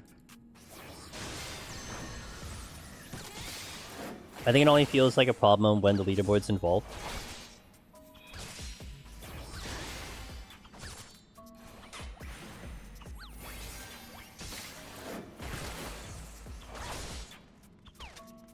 Yeah, because you kind of want to have like equal advantage with everyone, but then I guess it's still an option.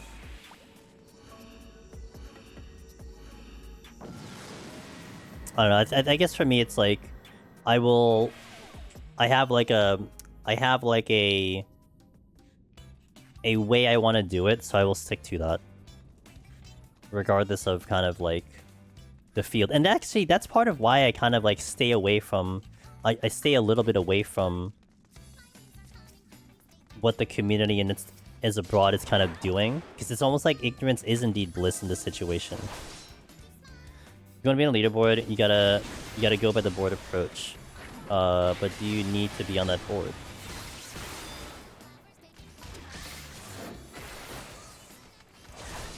It's like with speedrunning. You don't need to be on the board to be a legitimate runner for any game. That's true. That's fair.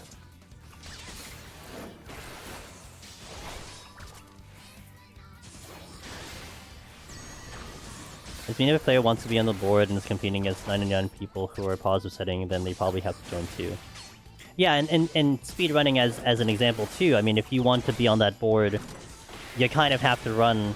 I mean, unless you have like this like secret strategy that just seems to be faster than everyone else, you're kind of running the meta strategy because that's what everyone's doing. I mean, yeah, you could be inventive enough to bring up something that no one else is doing, but you're still also sharing it with everyone else. Like that's the beauty of this speedrun, the speedrun community.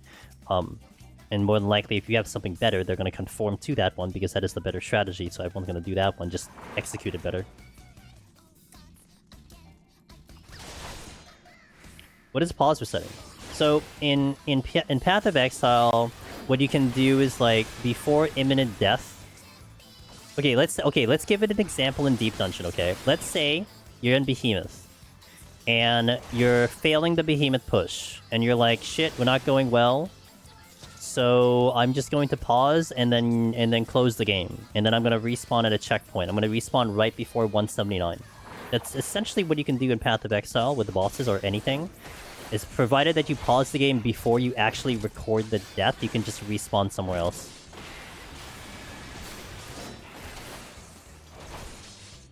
Now, again, the argument is, do you think that's a good thing, personally? And it's a personal thing, because again, this is something where I think the devs, in general, they don't care, or they don't mind. It's baked into the game.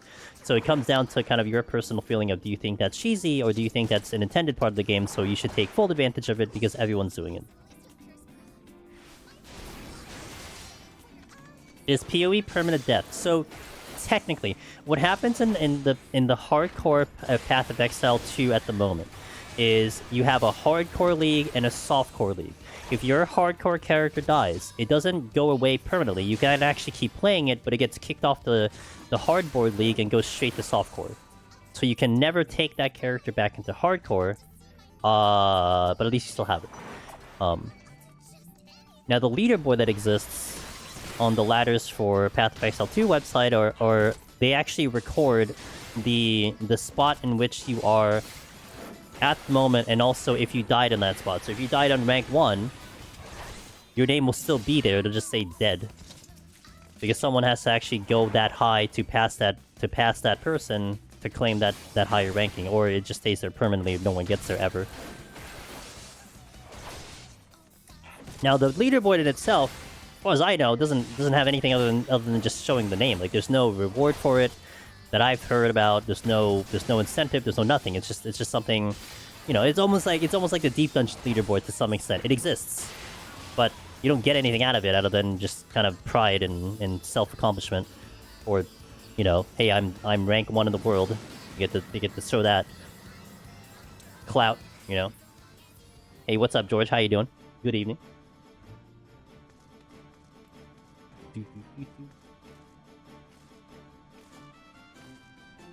See below 25. It's funny, Bowie. It's one of these things where I feel like if one of us can go up to Yoshi P and be like, hey, what do you think about extending the leaderboard past 25? And he'll be like, do you guys want that? And we'll be like, yeah. And he'll be like, okay, sure. You know, it's one of those things because back in the day when Deep Dungeon first came out, it kind of made sense, because you're talking about years upon years of people who never really cleared. So the leaderboard was appropriate back in the early days of Deep Dungeon. Well, now though, you're looking into a situation where you have literally almost every board, with the exception of maybe Astra and Black Mage, who has like full clears beyond, you know. So you'd love to see that to go further. So it's like it's a problem that didn't exist but exists now. And so, yeah, I'm with you. I wish they would go into the rankings and do something about that. I mean, they're going to add a new website for the Deep Dungeon 4, and it's almost like you wish they would take that opportunity to be like, hey, we're going to update this with more people. And I mean, the database is just kind of sitting there. It's data that just chills, so I mean, they could just use it, but... You want to see your personal rankings? Oh my god, I'd love that. Oh... Would I love that in the history of the game to see where those scores are, you know? Oh man, that would be so cool. Did you see the Redditor that was complaining about they wanted monthly leaderboard resets because it's not fair that somebody scores in 2020 and it's still there stopping them from getting on the leaderboard? Someone say that? No, you know what will be actually not fair though, Mirren? Like, legitimately, like, I'm actually wondering how this works, is if you have someone get 2 million on Pictomancer, and then Picto gets nerfed. Now that becomes a legitimate thing, right? Like, could you believe that, like, someone could achieve that number with a different job? Probably. But you're probably not achieving it with Pictomancer anymore. So you almost have this window of time, assuming they nerf the job, to get this thing. Otherwise, it's impossible to get it afterwards. So then, that is a legitimate thing, you know? I mean, I had a score up. I had a 2020, really. I mean, I had a score up in 2016 that I wanted to keep on there. That would have been great, but that was my Astro. But I had to go and clear Astro. Oh well. What was I supposed to do? Okay. All right. Let me just kill this first. So having an all-time board and a seasonal board is a cool idea. So you can see who's the all-time scorer.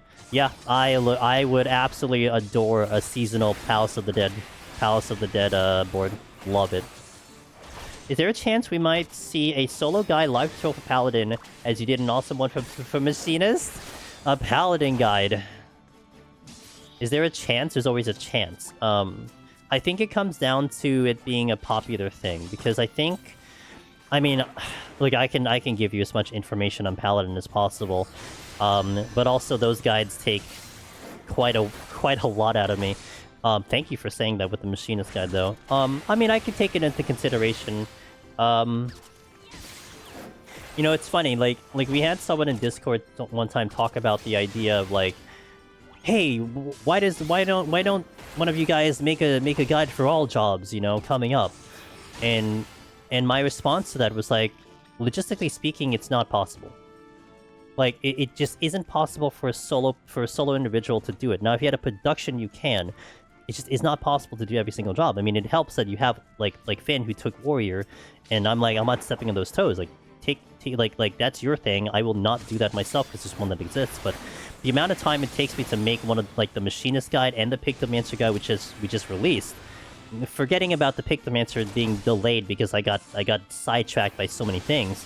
I mean, the Machinist guide took like a month and a half for me to finish, like to do the actual run, then to do all the editing and to do all the thumbnails and everything. You're talking about like a 3-5 week process.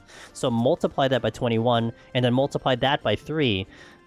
We're never going to get that through, and like by the time you finish all the thing, the next expansion is out, right? So it's like there is kind of like a picky-choosy situation where you kind of have to pick the ones that people seem to be wanting more and then tackling them. At least that's how I look at it, unless someone else takes it, right? And puts in the work for it. Now, what I do hope is that like kind of what I am open to is like, hey, can you explain this fight? I've had people like get at me and be like, and not in a bad way. It's like, hey, when you get to this fight, can you go into like tutorial mode? I'm like, sure. So those are things that you can do. With that being said, you do kind of can collapse some of the jobs in a sense that they are similar to. So like, I would say the tanks in general, with the exception of Behemoth, they're all kind of similar in terms of what you do in terms of the run. I mean, you have damage fluctuations of like Paladin to Gunbreaker to Warrior, etc. So one class may be going a little bit slower than the other, but generally the strategy that I utilize is identical between them. How I utilize palms and everything.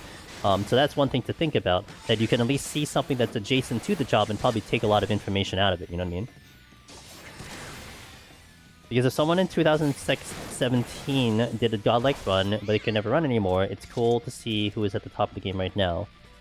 I know, I would love that history, Bowie. Someone has I think it was Darabon who told me, like, it would be cool to have, like, a retrospective on, like, how Deep Dungeon went and all those type of information, and it would be cool to have those stuff, like, there that I can access, but unfortunately don't. The very first PoTD solo clear ever is still on the leaderboard. Is it? Is Usagi Mimi still there? I guess they scored high enough. Wait, did they score high enough on Red Mage to actually keep it there? Now I'm curious. Oh, I'm gonna die. Sorry, I have reason. I get distracted. You know, for a second I'm like, yeah, I think I have raising. It's fine. Let me see. Let's see. Elemental.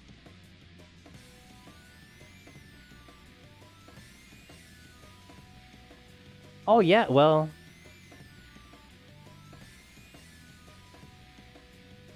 Yeah, it's still here. Wow, Usagi Mimi got a 3 million on their clear? Jesus hell, dude. Also, I thought that was March. I didn't realize that was January that they got it. Holy crap.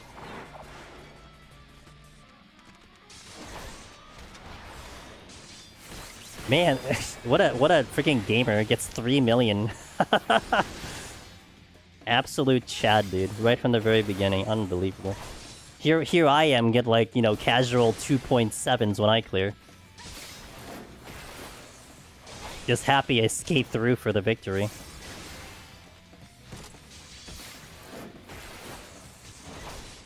Do you think out of respect...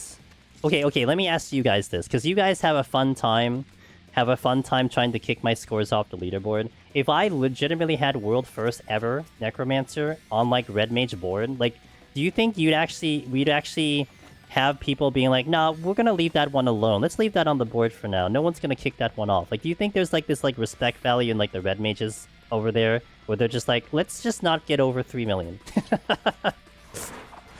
Let's like kick Usagi Mimi's score off that leaderboard. We'll leave it there for like, for like, you know, historical references.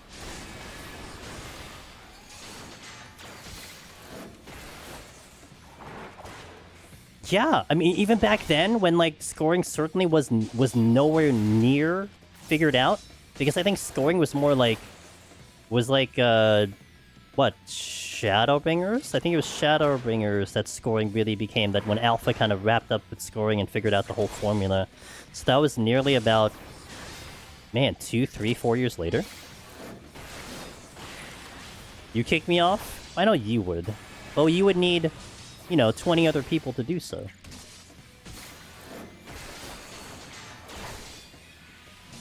I think people just don't get that high.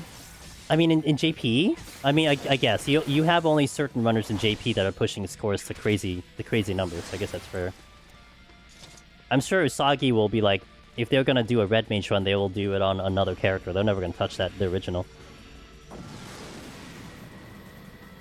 I'll be real, I don't think most people even know it's the first clear ever. I just think that there isn't a huge scoring scene over there. Well, I think the thing though, Chaos, with JP, maybe it's not a huge scoring scene with your amount of people, but the highest score recorded it's JP, right? Chat? Like, JP has some of the highest scores in the world, so you have people that are pushing it to max limit over there, but I guess that's not wrong, because I guess you're only looking at maybe like 5 or 10 people at most. The other server is more popular. That's true. They are kind of fragmented, I guess. Well, I mean, we're kind of fragmented here, kind of. I mean, we have like Hustle Hoof, who's in EU. We have, you know, a couple of the other gamers here that are kind of spread out a little bit between Primal Aether, a little bit on Chaos. I mean, you know, I guess it's kind of the same situation. I would say it's equal in terms of the crazy scores, in terms of the amount of people pushing for scores. But you're not talking about a large amount of people. Like 10, if anything, in each region. Yo, what up, Cog? How you doing, man? Happy Monday. It's me, I just left duty before this go. I pulled the plug. I wanted to give people a chance. Let's not die to a Hornet again, that would be great. I could have, like, stunned. I could have just ran away. No, I just stood there. Deer in headlights. I'm like, guess I'll just die. I didn't have a potion, so I just took it to the face. It's going in general. Usagi Simi scores on the server that has a lot of English speakers. The far less popular JPDC. Even when Finn was looking at the sniper score, he did it on that server because the scores were lowered. I see what you mean. Okay. That's fair. That's a fair thing. Good luck with the run. Would love to watch the clear live, but have work early in the morning. I believe this video will be in the gallery. This video... Yeah, we put this video up. Now, the clear will be actually next Monday, George. I'm only going to go to 130 today, so just mind that. I'm only going to go to 130 today. And then next week, we'll go 131 to 200. But they will both be going up to the video, that's right. Someone send help. I've been starting to full pull low levels on Picto to feel something. Why? Don't you have hammer? Just kill them all. I don't think anyone needs to help you. Oh, I didn't run away. Imagine that.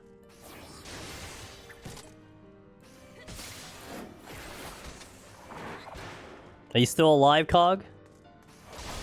Do I gotta play some sad trombones again? Or trumpets? No, you died? No! What killed you?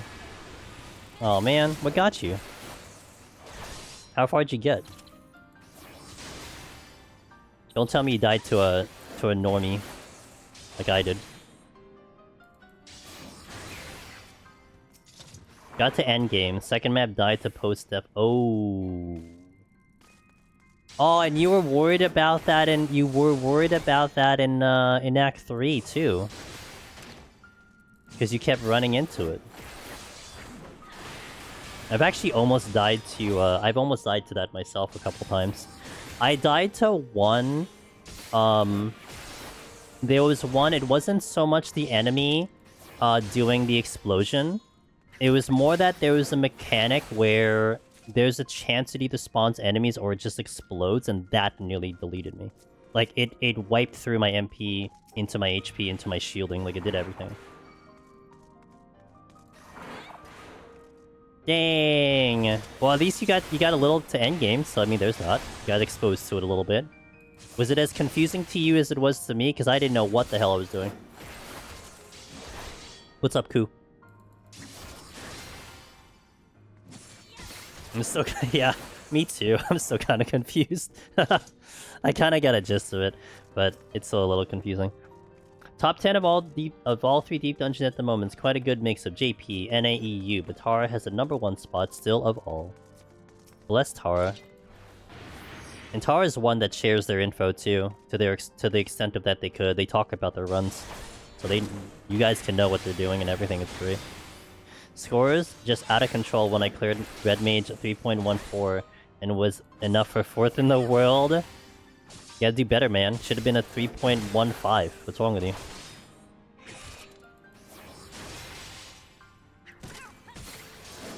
Meow, says the cat.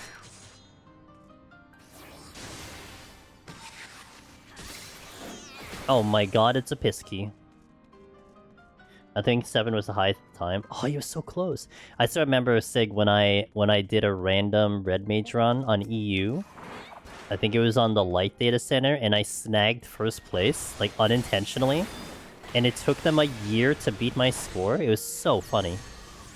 I'm like, guys, what are you doing? I'm literally not EU. Are you gonna let this NA gamer take over your leaderboards? And then, like, 4 of them beat it all in, like, the same week. I think it was, like, Max Potion, Matt, like, 2 others. I think Mia. They all did it all in, like, 1 month. It's great. Back in the days when NA could bully EU. I just remember, like, there was an opportunity where, like, you could have gotten, like, EU first Necromancer. But I'm like, no, I'm not gonna do that. Leave it to EU. Let them do it. I don't live there. I already got my Necromancer. They grow up so fast. They do grow up fast. Yeah, man, like, it took a while to get a Necromancer on the EU data center.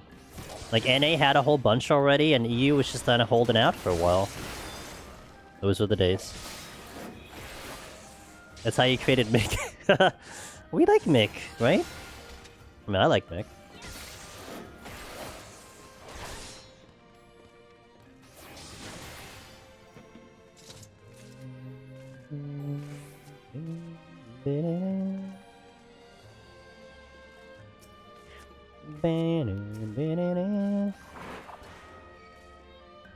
A 3.3 million doesn't even get you into top 200 anymore. Too many good games, man. Feel like with the run... Oh, I read that already. Forgot to mention, I cracked the top 25 on Primal with Gunbreaker, so thanks for that too. Hell yeah, dude. Now, do you think that's gonna be your job? Or like, you're just happy with that for a little bit, and then it's whatever if it gets kicked off? Although, Gunbreaker is not, I would say, the most popular job. So you might be chilling there for a while. I mean, Warrior for sure will get a little bit more popularity over Gunbreaker.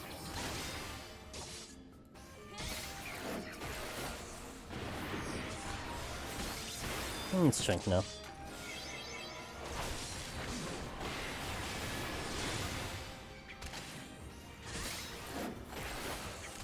Mr. Darth, you got it.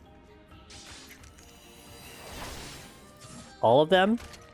Alright, they're all gone. It's also there. You know what? I'll get it for you, because that's the kind of streamer that I am. Look, I did it. Treasure found.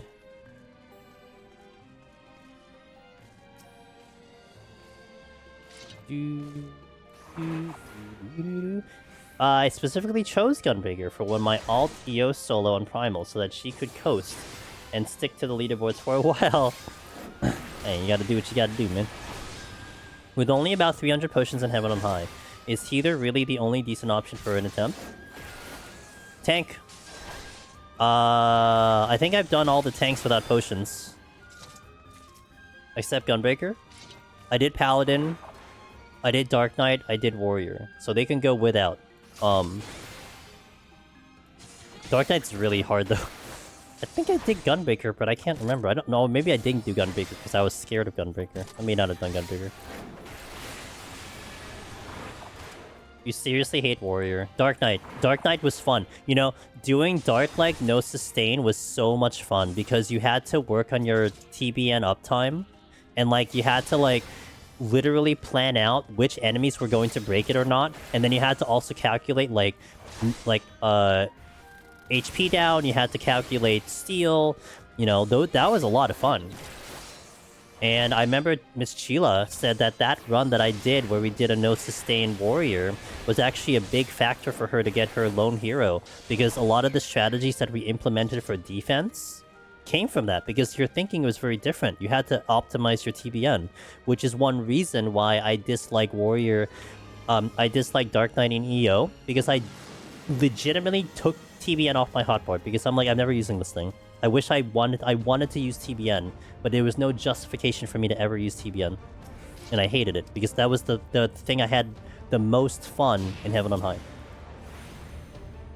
Dark Knight and Gunbreaker were both hard back in EO, but doable.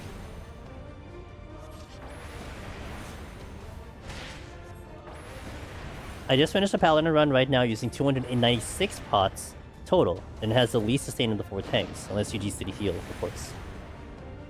Yeah, and the thing is with Paladin, I mean, to the extent of what Sin said, and hello Sin, it's you're sacrificing damage for healing. That's where it gets tricky for Paladin. Like, technically speaking, you have the best healing of the game, arguably against Warrior, but you're losing GCDs because of it. So you have to have that balance, and it does make the run more difficult because of that. Against Onwa, you couldn't even 1-2-3 on Gunbreaker because you needed to get Brutal Shell as often as possible. Yeah, I think that's one reason I was fearful for it, because even like Dark Knight, when I did it early on, it was very tricky. Like, you had to like squeeze in a frailty, I think, just to be able to sustain it correctly, or like have like a very, very perfect rotation to keep your defense going. And that's where Paladin would actually be good, because You can just toss some Clemency in the heals and you're okay.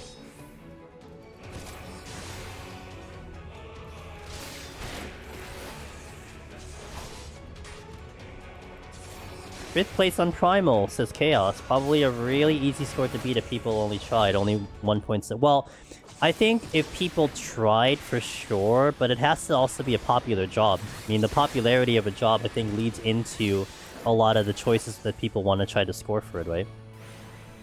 I mean, you'll get if you get a lot of people going on that leaderboard and pushing the score down, you're gonna have, out of the 25, I'm sure you're gonna have like 3 people that'll be like, no, I gotta stay on the leaderboard, so you start kicking people off like that.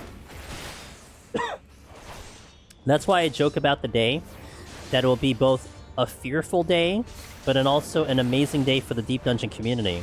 When you have 26 people who go under the thought process that I go, that I need to be, it means a lot to me to have my name on the leaderboard no matter where it is. Like, to me, I will claim I have an Omni clear because you can go to the leaderboard and see my name on every position on the leaderboards. So it's important for me to be on that leaderboard. But just imagine if you have 26 people minimum that feel that way. Can you imagine how competitive that could end up being? Like, right now you have maybe like, I don't know, 5 to 10 maybe? Maybe even less than that? Maybe it's really the Omnis. You don't really have that many Omni clears, so... But I do await for that day to happen. Not sure you're ever gonna have 26 cycles on the same DC at once, bro. Look, man, I'm not gonna dispute that, but that could have been the same comment back early on when you say you're never gonna have 25 people with 200 clears in Palace. You know, it's just. I think it gets there. It's just, does it get there in our lifetime is the question. And the thing is, I mean, look, if Deep Dungeon 4 really popularizes Deep Dungeon from one miraculous standpoint, I mean, you could get people to look into that stuff, you know? I think there is a possibility, but it certainly isn't close. But having, like, again, 5 to 10 people at the moment that are kind of into that groove, that's a lot. That's a ton. All the dreams will come true in DD4, exactly. Yes. Everything will come true. All of our wishes. It'll be the greatest roguelite in the market of gaming. Everyone is gonna come to 14 just to play Deep Dungeon. It's gonna become the most popular content in all of 14. Yeah. It's exactly what it is. There aren't even 25 clears of Gunbreaker set aside score runs, but Warrior has it. Warrior has it, Machinist has it, and Pictomancer probably will eventually have it. So yes, you're right. Like, in terms of like certain jobs, like you're looking at some jobs that don't even have a full clear, but you do have them somewhere, and you will get people who will specialize in jobs.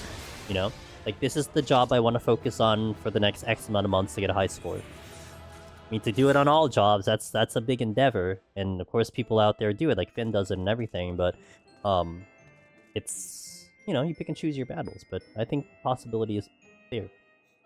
Okay, I'm gonna take a small break here. I gotta hit some ads out. Based on the timing that we have, I don't think I'll do PoE. Like I said, if I were to hop into PoE later, it's a minimum 2.5 hour run because of where I'm at. So if I were to do the next 20 floors, it would land me somewhere around 7:30, and then 2.5 lands me at 10. I don't know if I want to go that long. So we'll definitely get to 130. That's the goal. With the idea of doing this run next Monday with the Tokyo Treat Box, more than likely, because we got that sponsor.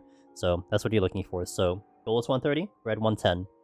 I'll see you in a little bit, in about 3 minutes or less. Thank you guys for watching. BRB. Hey, look, my bot right on time. Check out the Tokyo Treat Box as we are going away. BRB.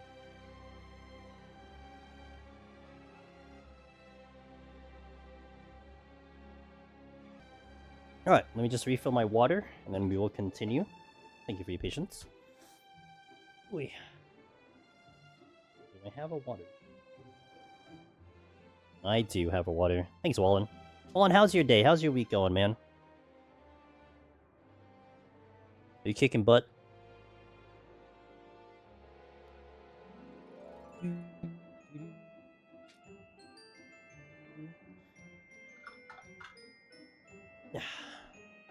Water ASMR.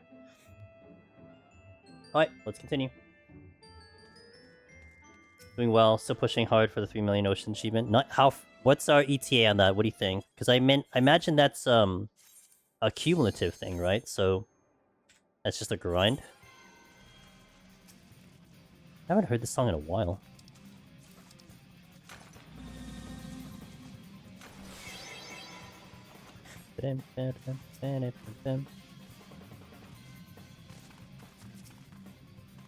Affluence.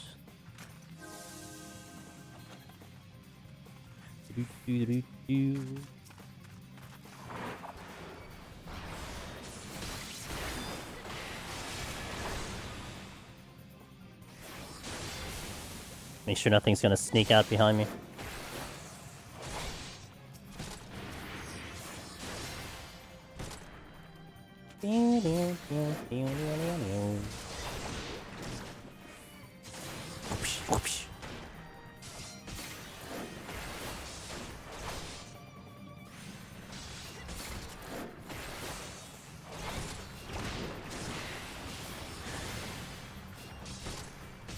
Probably 2 weeks. I'm about to hit the 2 million mark. Getting like 500, 600 a week. Probably another... Damn, okay, cool. What's the... Is that the Troller title? The world... The world class Troller? Or is that a different title?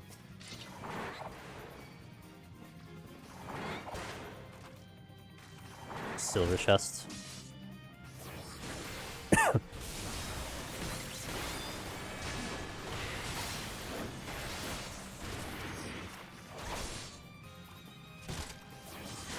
That and the framer portrait stuff is really what I want. Gotcha. Okay, cool.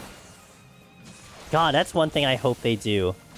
Speaking of framer portrait, you were hoping they included it at some point in the future, but to bring in one for Palace and Heaven on High, please? Square next, please? You put it in for EO, put it in for Palace and Heaven on High. God, if they had a Palace one, it would look like... I have no doubt that they're gonna make it look sick if they put one in. I'd use it immediately. You have one for the base and you have one for clearing. Like, if you didn't know, when you clear Deep Dungeon for the first time and you get either the fire or the glass pumpkin, you now unlock the ability to exchange them for accessories. Like, you don't see that option until you've beat the content. So that could be along the lines where there is one that, like, is a standard, and then there is one when you've beaten the content. And, like, it has the bench and everything. Oh my god, that'd be so cool. They even put them for the AR tries. SE hates Deep Dungeon confirmed. Yeah. Look, we had to force them to add the content back in, right? Due to popular demand.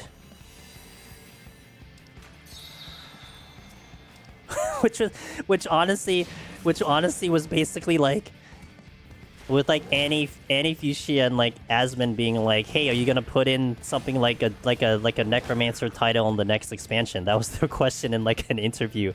Like, due to popular demand, aka the WoW streamers. Yo, what up, Perfy? How you doing?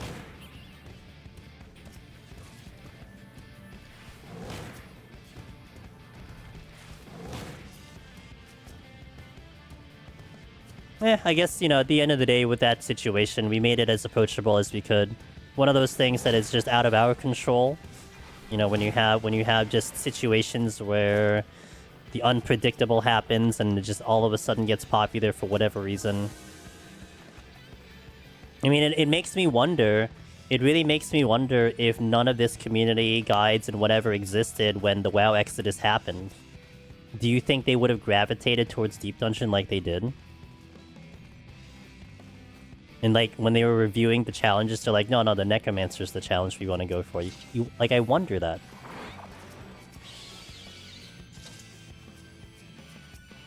I don't think Fru has a framer kit yet. Oh, does it not? Does all the ultimates have one?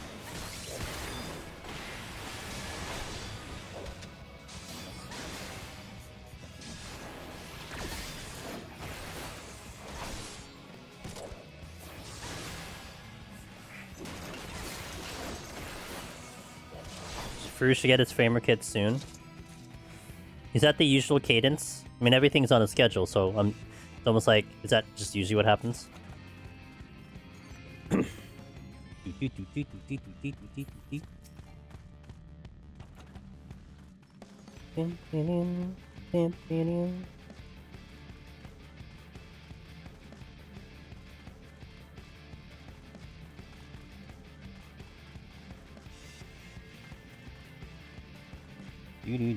know, when I was watching a little bit of the Final Fantasy VII Rebirth speedrun on GDQ, they had one of the donation, like, you know, sometimes the runner will offer like a topic for people to donate, you know, like an incentive, like, hey, when you donate, tell me this, tell me that. So they had people donate about what their favorite Final Fantasy song was. A lot of people donated and put in a lot of Final Fantasy 14 songs, and this was one of them. I mean, it's such an easy go-to for donation stuff. It's like, hey, what's your favorite song? But I love hearing it. Always a good topic. This is the first one that's released with a frame kit already out, so I think we're not sure. Don't remember if frames were out for top. I don't remember either. It's PoTD. It is PoTD, Nem. Nem, have you gone back into the hardcore? Yes, I have a new PB now. And after stream, I'm probably gonna try to see if I can kick it up even higher. And I have a lot of faith in my current character right now. Works have gotten in the way. We are at a live PB of 78 right now. I dinged 78 earlier. And my resistances are amazing. Like, we have... I think it's like, I think I have 69 fire. I think I have 62 cold, 47 lightning, which I still need to pad, but 50 chaos. That's my spread. I'm like, dude, we're looking good. Let's go. It can still get better, but it's really good. I know, but I was looking at, but the thing is, you know what I was looking at, Nem? I was looking at 1,000 to 900, and just out of a quick look, only 30 of them are actually alive, because the other 70 are all dead. So it's like, the leaderboard is probably only like really the top 300. It's just you have a lot of dead people that are up there. I know, that's what I'm gonna do. While I was talking with some guys on Discord, someone suggested like weird. I was kind of trying to get a feel of like when people were doing like pinnacle bosses and stuff, just to get a rough idea of when they're doing things. And someone was like, "Hey, I was doing Breach at like 85." I'm like, "That's when you started Breach?" And I'm like, "I tried it at 70, and I was so terrified, I ran the hell away from it." Like 85, still, I mean, it makes sense. It's just, good lord. And the thing is, it's like, it's tough because the game doesn't tell you when you really should be doing these things. I mean, I'm sure if you have this like god tier build, okay, you're probably gonna be fine. But it's almost like, it would be nice to have a suggestion, you know, hey, maybe try this when you're at this level or something like that. Yeah, and then it's like, I can't, like, not that I'm looking up videos and stuff, it's like, I'm trying to be, right now, I'm like semi-blind, I would say. It's like I kind of want to have a rough idea of what I'm looking at, but that's about it. But even if I look at some guy's video doing the same content, it's like, well, that's not my build, so what does it matter? It doesn't mean anything to me. Okay, you can wipe it out a lot better than I can, but that doesn't give me any useful information. Hoof says, I think the first time I heard of Deep Dungeon was from a Zepla video about the rarest things in 14, and I started playing it at the end of Shadowbringers. Also, that reminds me that at the time, I opened up your stream a few times lurking and thinking, man, this guy keeps doing this Deep Dungeon all the time. That's crazy. Man. Have the turns tabled now, Hoof. You know, it's funny, because I think a number of long-term community members, Hoof, came from that Zepla video. I think Darabon came from the Zepla video. I think Ellie, our good, fantastic buddy Ellie the Lemon, came from when I did the impromptu collab with Shenpai. Because Shenpai kind of was working on Lone Hero at the time, and called me up and was like, hey, did you want to help me out and like kind of coach me? I'm like, yeah, sure, let's go. And I'm like I wasn't gonna say no, the time was perfect and everything, but the exposure from the big creators on the content was fantastic. And Shenpai was a goddamn gamer, holy shit. She fucking knocked it out of the park. And she was a great listener too. Like I just basically just like, you know, held her hand. I'm like, oh yeah, do this, do that. You know, we fought a warrior and everything. It was awesome. But yeah, I mean, it helps. I mean, that exposure is kind of big. I mean, I'd like to obviously get as much as I can, but I can only do so much. I think it was nice that we did get a lot of people trying it out from the GDQ run. I mean, that was by far the most exposure you're ever going to get, at least on a live stage, and that was a lot of fun. I know a number of people who definitely passed, who legitimately passed by the channel, actually spent some time in the channel because of the GDQ run. That was cool. I remember one in particular who literally like they tune in all the time now, you know, and that's such a great thing. God damn it. I need to finish PoTD someday. I'm getting the urge now. All this deep dungeon community good. Hey, look, you know what? I gotta tell you, Nem, it might be a really good time. We have actually had a number of people get Necromancer as of recently, as well as Lone Hero. It feels like the thing comes in ebbs and flows, and a lot of times it's not communicated. You know, it's one of those things, it's almost just like this kind of silent understanding.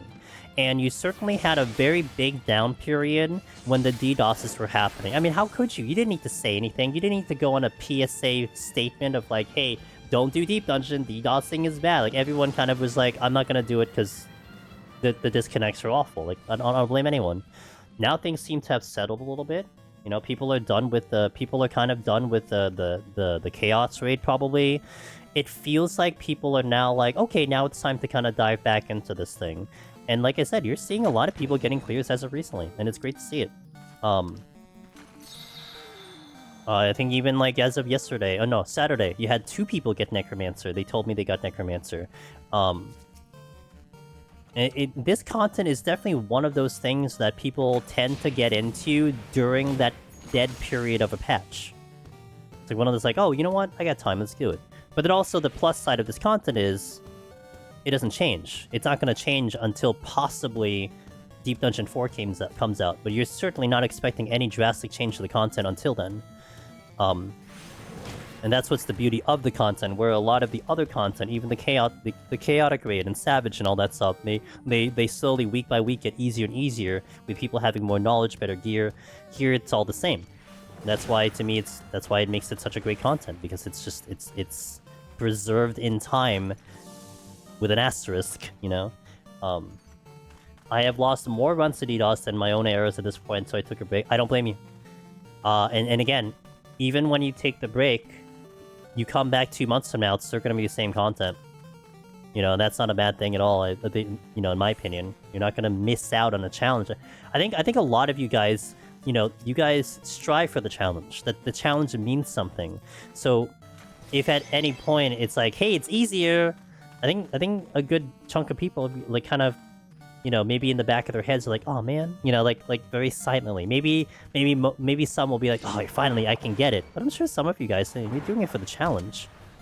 You wanna do it. You wanna do it when it's challenging. Maybe we'll see another disturbance similar to when enemies suddenly were. Yeah. Oh man, I'm gonna be so attuned to it, Hustle Hoop. I'm sure you will too, especially because you've seen so much. You see so much, and you kind of parsed a lot of the patterns by now.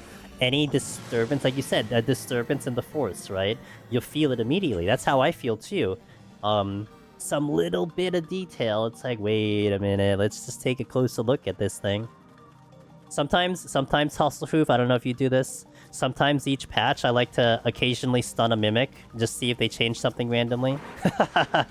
Like, yeah, maybe this time we can stun them.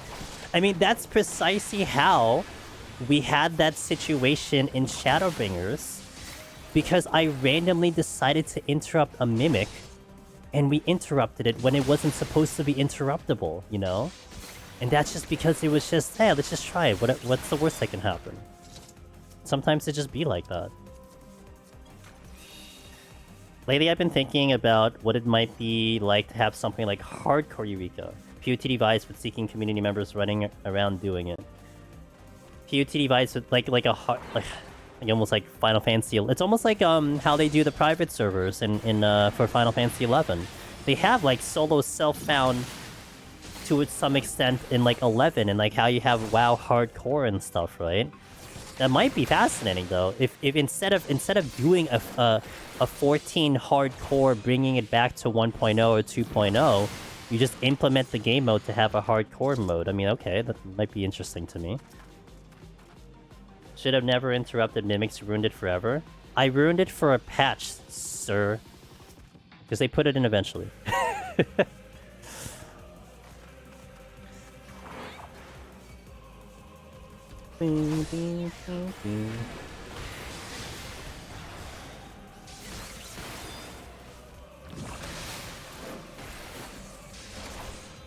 If I didn't find it, someone else would have found it and accidentally hit the button. It's just great that I got it on video, that's all. I like this song.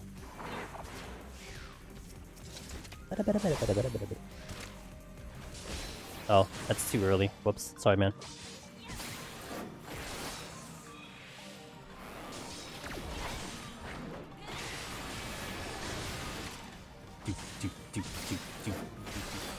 Could have convinced everyone that it would never have been interruptible. I would have had to have deleted the bot, right? Showing the proof at some point. This never happened, guys. No one talk about it.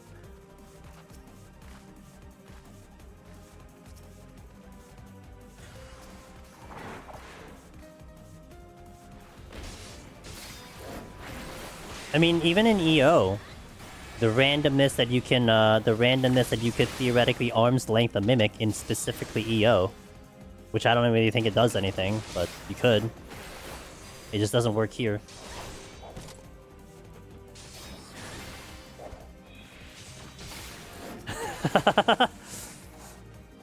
Is that why he runs the classes? Must be the reason why he runs the classes.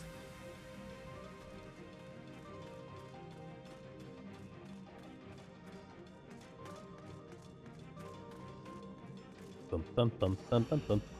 Do, do, do, do, do, do, do.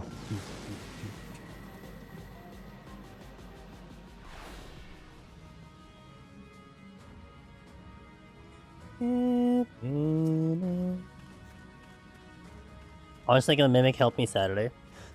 So it was noticeable. I don't know. When I was paying attention to it, to me, it just didn't seem noticeable, but... I do wonder if that's an oversight or if that was intentional.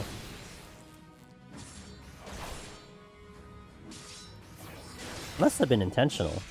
But historically speaking, they were always immune to everything. Because of lethargy? Oh, that's fair. But aren't there enemies... Do all enemies get hit with arm's length in EO? Because then that would check out if that's the case. I mean, obviously there are enemies here in Palace and Heaven on High that don't get hit with that don't get hit with it, so... I might actually witching this. Haven't tried. Yeah, I'm gonna witching it. I kinda don't trust my damage on Paladin, even with strength on. If I had a raising, I'd care less, but...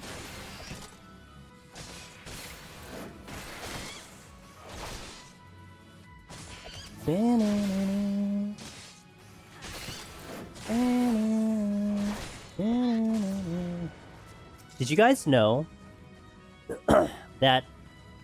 So there was a myriad of changes in early Deep Dungeon that even some of them I didn't realize.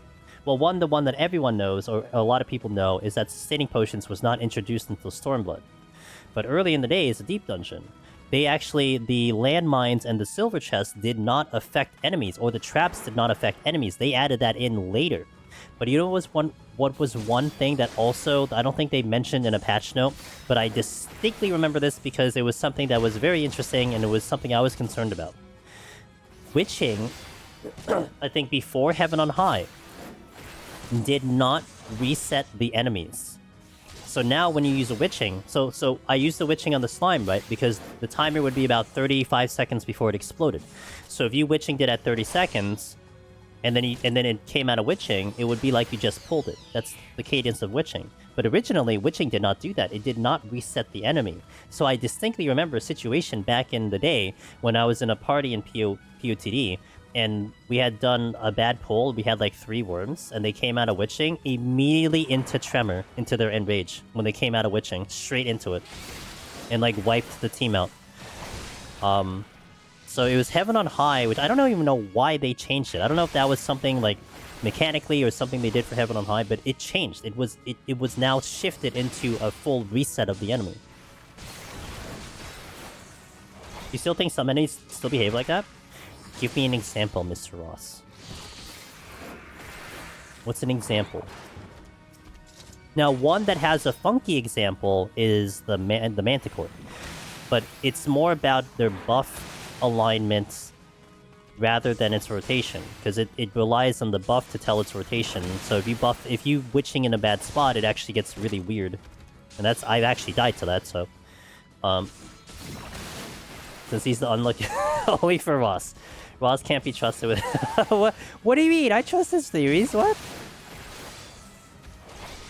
What has happened? Have I played PoE for that long that everything has shifted now? What is wrong?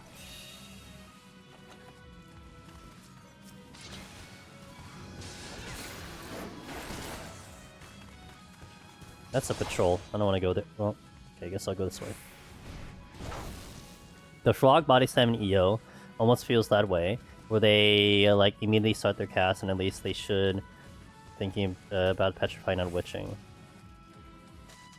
Do I believe in the no sprint theory, sprint rage theory, and targeted respawn theory? The latter, partially yes. The former, I still think it's confirmation bias. It's always hilarious when you see them. Maybe I'm mistaken, but I swear the Mammoth Yak did their pull after leaving Witching. Or maybe Winds of Winter on Griffin? That's an easy thing to test, though. Specifically Heaven on High, I guess you're talking about? I only believe in targeted respawn theory and non-score runs. If you're doing a score run, it's always the furthest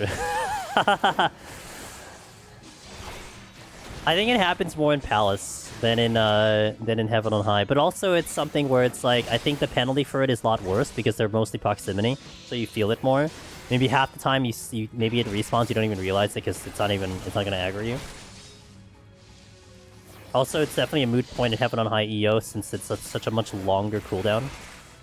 So it could also be more confirmation bias, but the amount of times I've seen respawns on top of me is insane.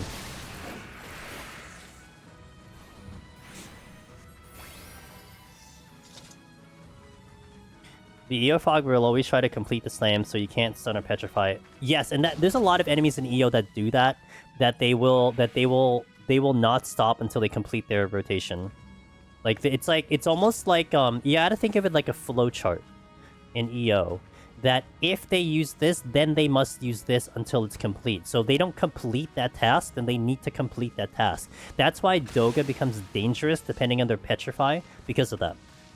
And I get fearful sometimes if they get him midway or mid cast because you may expect an enemy to come back and finish the task.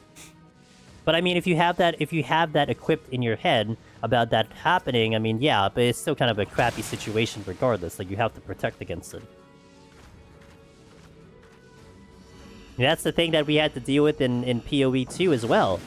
It's almost the same exact mechanic. In PoE 2, if you stun an enemy mid-rotation, they actually continue the rotation half the time.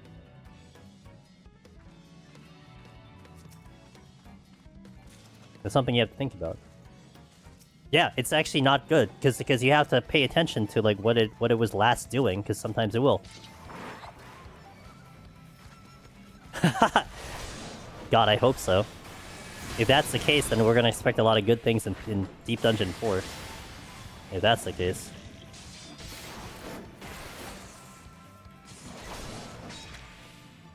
Mimics in PoE 2 soon? Oh god, that'd be so funny. But they gotta kill you. With Chunky real bad, that'd be hilarious. Open with Death Trap. Their first move is Death Trap. That'd be so great.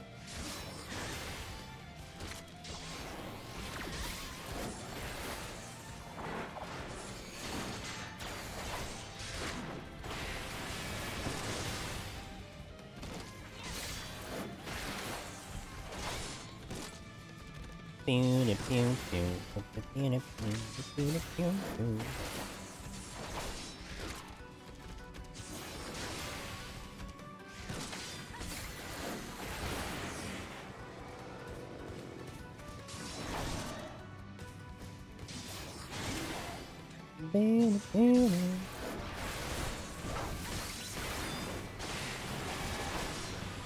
do do.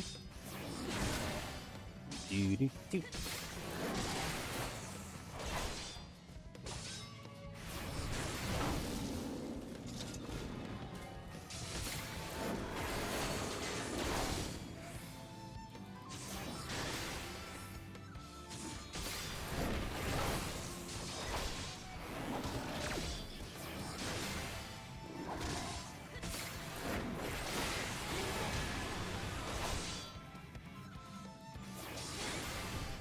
Hopefully I'm out in this kill, but we shall see.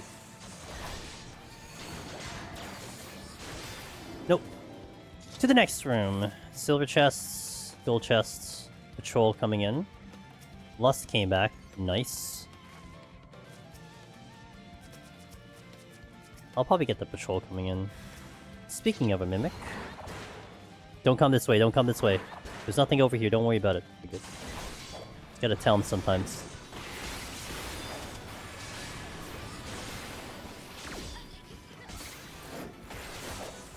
Did I decide to go with the Garuda weapon to increase my oath gauge rate? No, I just have a basic weapon.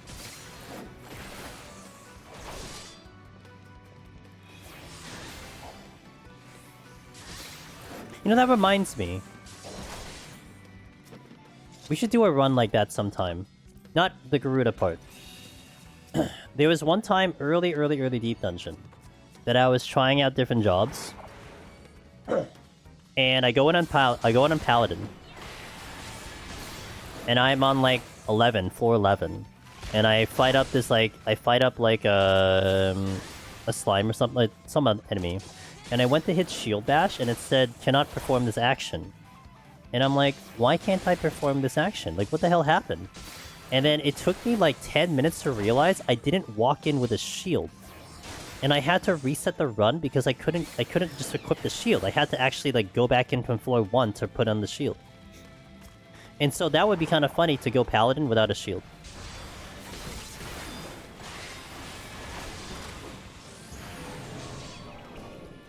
No shield Paladin, that'll be the category. We'll just start making up categories at this point, it'd be great. No shield, one-arm Paladin. A Picto Brush on Astro? No, you can't use the word exploit. It's like a dirty word. Does that mean that Black Mage or White Mage can still block even they doesn't show the shield? Well, I think there was some talk about actually having a slightly better experience if you did go with a one-handed shield. What's up, Iptech? I never tried it myself. I tried that, didn't seem to do anything. Oh, there you go. I believe in Ross. I'm Team Ross. It's only exploiting if you spin the paintbrush around. Thanks for the verification.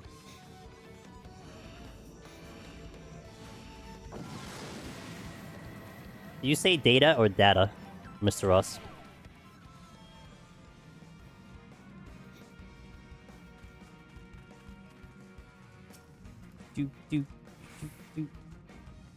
Data? Data like the Star Trek character Data?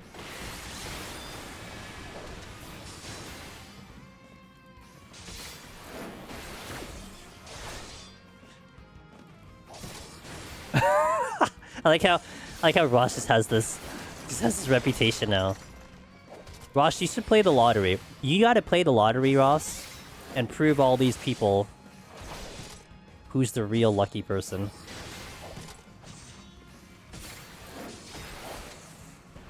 It's data. Data. Steal. Yeah, whatever, I'm lazy. Yeah, I just went into 51 and looked to see. I'm supposed to have good fortune in 14 this year. I believe it. You're supposed to have good fortune. steal again.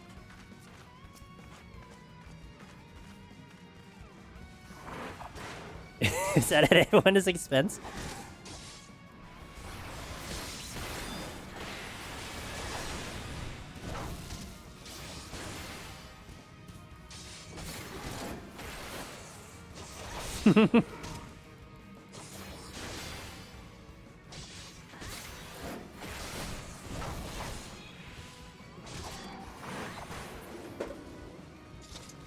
You've been getting lucky so far? Hell yeah, dude.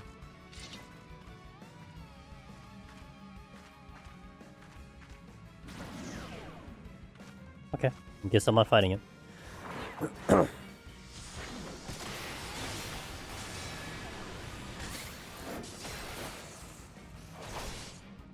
Didn't you say you critted Behemoth like literally on every single G City or something?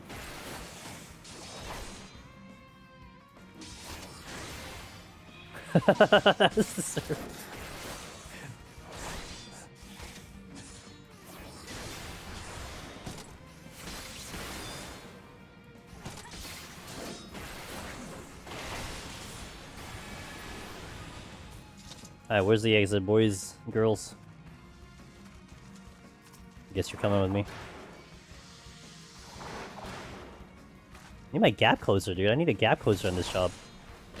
Now, where's this chest? I don't see it. It's hiding behind the salamanders.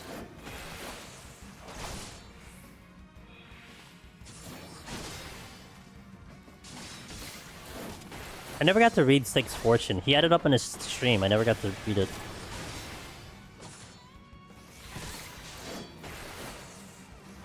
The gap closer is you run to the enemy as fast as possible. I'm already doing that.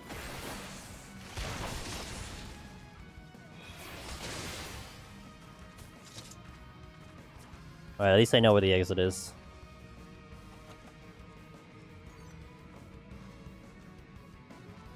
The enemy should be able to eat the chests, and you have to figure out which one it ate. What's the penalty? I guess you just don't get a chest. Doo-doo-doo. Wouldn't that be hilarious though? Like, imagine there's an enemy with a chest in their stomach, and you see it on the map physically moving. It's like a patrol.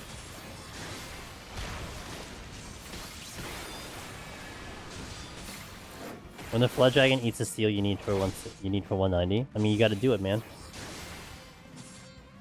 Or it steals a palm every time it passes you. That's what you mean? That'd be kind of cool. Isn't that just a monster loot with extra steps? Yeah, it's completely unnecessary, but it'll still be cool. The cool factor is there. That's what's important.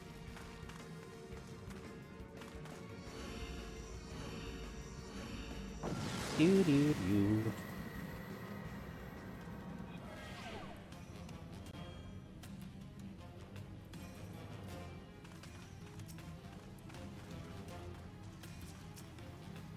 Each witch is climbing extra steps.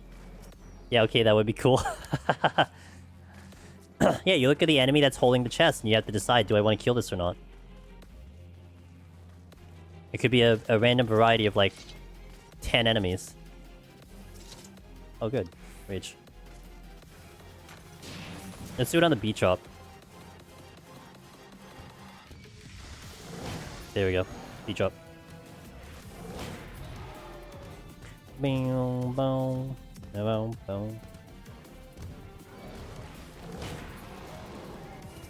Hello, friends. No, sorry. I'm here to impress only Sig.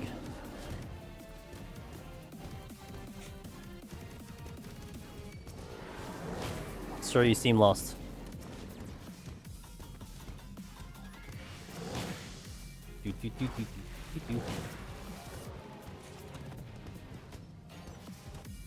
Like a movie? What kind of movie? Which movie? Which movie would you say is like It's like my life, Sig. What movie would you say?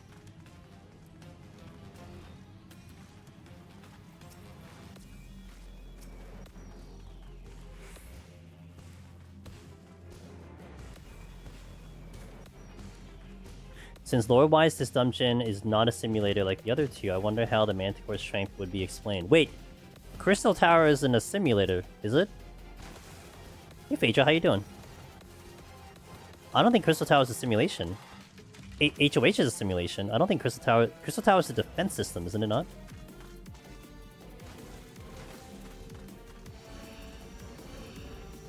I wonder how Manticore's strength would be explained. You don't need to watch movies? Sure. I don't remember... Oh, I don't remember the last movie I watched. By design?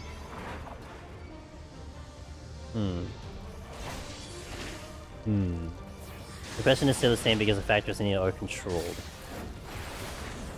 That's true, yeah, that's true. It is like, it's like a facility. It's a defense experimental facility, something to that effect. Pretty good. Soft floor 100 solo. Died! So no, now I figure out how to fail better. Aw, sorry to hear, man. Did you want any questions, any thoughts, or like you're like, I'm good, I'll just get back up there and do better?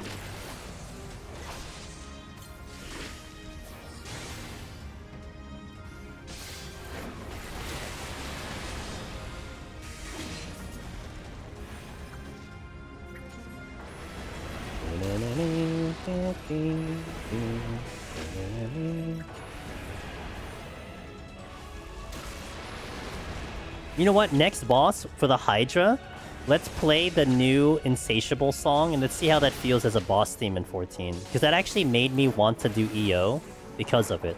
So I'll play that song when we get up to when we get up to Hydra. I messed up the resolution. Gonna try again, see if I'm correct. Okay. Hey, and if you got any further questions, Phaedra, just come on back and let me know.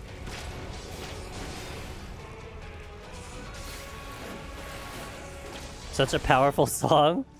Yeah, because it's Insatiable. It's literally the boss theme they use in EO. It's just I think it's just a better version of it between the two of them that exist.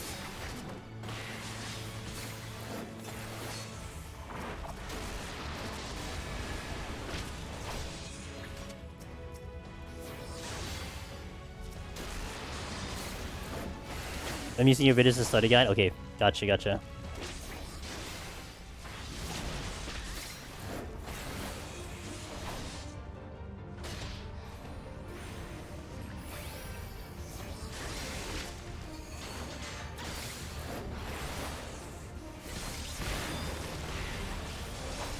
Bum, ba-da, bum, bum. Bum, bum, bum, bum, bum, ba-dum. Dun, dun, dun, dun, dun, dun, dun.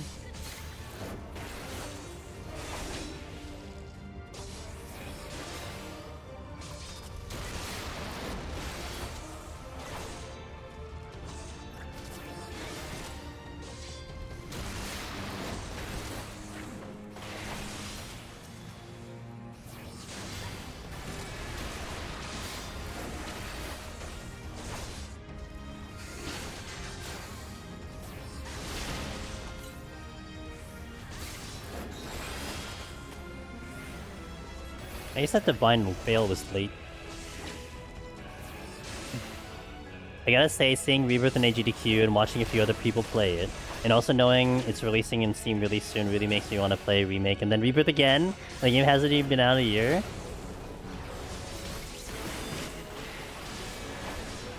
I hate that you said that, Biftech. And you and me have such a very similar taste in games, and now it's like the very sentence of you saying that makes me think about that actually sounds like a good idea. A replay, remake, straight into Rebirth, prep for part 3. Frick. I'm going to play Rebirth. Like, I'm going to play Rebirth. We're playing Rebirth. It's just, I'm gonna play it when it's closer to part 3, but now it's like, maybe I should play all 3, you know? Maybe that's a good idea, play all 3. I mean, I'm just gonna do story. So we're just gonna refresh the story. It'll take me not too long to do it. So, man, that might be a good idea. That's what you want to do, but still. It's a lot. I mean, you'll finish Remake in, what, 20 hours? 18 hours, I think, if it's just going through. And then Rebirth, I don't know what the MSQ for Rebirth is. That's the only thing. Like, without doing any of the extra stuff, which will be funny, because I think I would want to do some of the extra stuff, but... just to go, like, purely off story, it's... I want to think it's probably, like, 30 to 40? After 180 hours. So, my thing, Ross, it's a story refresh. And by the time you're thinking about part 3, you're still thinking, like, a year and a half from now. So, it's releasing... the end of the month. I'm not touching it for like 2 years. And I figured by then, I'll be like craving for it. I want to know what the story is again. Like I did, I played Remake before Rebirth came out, so it's like the same processes. Well, you can come back and watch me watch the ending. That's fair.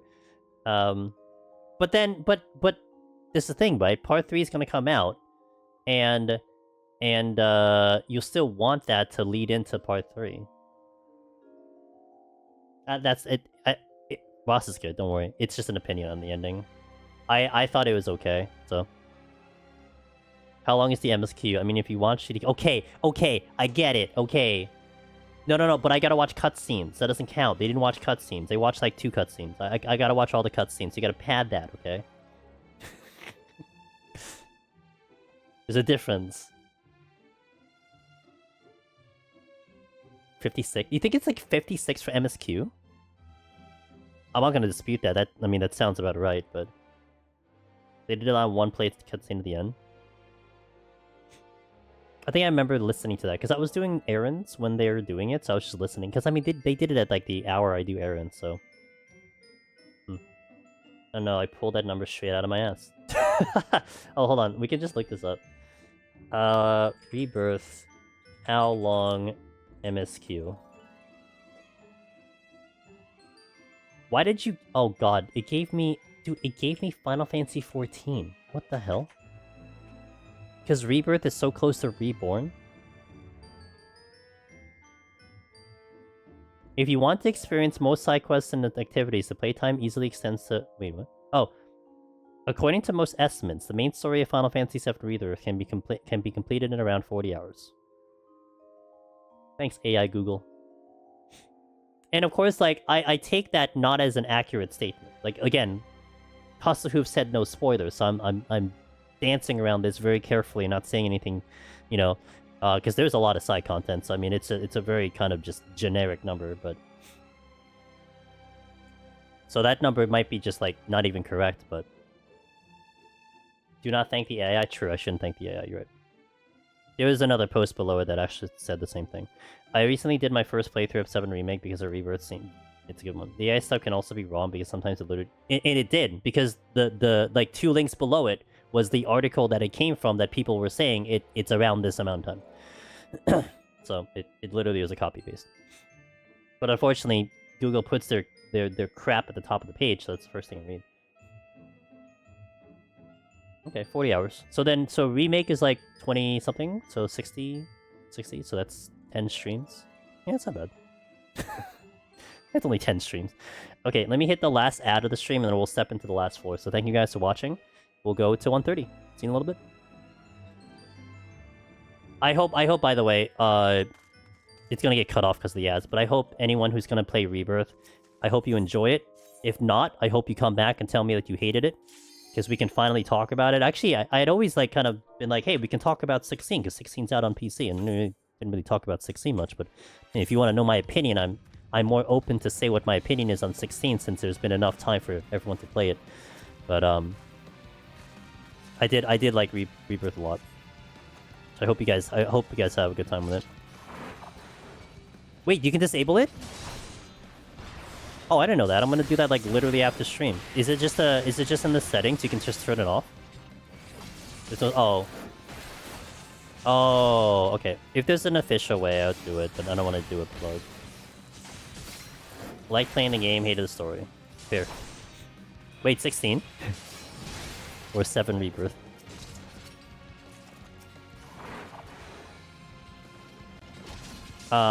If you think 7 hours is 60 hours isn't only, maybe you're ready to do a playthrough of a Persona game on stream. No, we're not doing a Persona. Well, we're doing Persona 6 on stream.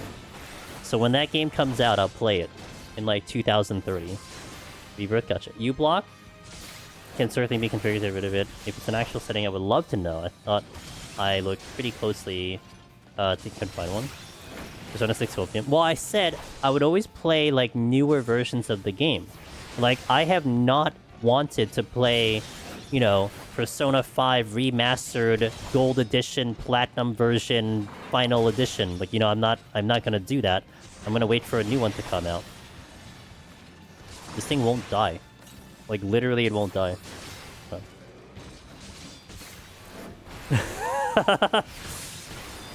Hey, look, the deathbed will have good internet, and it'll actually have fiber, okay?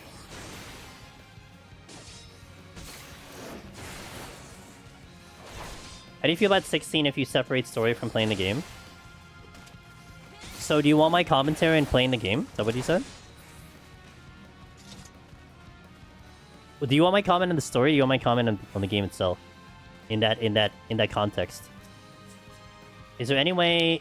If there isn't a way to pull Sasquatches after banana consumption, the game is trash. If there isn't a way to pull Sasquatches after banana consumption... Wait, what? Oh, yeah. Damn. If there was a setting, I'd love it, but I don't want to install script. It's gonna, like, Biftech, it's gonna be like Attack on Titan, right? Attack on Titan Final Season Part 1, Season 2.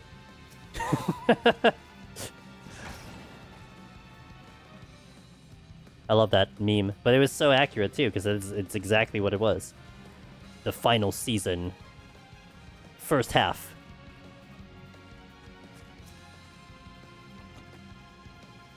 Another 91 plus Black Mage. Another horrendous 71 to 90 has killed the majority of my palms. I hate this job. Black Mage is rough. What are we looking at? How many wipes you got? I don't even watch the show, and I saw the title. It's just ridiculous. It's like I kept thinking it's just like marketing at that point. Just meaning everything that is in Deep Dungeon is trash to Ross, so he loves pulling Sasquatches after banana consumption. Oh, I see what you mean.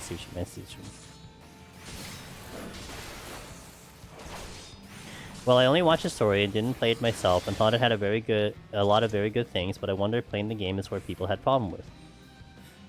Oh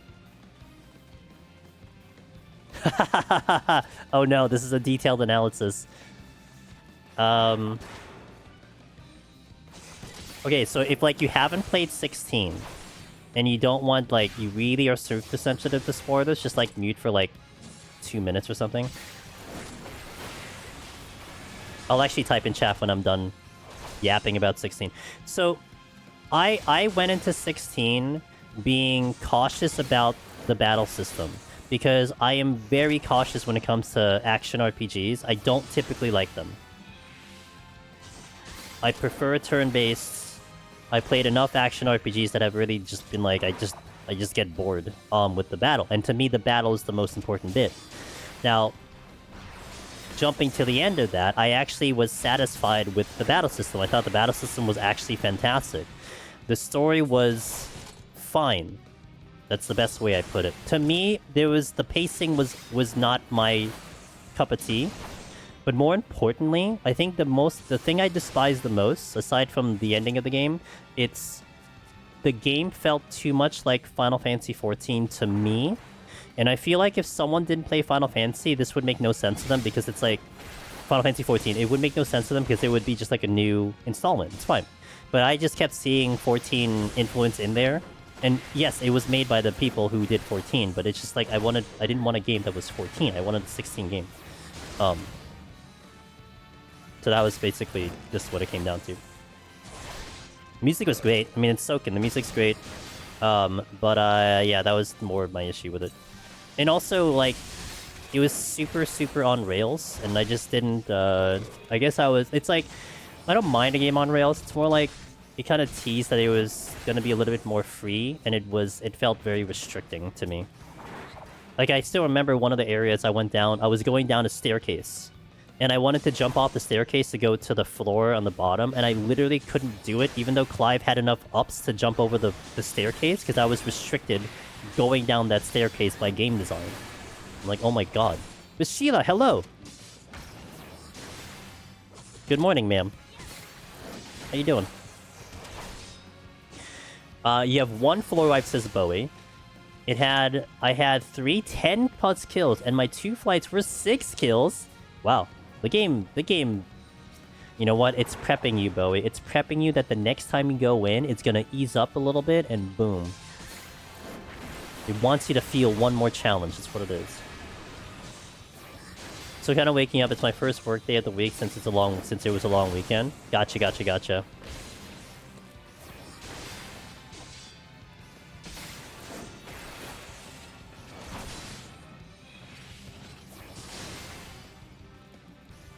I wish I had my white mage like for black mage. White mage I literally walked through. Damn, dude. Man, it took me a while to get through white mage. Ugh. Got like 8... But hey, I always say, you gotta have the skill to know what to do with them. And you're skillful in the content now. I did finish 16, and yeah, I see your thoughts. I really like the action part of it. But the story was just really jarring and shift from Game of the Thrones ripoff to JRPG Hope speech. That's interesting, Gavindel. Like, this is like a mega hot take because I keep saying it, but I really do feel this way.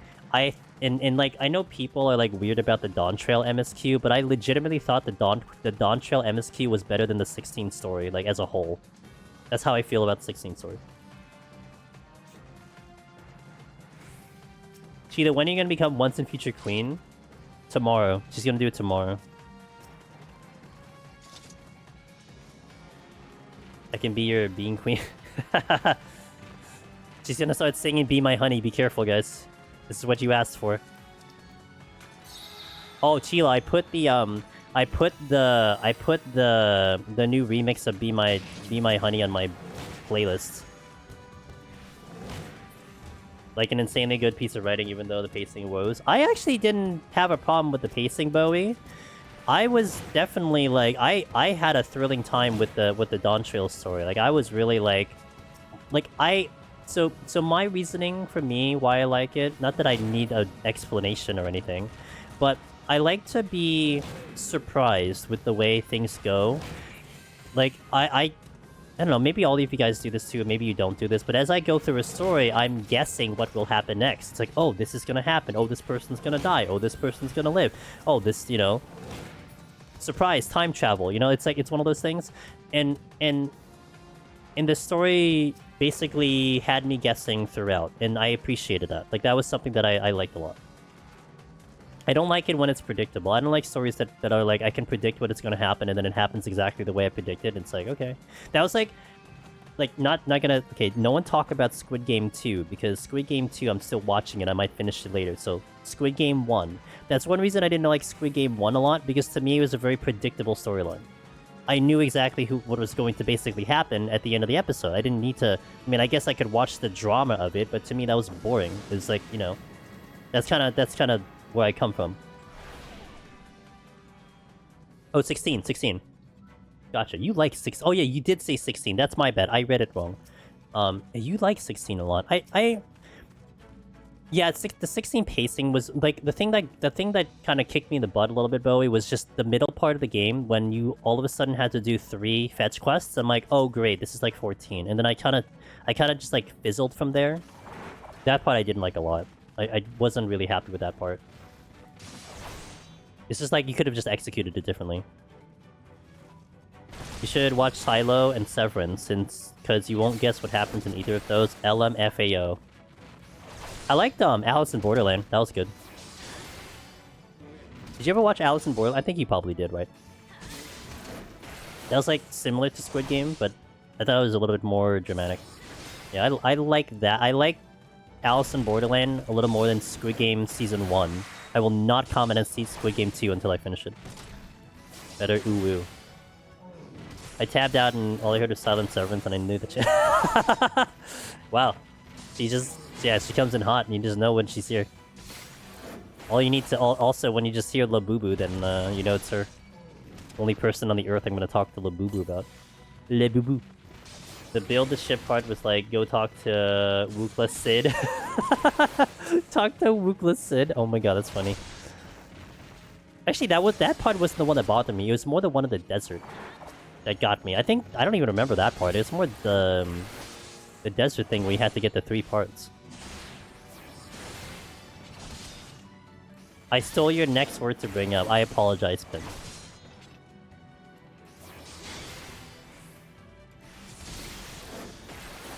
We're on a rewatch of Severance and Season 2 is out on Friday. I'm selling my extra Labubus. Pin won't let me open them and I have 3 extra of each kind. Why did it come to this? What's wrong with you?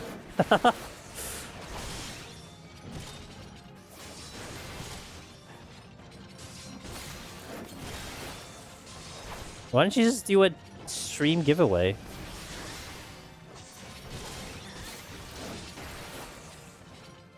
Who is Pin to tell you what you can and cannot have? Because we keep winning the lottery and buying more. Do people actually want Labubus? My chat? I think Sig wants one, actually. Sig might want one.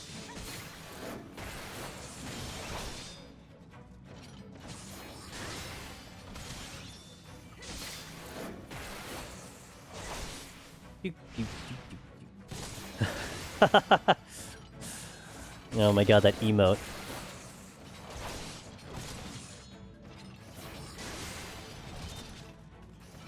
This is so slow without abilities. I would rather... Damn. So what you're saying is there's a chance, is what you're saying.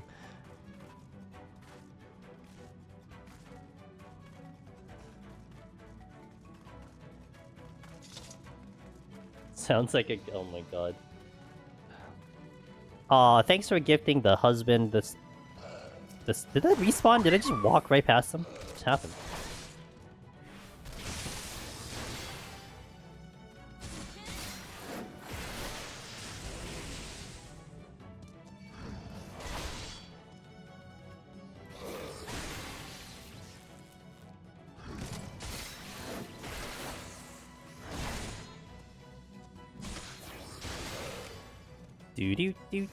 Pin is mad because I gifted him while he was AFK.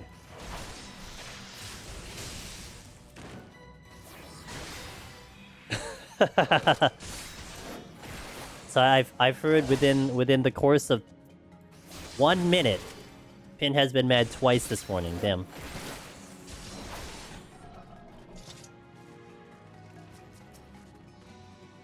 Next, you're gonna order McDonald's, and then it'll be really, really in the doghouse. Fortune.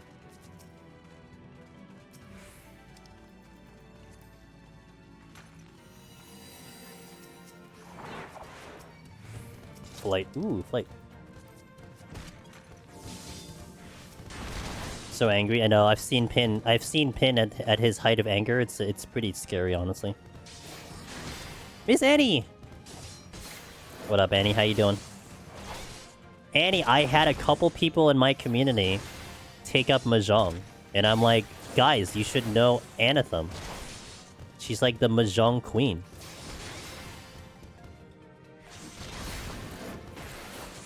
Oh, yes, I told that story, yes. I was giving an example. Oh, so we had a couple, we had one of our gamers from YouTube was saying how they have this understanding with their boyfriend that if they see Behemoth on the screen, they just go away. Like, they don't even interact. They're like, okay, got it, I'm leaving, bye. And I told the story of when you were, I think, on Bard or Dancer, and like you were about to do the burst, and Pin was gonna give you like some tips, like he was gonna maybe tell you about your feathers or something. You literally told him to just shut up and go away, like on microphone.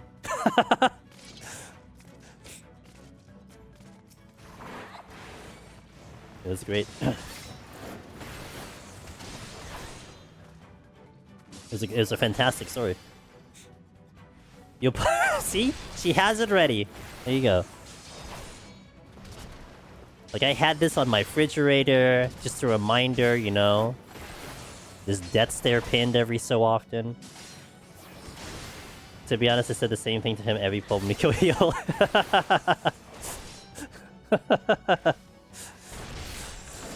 Yeah, 100%.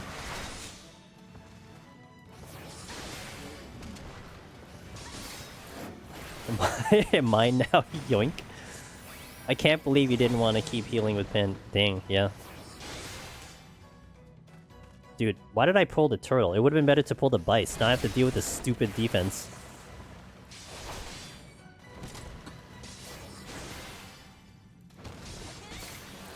I'm not even out. Great. I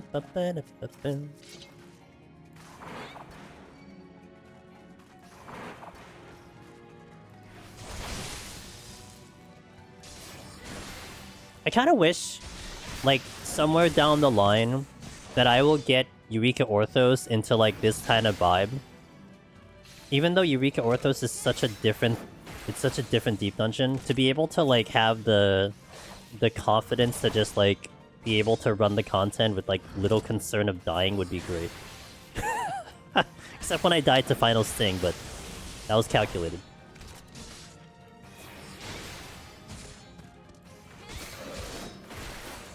Because honestly, this is a lot of fun. Getting the files set up and then hanging with you guys is fun.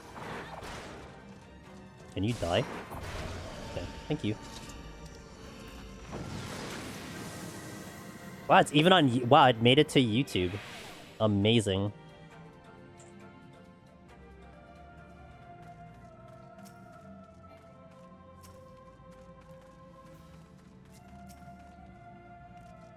Okay, I guess I'll use the fortune.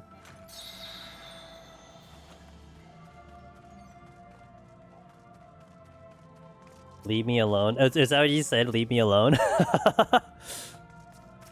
Would it be hilarious if, like, you said that, and then as you're doing Behemoth, you hear like the door closing, and like if you had a car, you'd hear like the car starting up.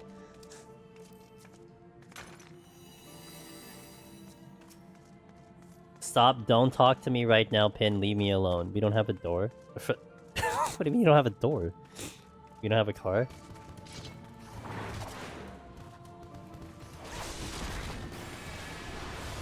How do you live in Japan without doors? What the hell? Yeah, exactly, sick. I'm so confused. Like, what the hell? What the hell happened in Japan? You don't even have doors.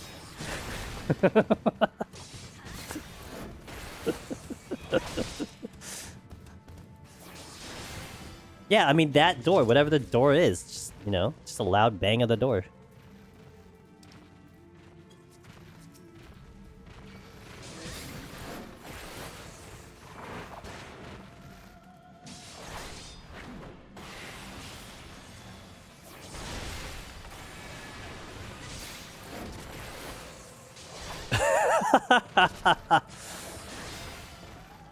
They gotta keep the square footage as efficient as possible, man. I left the video running and flipped back, and 20 seconds later, Chila's screaming, "Let's fucking go" at full volume. Was that the which clear was that one?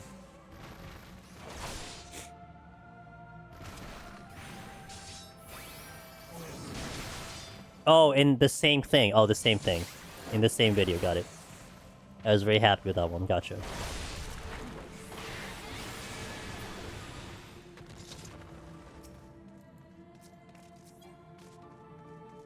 Steel? Take it.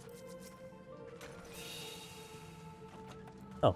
I like how this game is just giving me doubles of everything.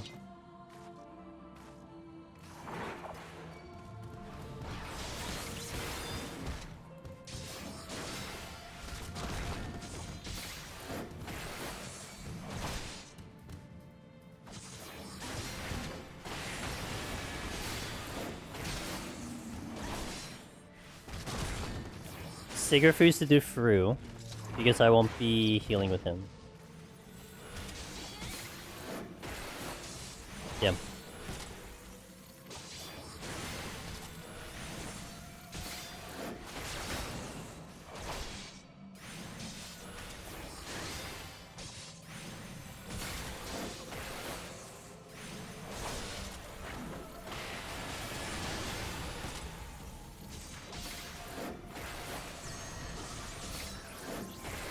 Ah, not fast enough. Safety. Howdy.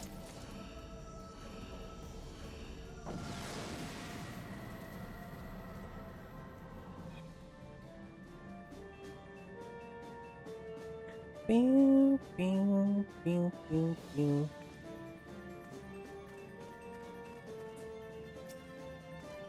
Resolution? I'd like a strength, please. Used one early and I haven't gotten it back. Hello, Minotaur. What up?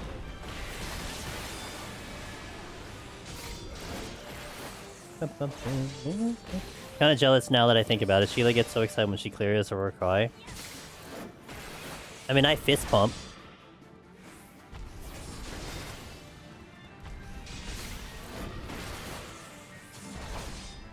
See, you get the most memorable, though.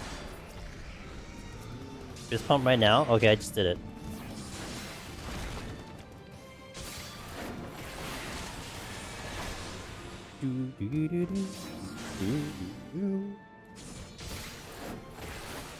There's a Minotaur coming. Ow. Oh, get my train. Yeah.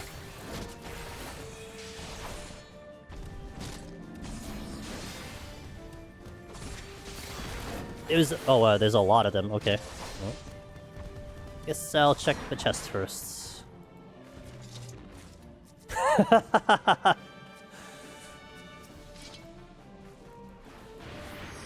Okay, Sig.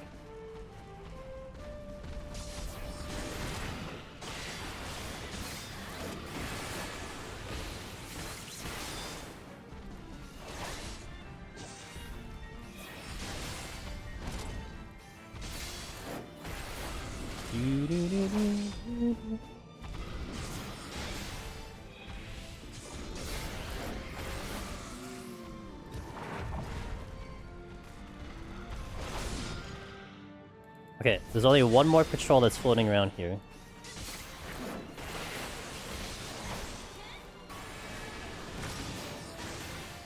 I was taking a sip of water.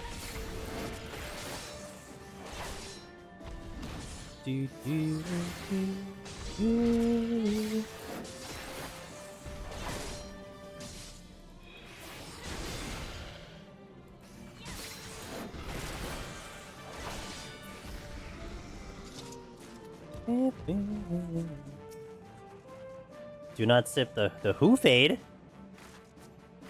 What who fade?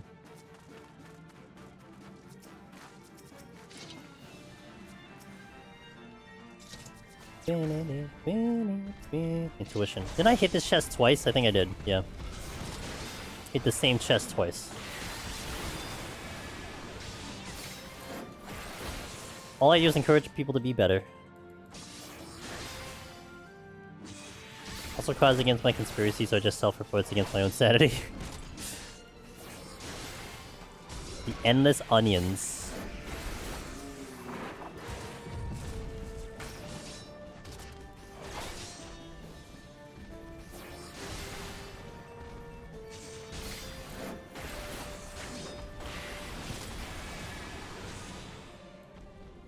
Thankfully, the Minotaur has a big head, so I can see him before he aggroes. Oh, you said the magic word. You didn't stream record my first clear, right? What was my reaction? I was very excited. I did not record... No, I didn't stream my Heaven on High clear, but I have it recorded. And I don't think I had comms, but I think I did record it. But no, I was very excited.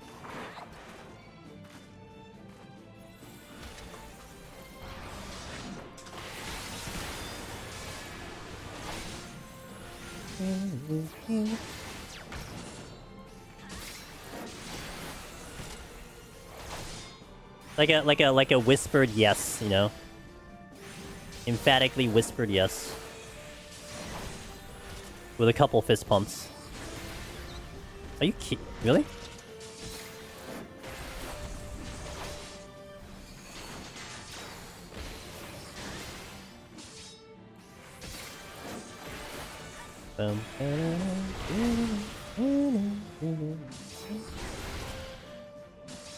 Clap, you know, maybe a clap of the hands, you know?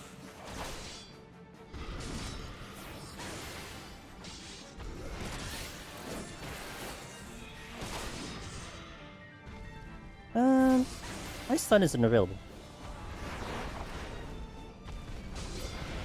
Yeah, we'll go with that, sure. You were excited, you made some... I was so excited. Yeah, I always joke. You know, if you guys have ever seen the Stormtrooper t-shirt with all their facial expressions, that's me, IRL. I think even like I probably had my Astra reaction. I was probably fist pumping on the Astra reaction when I finally cleared 6 months later, you know?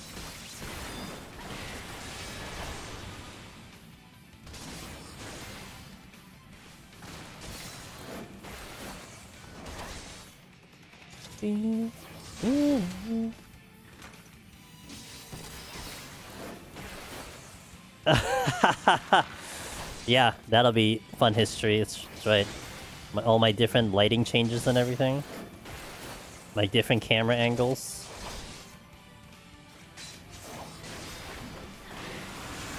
I'll probably be on camera next week because I gotta do the Tokyo treat box. So we'll do that next Monday. Be on camera for that.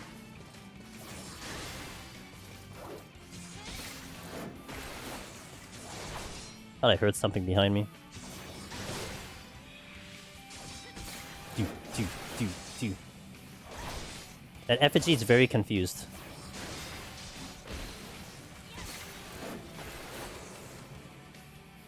Oh, that is a nasty trap. Look at this trap.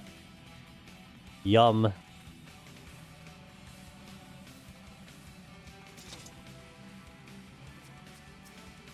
Do.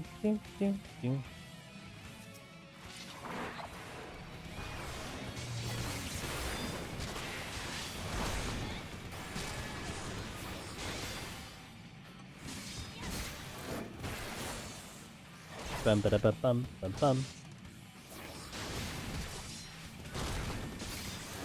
I still regret that I didn't stream the Heaven on High clear. I still remember my reasoning why I didn't do it, but I kind of have regrets for it. I wish I streamed it. I was recording though.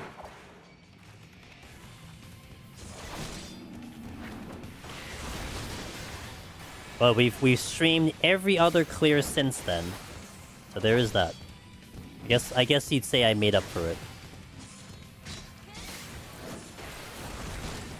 I just streamed my first Heaven on High Astro clear because I was sick and don't think I would clear and didn't think you would clear.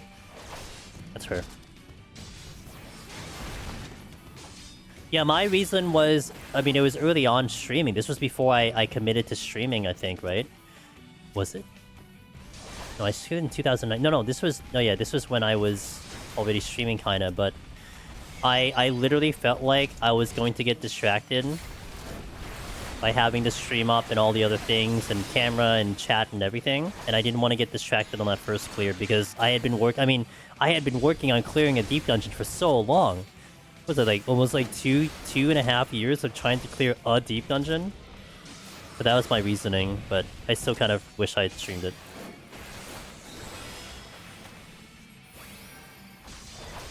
No, like Wallen, the logic was fair, and I don't like. I'm definitely not against the logic that I had for me, but you know, just in hindsight, it's like, oh man. But the only person that's getting on my case is really just me, and no one else is getting on my case for that, so it's fine. But it's like it's me saying that with the knowledge that I have now and all the experience I have now while streaming it, you know what I mean? That's just what it is. It's just it isn't kind of a fair assessment, if you will. I didn't stream my 1000th clear because the world wasn't ready. I'm still waiting for that EO clear to be streamed. It's nice to have those moments to go back to, yeah. I regret missing a few jobs just to have for fun. I clicked on some random video, did... Damn. You're just gonna have to check the channel for that. Strength? Already have strength on. Alright, who's ready for some Crystal Conflict? Let's go. Crystal Conflict in my deep dungeon. There's an owl. Angry owl. Alteration? Yeah, sure, why not?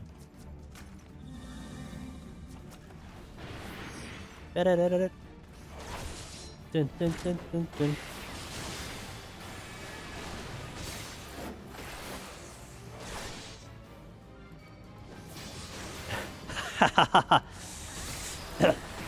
I mean, I guess I would never get to that point because I would just do it like GDQ. I would just turn off chat, so I wouldn't have to do that to begin with. But that would be kind of funny. Chat, it's your fault. What the hell are you doing? Why are you distracting me? I was going back and forth on whether to stream Deep Dungeon 4 or not, but I feel like I would rather accept the risk of someone coming in and toiling rather than not streaming it. I do think, I mean, I know from my experience, Ross, like, we were clear with it, and you definitely had people that, like, you know, some of the mods were there, so they were eyeing the chat as well. I don't think we really deleted any messages.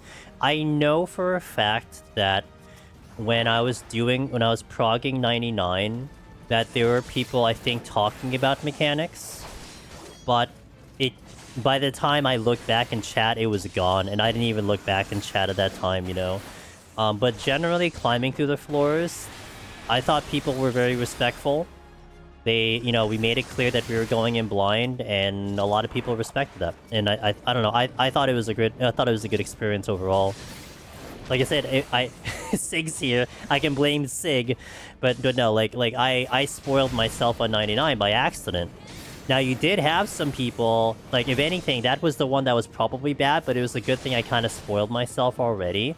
That people are, like, talking about the 99 boss and everything. That was, like, a big spoiler kind of thing. But aside from that, like, it was pretty clean. And even going into, like, some other content creators, like even Nefsy when she was doing her climb and some other ones, like, when they established, like, you're going in blind, I at least feel like within our community, that is respected. Now, the random people, I mean, you can't control the random people, but I feel like within the community, if someone understands that it's a blind run, they kind of respect the idea that it's a blind run. So yeah, I mean, you gotta do what you gotta do to preserve your experience of the actual game, but that's at least what I had experience with EO, that it was, I would say, 99% respectful. Mick is the only mod that's going to be a lot of responsibility for him. I'm sure he has a task. I'm sure, Ross, like, there'll be a good number of people who would love to, like, temporary mod and help you out, you know? Like honestly, if I'm around and, like, I'm ahead of you, because I'm not going to watch anyone that's ahead of me, right? But if I'm around, I mean, I'll help too. Like, that's no big deal. If you need that extra help, you know, there's going to be a lot of people who are going to be hyper aware on that topic, and I'm sure a lot of people want to try to go blind. Yo, what up, Darabon? Good morning to you, sir. Hope you're doing well. Good to see you, man. I know that I will probably do some stupid stuff to new reactions that I saw people would want to witness. I love watching blind. Yeah, I love it too. If I'm watching someone blind, I want to watch them die over and over again. But that's the fun part of it, right? They run into something they don't realize, you know? But that's what it is. You keep your mouth shut. I mean, I know for me, I'm going to establish a rule where anything in front of me, so, like, you know, okay, 128, right? Unless I clear 130, I want to hear nothing past my point. Now, if I clear 130, I'm perfectly fine hearing things that I've already done, right? I like, okay, tell me that the bice paralyzed. Tell me this, tell me that, you know, tell me the owls are sound. Like, I think some of those I'll be okay with hearing thereafter if someone wanted to share.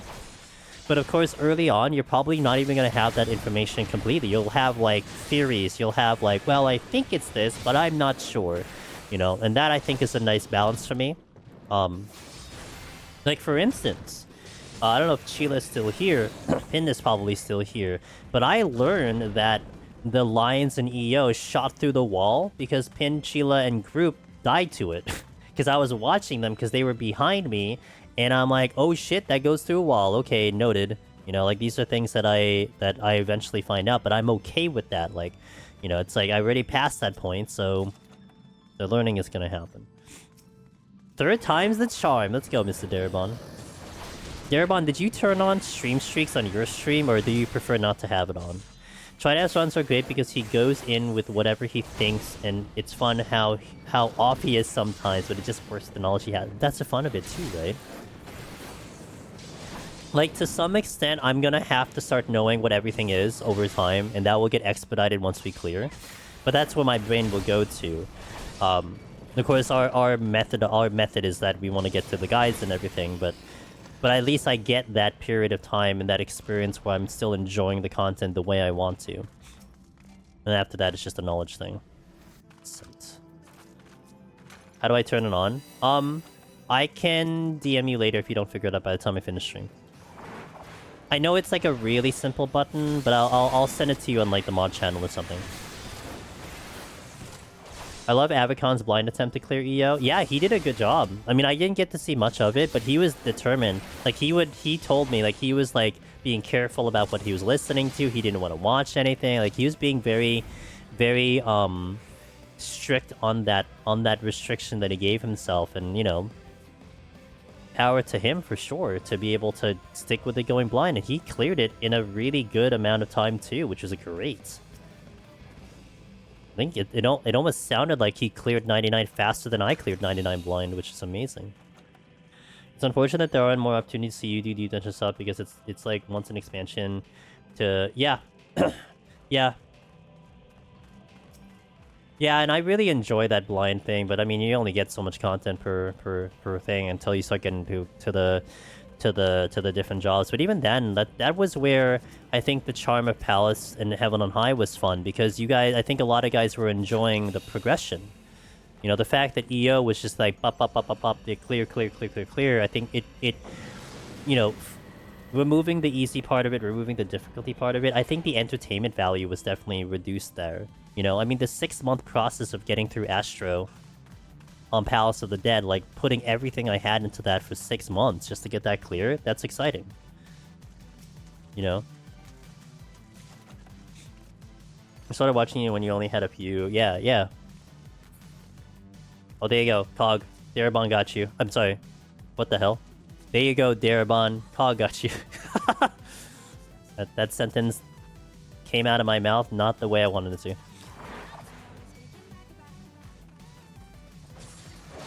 You don't have this? Really? It should be like... Interesting. I'll take a look at it. I'll probably give you some screenshots. Cog.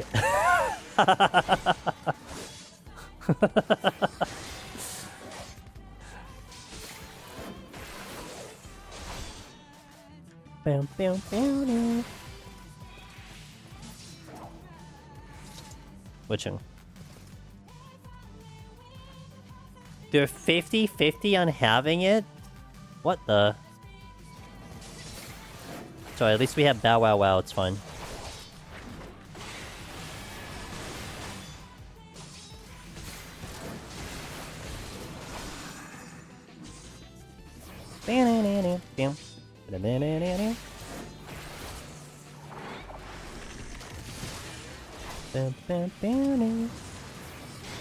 I remember when they introduced that feature, I think I had it on by default or something, or I did turn it on, but...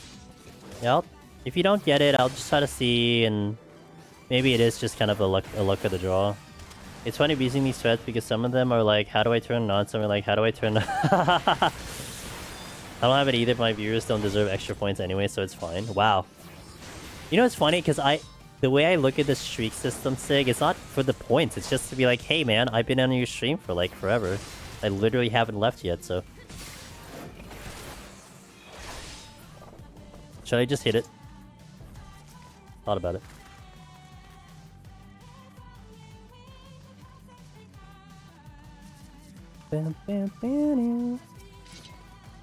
Wallen. His is at 205. And provided my connection doesn't fizzle out like before, then it's gonna keep going. Damn, yeah. Yeah. And it would have been more, but we had that period of time where like my stream was just getting obliterated by the connection, and everyone lost their streak like that same day.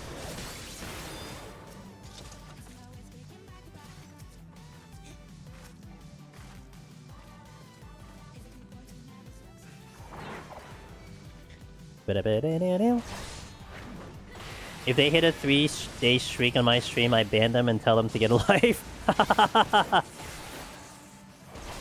Okay, turn it on and I'll be there for 3 days, Mr. Sig. Can anyone else not hear the tunes?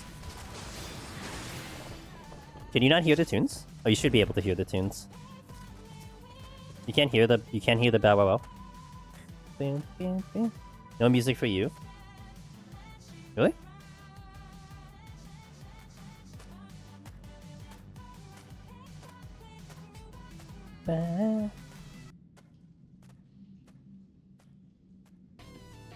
Oh, it's just quiet? Oh, okay. Yeah, it should be, the volume, like, I should be louder than the thing. It's quieter than my other song. That's interesting. I did always have people complaining that the music was louder than the game. Oh, also, okay, notable for this one. Jim, I have noticed this myself. If I'm listening to a stream with my headset on, to me, sometimes the music is actually, like really, really soft. But if I listen to a stream with my Bluetooth wireless headset on my cell phone, the music will be so much louder. So sometimes it might be also headset-ish, kind of. That's odd, because this one seems fine in my ear. I guess it's just softer. I should listen back to see how soft it is. I mean, I can make it louder, but I also don't want to make it too loud. Because I'm looking at the balance of the thing, and it seems like everything's good. Like my voice is like double the sound of this. And then the game should be just a little bit louder than the music, which is the balance I want to go for.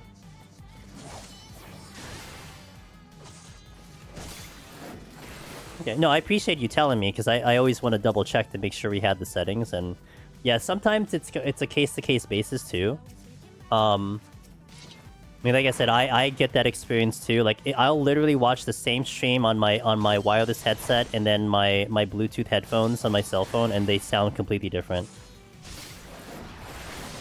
I personally just kind of shrug it off, because it's like, okay, what do I tell the streamer? It's like, it's not fair. Now, it's fine to tell me. Don't tell me, because I want to, you know, I want to have a good balance of everything.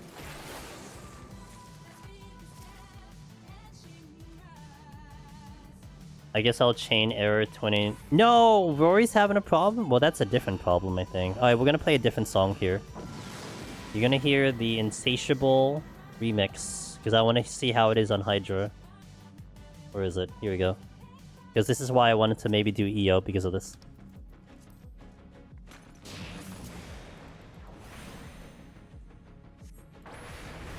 I had that actually happen. I don't know if Rory, you're hearing me. I had that happen in a buddy stream that I was just watching nice and calm, and then boom.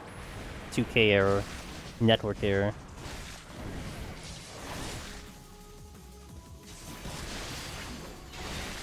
Yeah, this will be a fun EO track.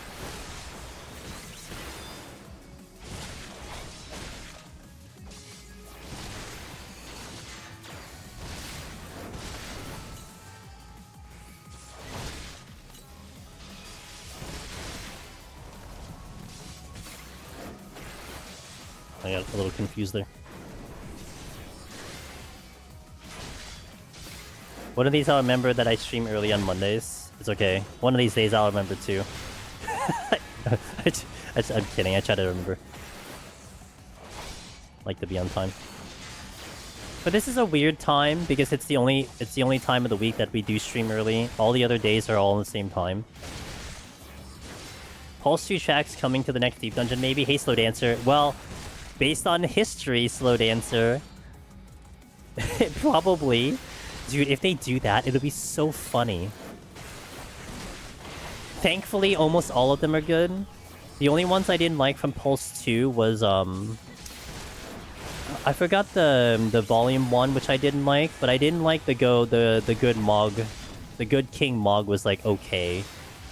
But I literally have most of the album in my playlist. Hey Rory, sorry about that issue. I'm doing good. I was just saying I had that issue too, from another stream, but it only happened once. As long as they bring K-Rave with it, I'm there. You know, the Cave Rave song is in the form of Be My Honey. Do you want to hear it? I know you love that song, Cog. No? Anyone else want to hear it? We only have 48% of this boss fight. Let's go. Sig wants to... Yeah? Alright, Sig wants to hear it. Alright, let's go. Here we go. This has like the Rave Cave version of it.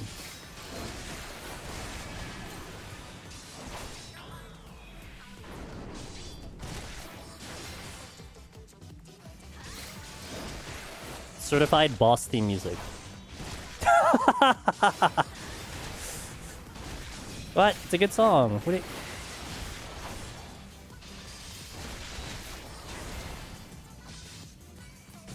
Hey, Armix.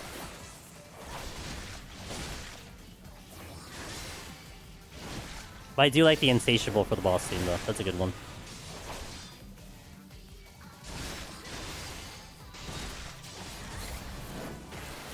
It's just, do I like this better than the original is the question. I think I like them both. But this is a nice version. Good lord. They made this a pulse of this? They sure did. Well, they also did, the other one that they did is... which was pretty good, is they did Lahi in Pulse, too. Which they did a good version of the song, too.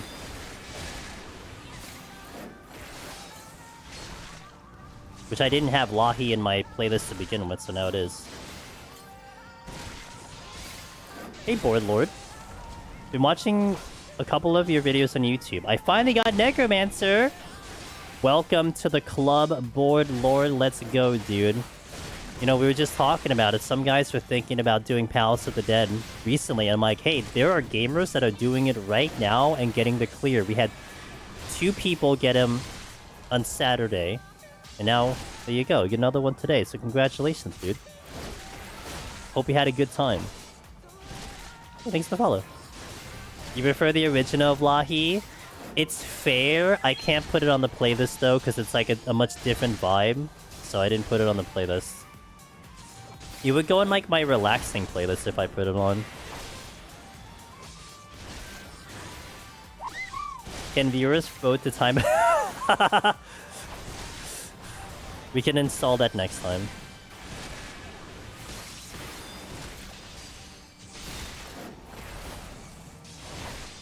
Hey, aw, thanks Wallen for gifting yet another gamer in the club. Let's go. Mr. Wallen Gaming the Lone Hero gives the Board Lord Necromancer a gift sub to the channel.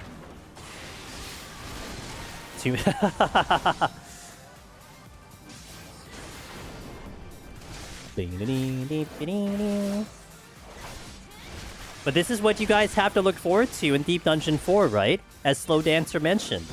Are we gonna expect Pulse 2 in there? Well, there's a precedence. They put Pulse 1 in there. I'm gonna laugh so hard when Cog goes in Deep Dungeon 4 and they play the Be My Honey song, the remix, and he just goes ballistic. The voice is terrible, but I like it. They just instantly turn around. Yeah, it's like duty leave, gone. I'm going back to EO. Anyway, you got Spotify for a reason. True. Well, I know. I mean, I'm sure. I don't know if you're gonna do this or anyone else listening for Deep Dungeon 4. I know I'm gonna play in-game music for at least my first clear, and then we'll start looking into like using the playlist. But I kind of want to keep it, you know, completely vanilla for that. I'm sure maybe some of you will do the same thing also. You know, it's like, yeah, first run, first clear. Let's keep it, you know, let's keep it normal, and then later, just so I know what the songs are playing. Use a wipe palm every time Be My Honey plays. Okay, my playlist is 201 songs deep, and there's 2 Be My Honeys in there. So, and my playlist likes to repeat songs. Can you? That would be so funny. That is the back to one song. Oh my god. Oh, we had a congrats from Corrupted Peasant. By the way, Corrupted Peasant YouTube, new Necromancer board lord. So they're saying congratulations. They're one of the gamers that got Necromancer like 2 days ago. So you're in good company. 201 weak numbers. Okay, Darabon. Look, man. I'm picky, okay, sir? Guys, thank you for joining me. I was gonna do PoE 2 after, but I'm not in the mood. Because that's a... Like I said, that's a 2.5 hour run, and I'm not into doing 2.5 hours right now. So we'll do it tomorrow. We're in Act 2, by the way, in PoE 2 Hardcore. If you guys are interested in doing Deep Dungeon yourselves, Discord's there. The YouTube guides are there. I just released the new Pictomancer guide, finally. So that is slowly getting released. So if you guys are looking for a Necromancer on a different job than Machinist, Pictomancer will be there, so give it a look. We are continuing this file next Monday, this time slot. And we're also going to show you guys the Tokyo Treat Box, because I got a new one. So we'll be on camera for that one. The rest of the week is PoE, because that's literally all I play right now.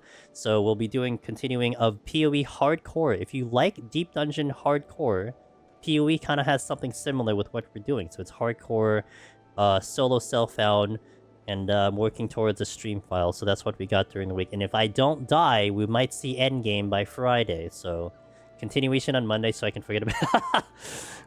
You know, I could put an alarm or something. Yeah, already. Well, the other one came in late, so this one came in on time, so... But yeah, guys, thank you so much for joining me today.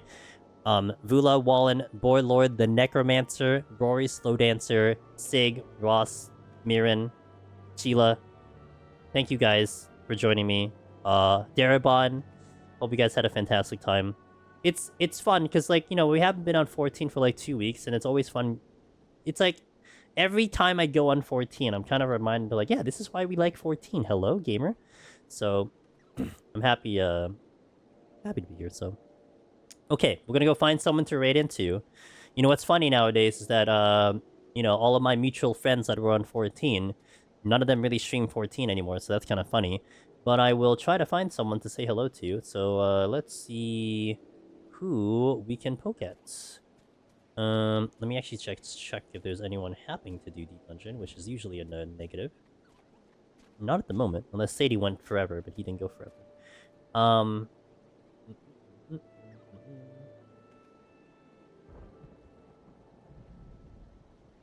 Ooh, maybe I get the raid this one streamer that might end soon, but they always raid me. Oh yes, we're gonna go over here. Okay, so I got a good buddy from Drifter. Who has been always nice in bringing their crew over here, and now I get the opportunity to bring it over there. They're doing, so just watch it. They're doing Dawntrail MSQ. So they're in the they're like in, they're in the final area. They're going through Kryle's parents. That's the part they're in. So just watch it in terms of, you know, spoiling anything, but we're gonna go to Zumi. Zumi is a fantastic creator. I never get the opportunity to raid into them, so we'll go visit them. And say hi to them. And enjoy their stream if you guys want to hang in Twitch. Have a good one. Bifsec. A reminder, 14's New Year event will end Thursday morning, so don't forget about that. Don't forget about that. Alright guys. Cheers. I'll see you tomorrow, hopefully. See ya.